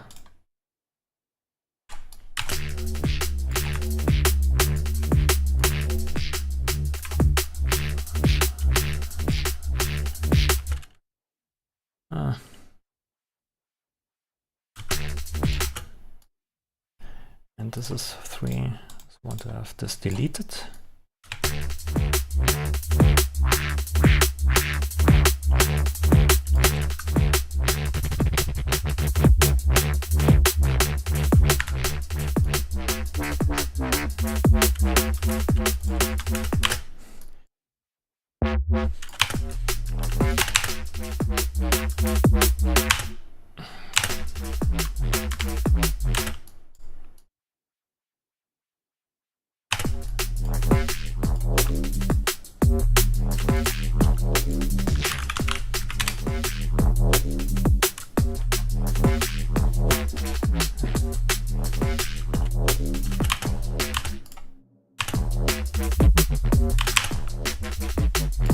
Oh yeah, modulate this.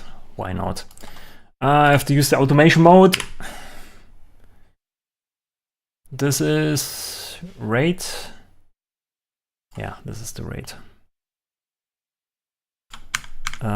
Where is it? There is it. Oh, you can't even see the notes here. Okay, here.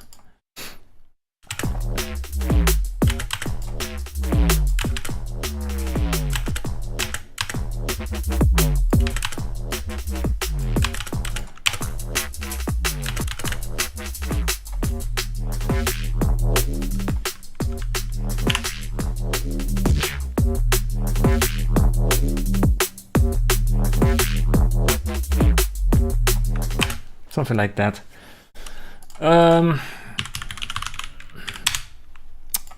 Bit of chords. And I'm on D, right? I want to go here. I want to go here.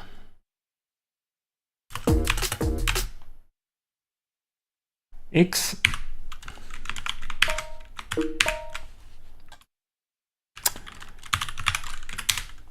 And just A1.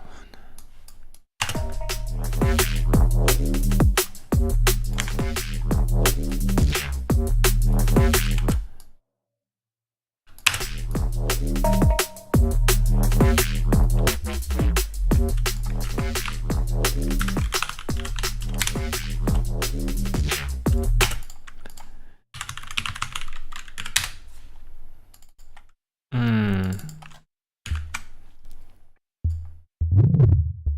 go here.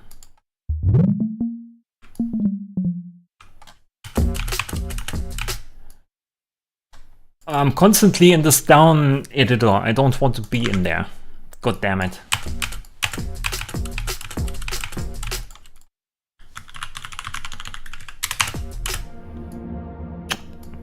Okay.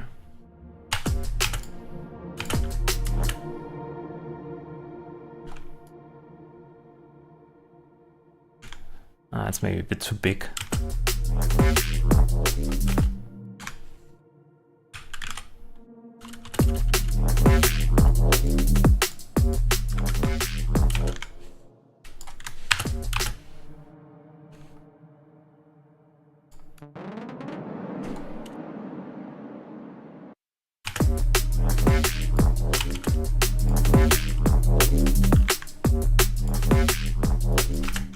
I bounced this before I fiddle around with this for 5 hours. No dither. That's cool, and then I do this one octafier.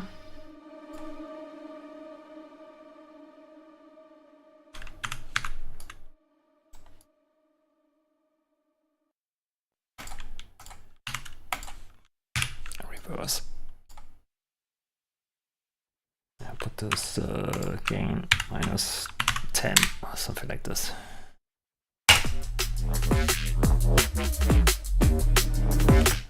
Okay. Oh, it's an alias clip now. How can I scrub? Is this not possible anymore? Scrubbing? Moving this back and forth? Drag arranger clip. Make visible. Slide content. Control Alt. Control Alt and drag. Okay.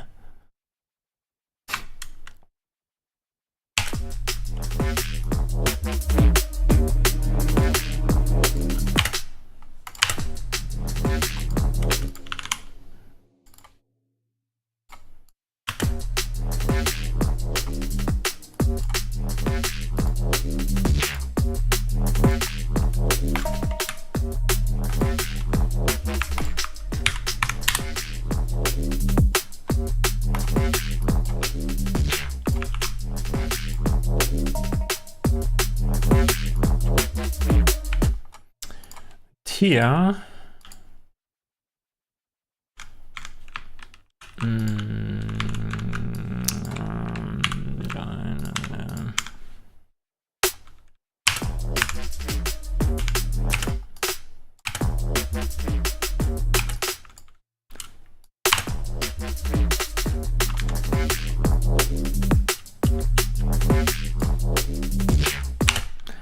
I need some writes. I have XO ready for writes.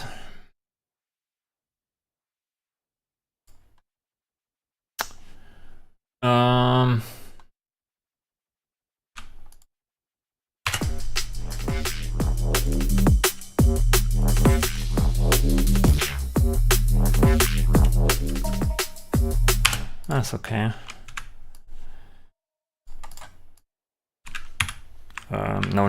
No.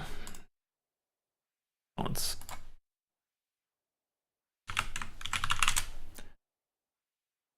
put this up here.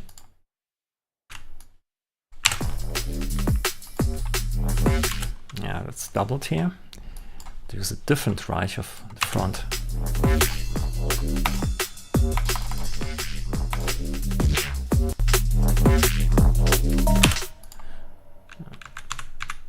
What's this here?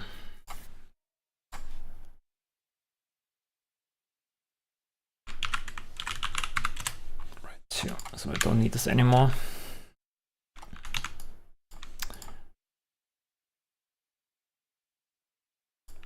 Put this there.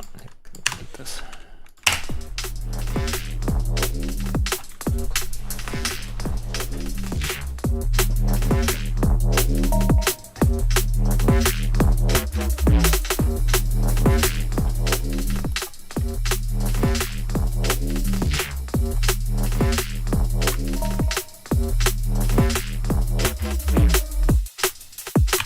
Okay.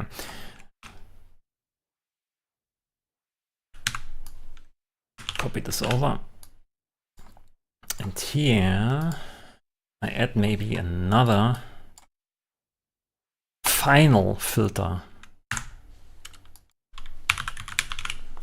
The last one, I promise. Automation mode.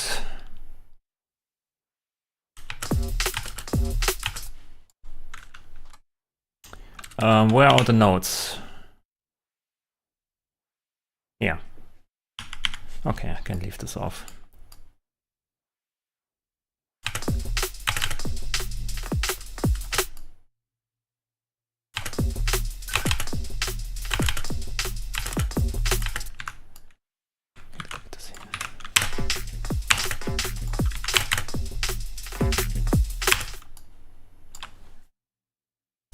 Kind of like it.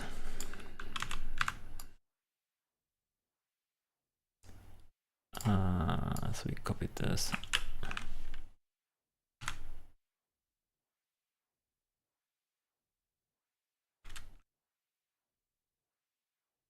I really like that it's more tight now, the automation.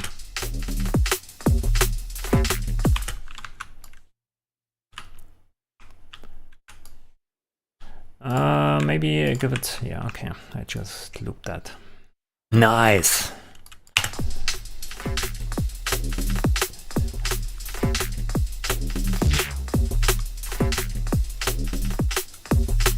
Maybe it's a bit too low.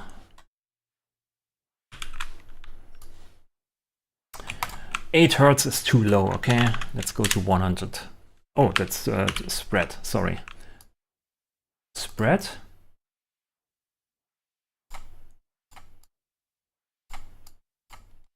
Why is it 8.18 hertz? I don't know. 100 or maybe 80 hertz.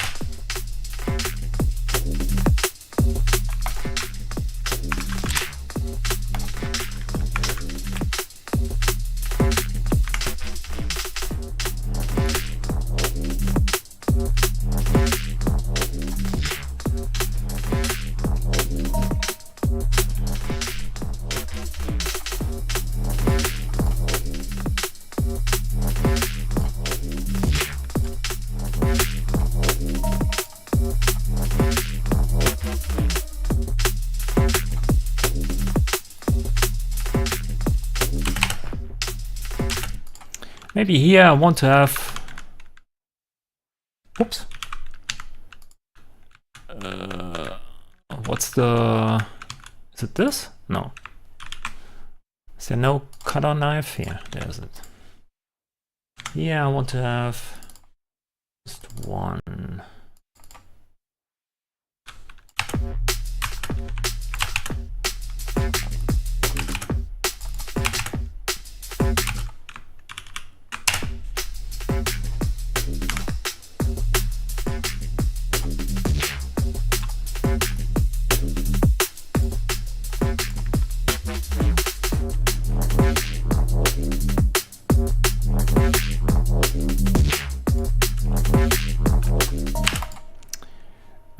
Maybe I put all of this to a group, call it all. We can do this.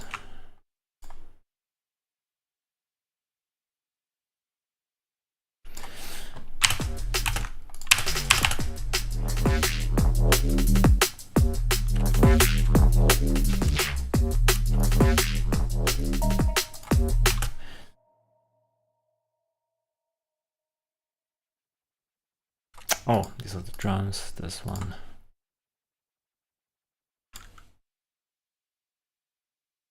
This goes down to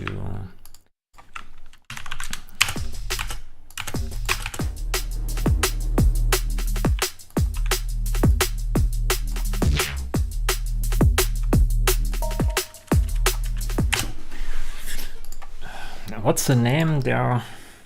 V8 clap, rim shot. Is there something I can use?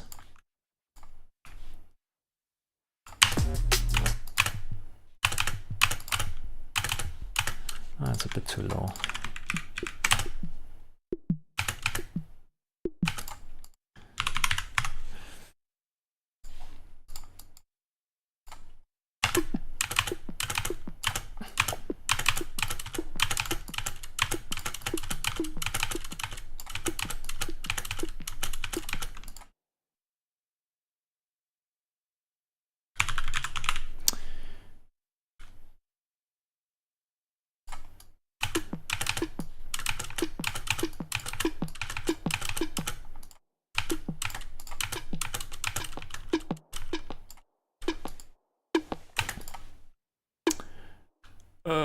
Repeats 2.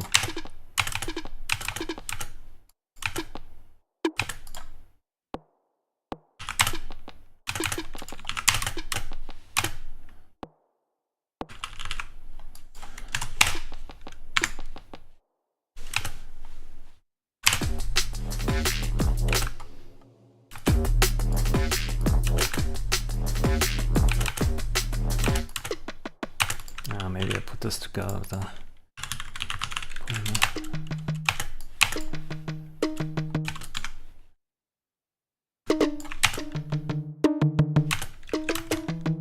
oh, okay.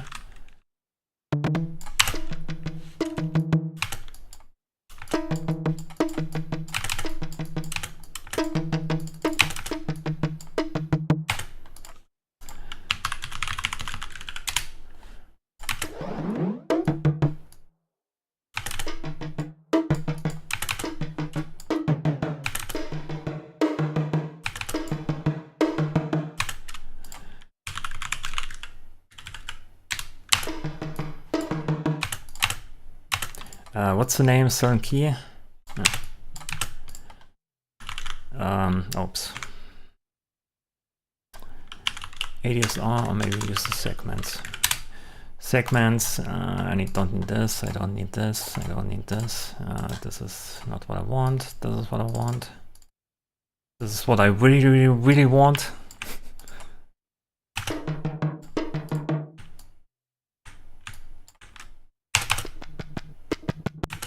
What happened?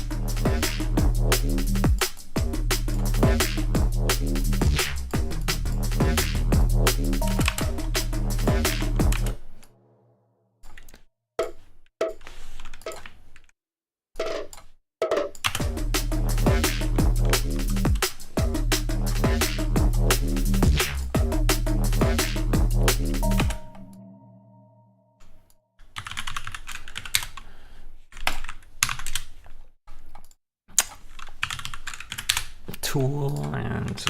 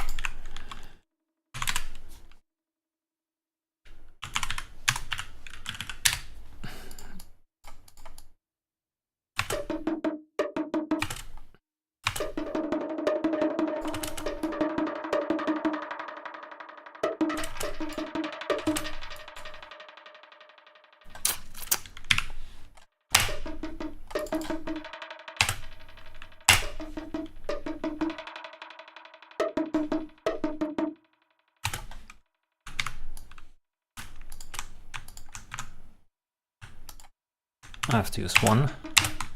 Okay.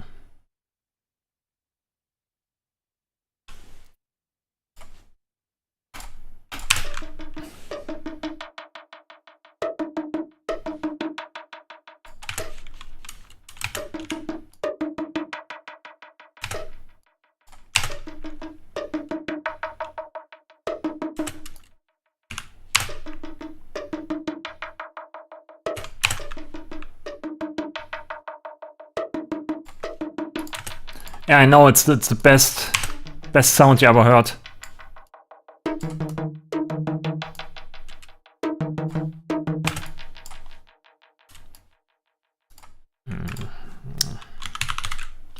Its name Spectrum Compressor.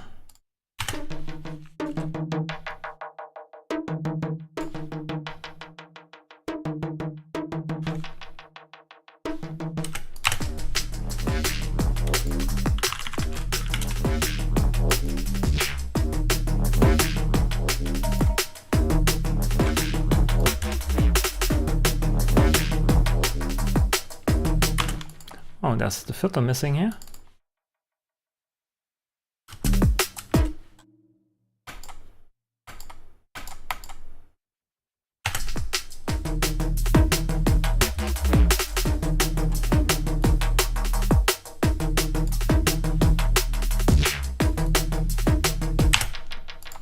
Why not delay it?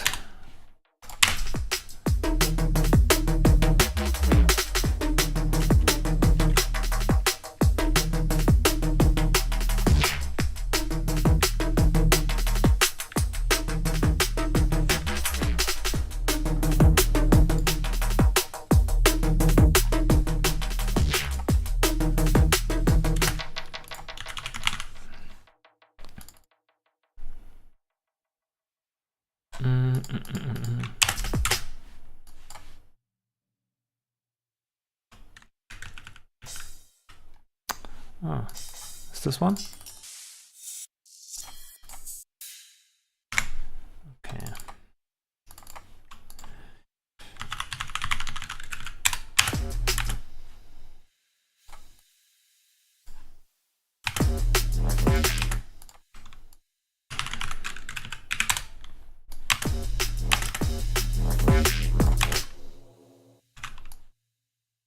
That's enough.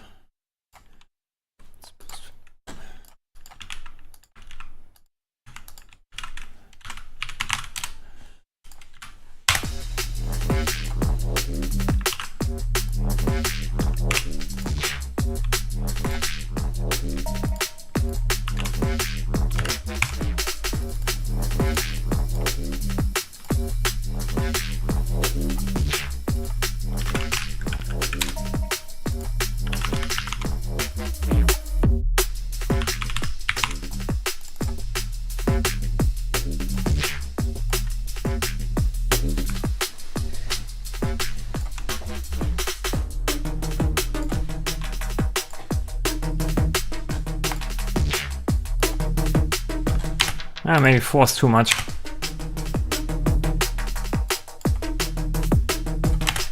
I want to bounce this post fair so I can delete this shit here.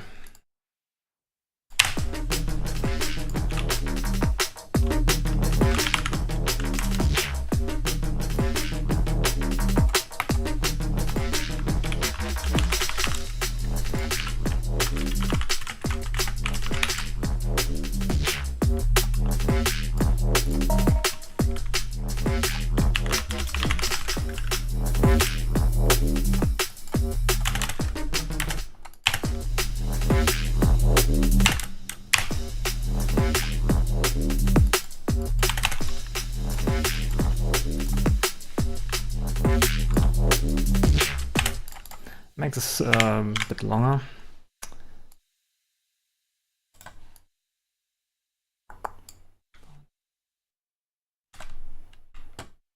That bounce in place would be okay, but anyway.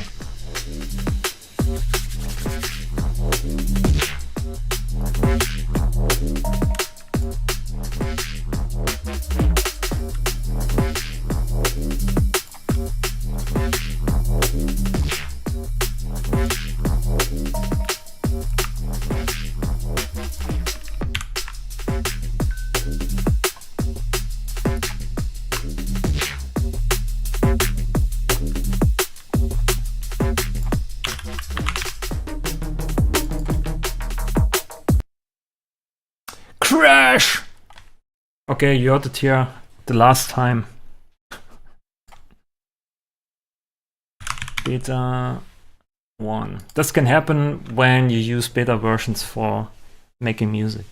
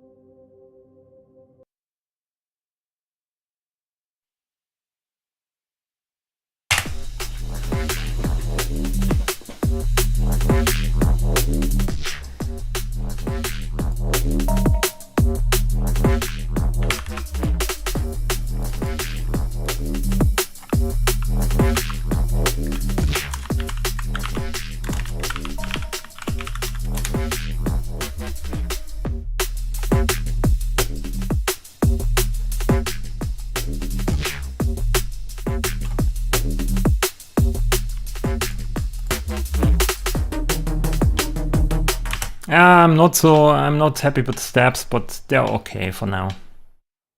Where's the pitch? Where's the pitch? The pitch somewhere here. Max pitch, min pitch.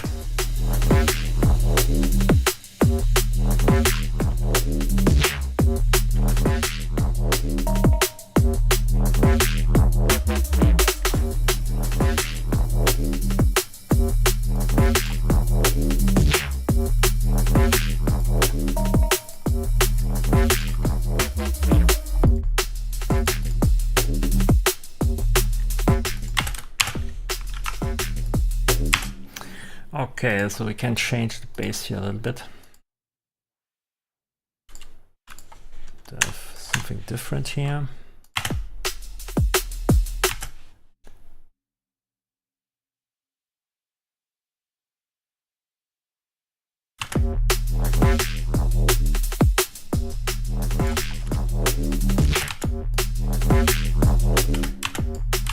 Also, a great idea is usually to delay the bass line by, let's say, 216 notes.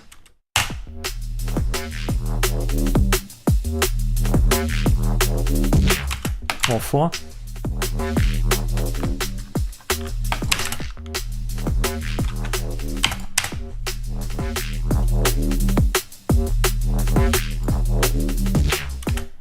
Or maybe use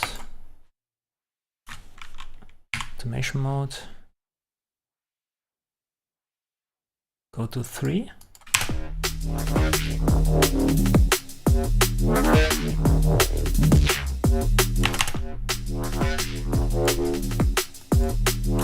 Why it shows 2? It should be 4, no?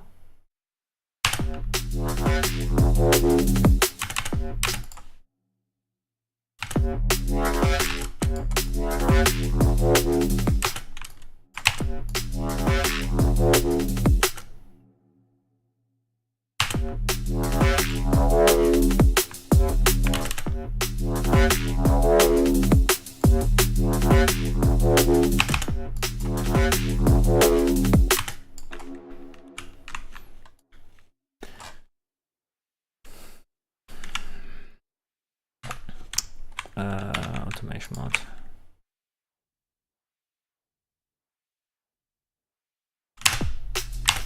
Oh yeah, maybe better so.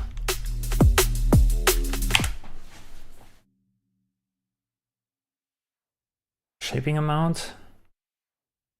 This is the filter frequency, no? Why is the filter closed? It should be here, no? Now it's open. So something, maybe it's not in the range here. It should be here. Also this one should be maybe here. Yeah, something is going on there.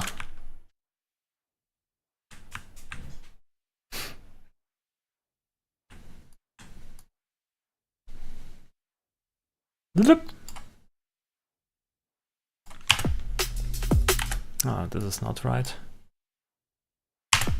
Again, filters closed for some reason.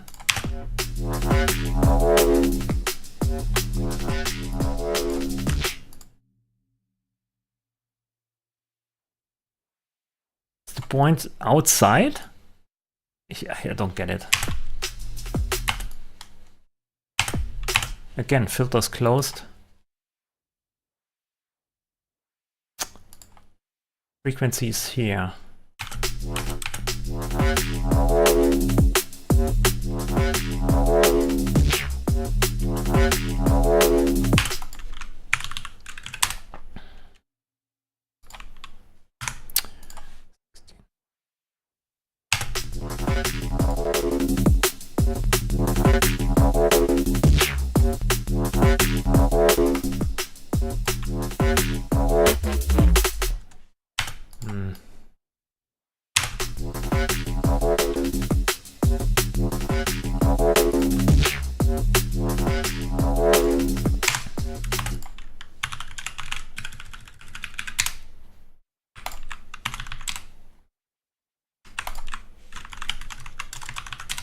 On charts, okay.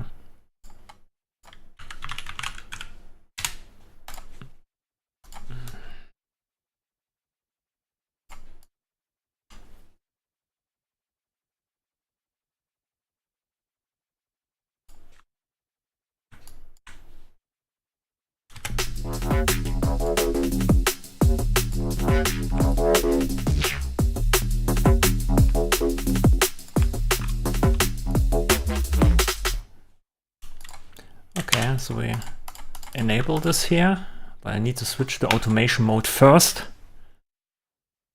On, off.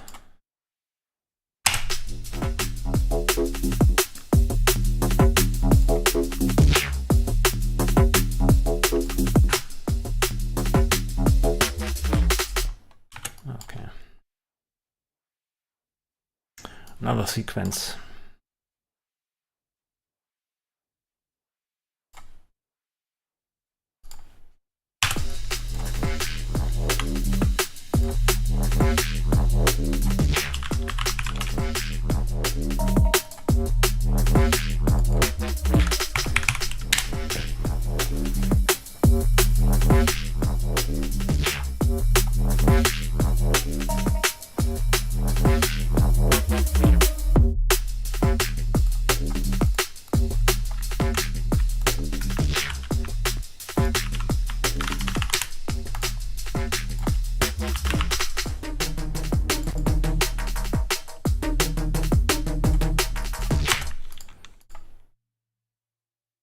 Drums, kick.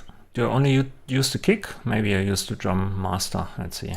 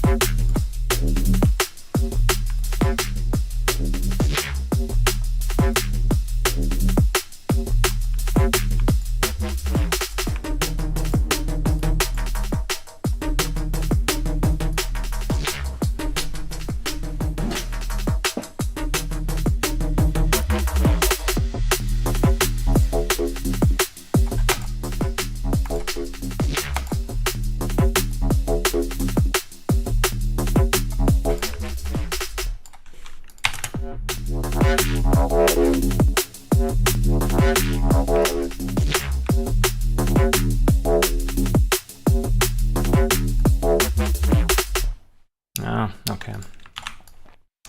Drum bass draft done for the day.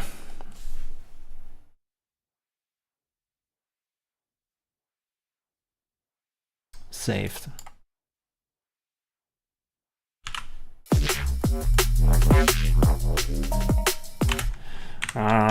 Let's bring in some, I don't know, some drum loops.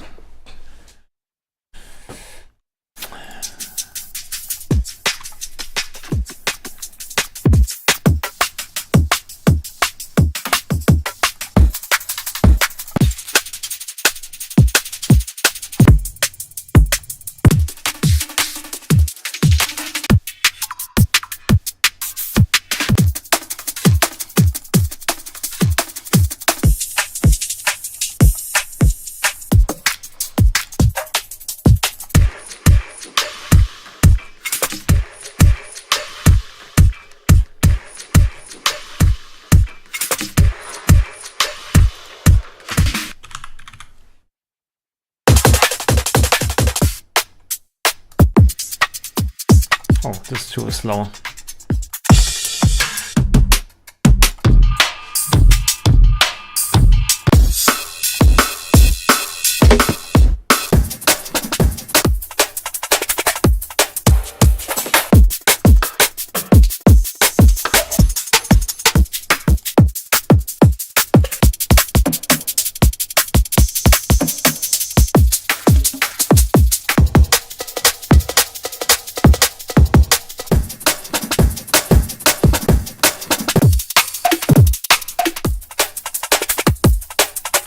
Why not use this one? I don't know. Go here. Let's see. So this is 172. Of course, it's recognized as 173. Slice.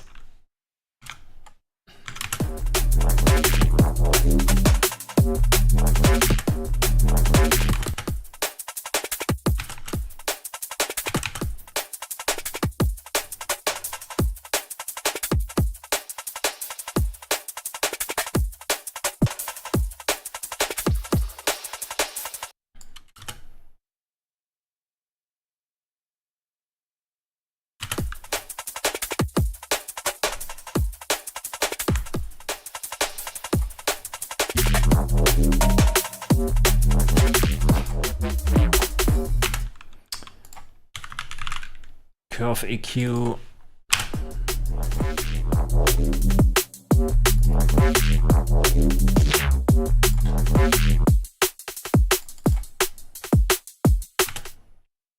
Okay. It's on there.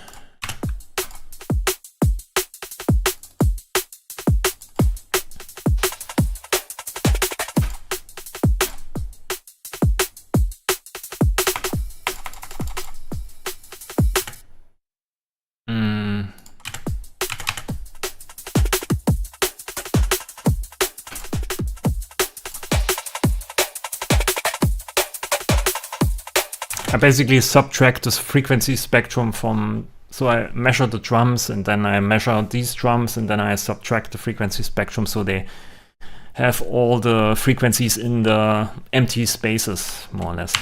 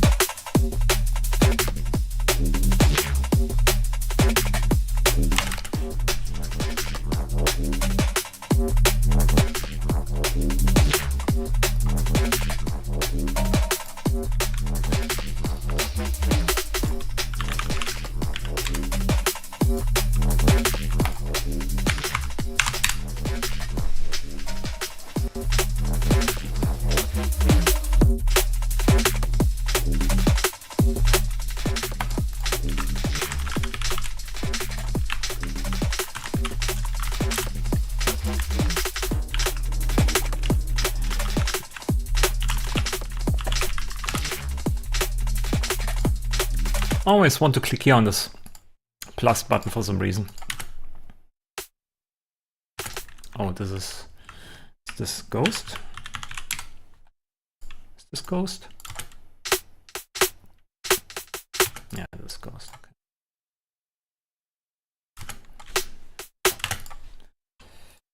Okay. Spectrum. Drums, synth master post. Ducking.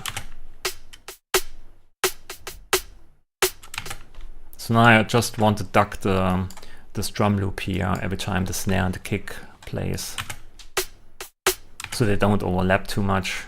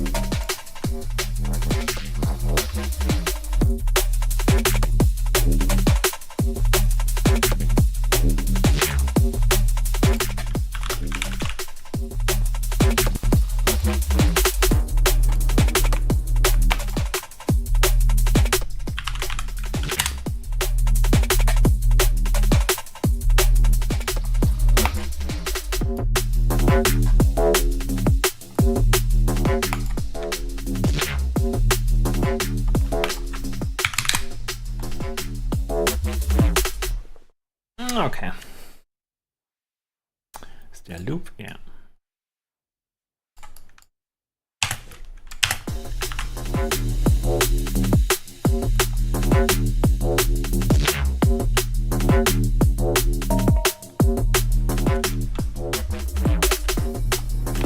I need to figure out which kind of mode I like. Probably here for drum and bass, something like whole tone or half diminished. Double harmonic minor, stuff like this. I have to figure out what's best and how it sounds. Phrygian for sure. Phrygian.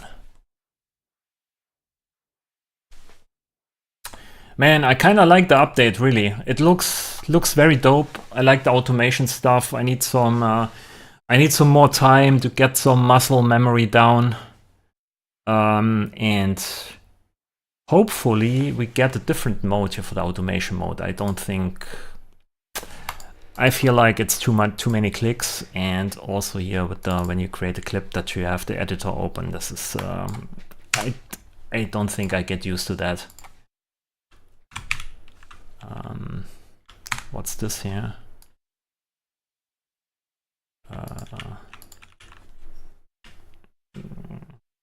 What's the name? Impact.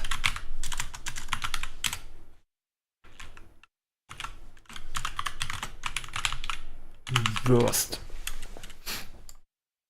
Sleep.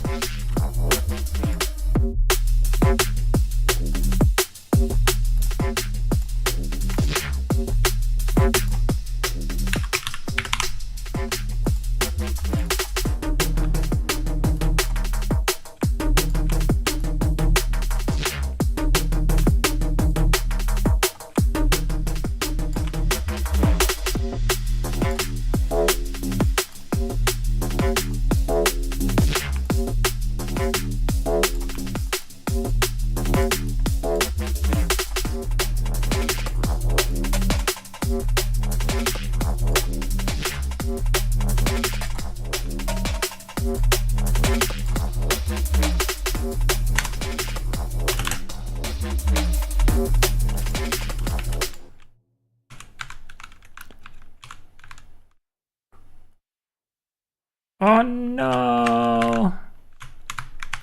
It's 5, okay. No! It's 5. No! It's 5.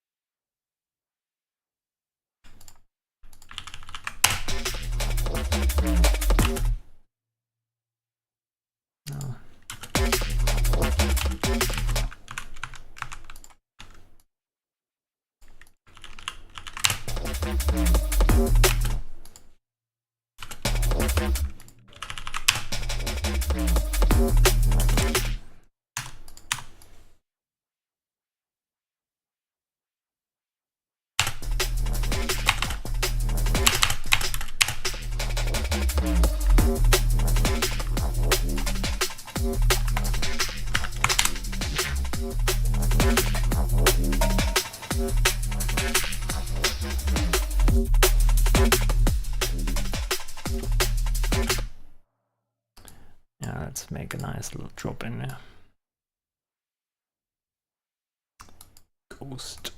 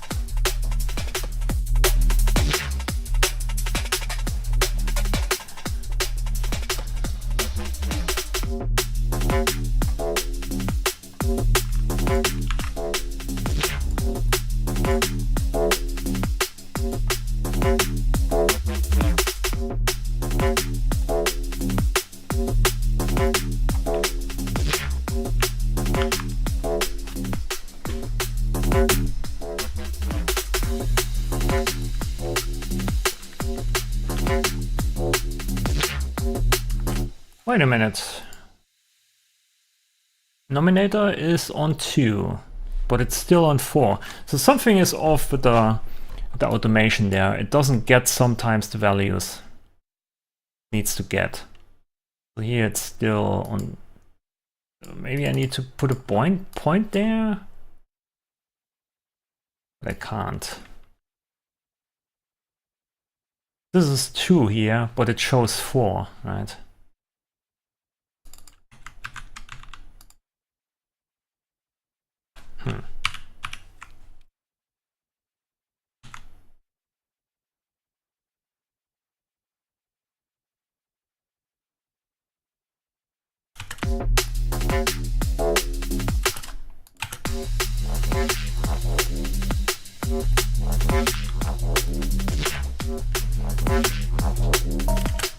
I kind of like it. I probably need to change here this stupid step a bit more. Make it a bit more evil. It sounds more like a ringtone.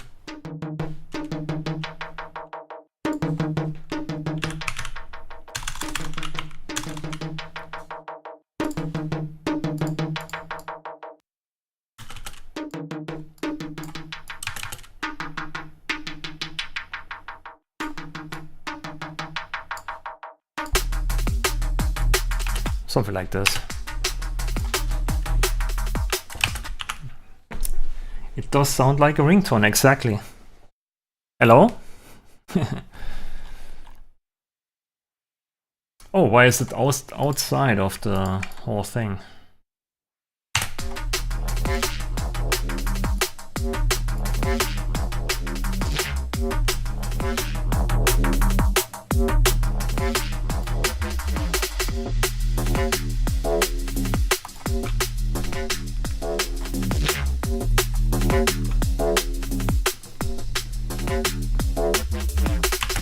That's okay. I can't already hear it.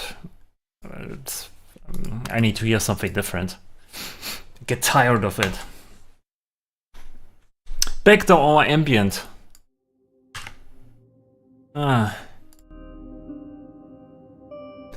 So I'm already streaming for 5 hours. In the beginning, I tried to explain everything from the top of my head. We watched also the videos. The announcement videos, we watch the website, we also read through the patch notes at least halfway because it's so much. A lot of people liked what they saw in Bitwig 6.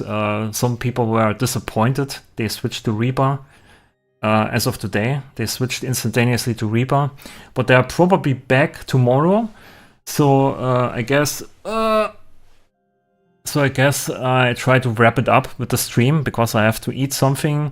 The only thing I did today was basically waking up, seeing that Bitwig was already live, switching on all the cameras, all the, downloading Bitwig 6, installing, and then just talking straight for 5 hours. So I need to eat something. I also made the tune, by the way. I need to eat, and I think I wrap it up. I do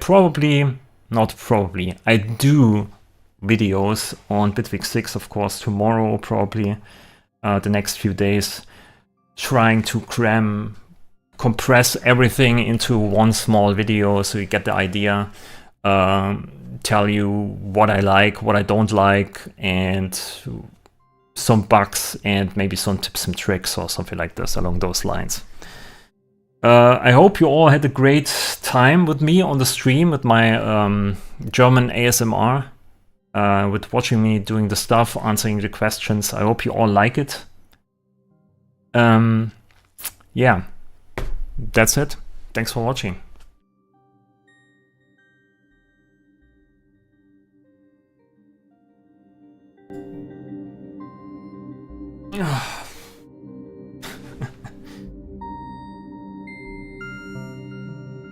Great eye contact during that banana. Okay, yeah, next time I do it more intensively.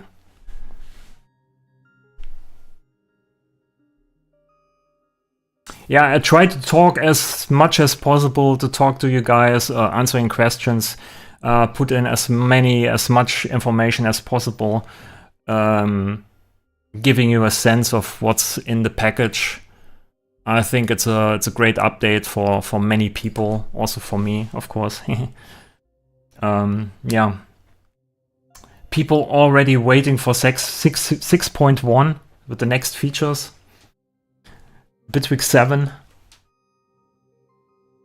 Thank you all for chatting and leaving comments, nice comments, also subscribing and all that stuff, liking the video, donations. There probably were some donations I missed during the stream. So yeah, thanks for everything.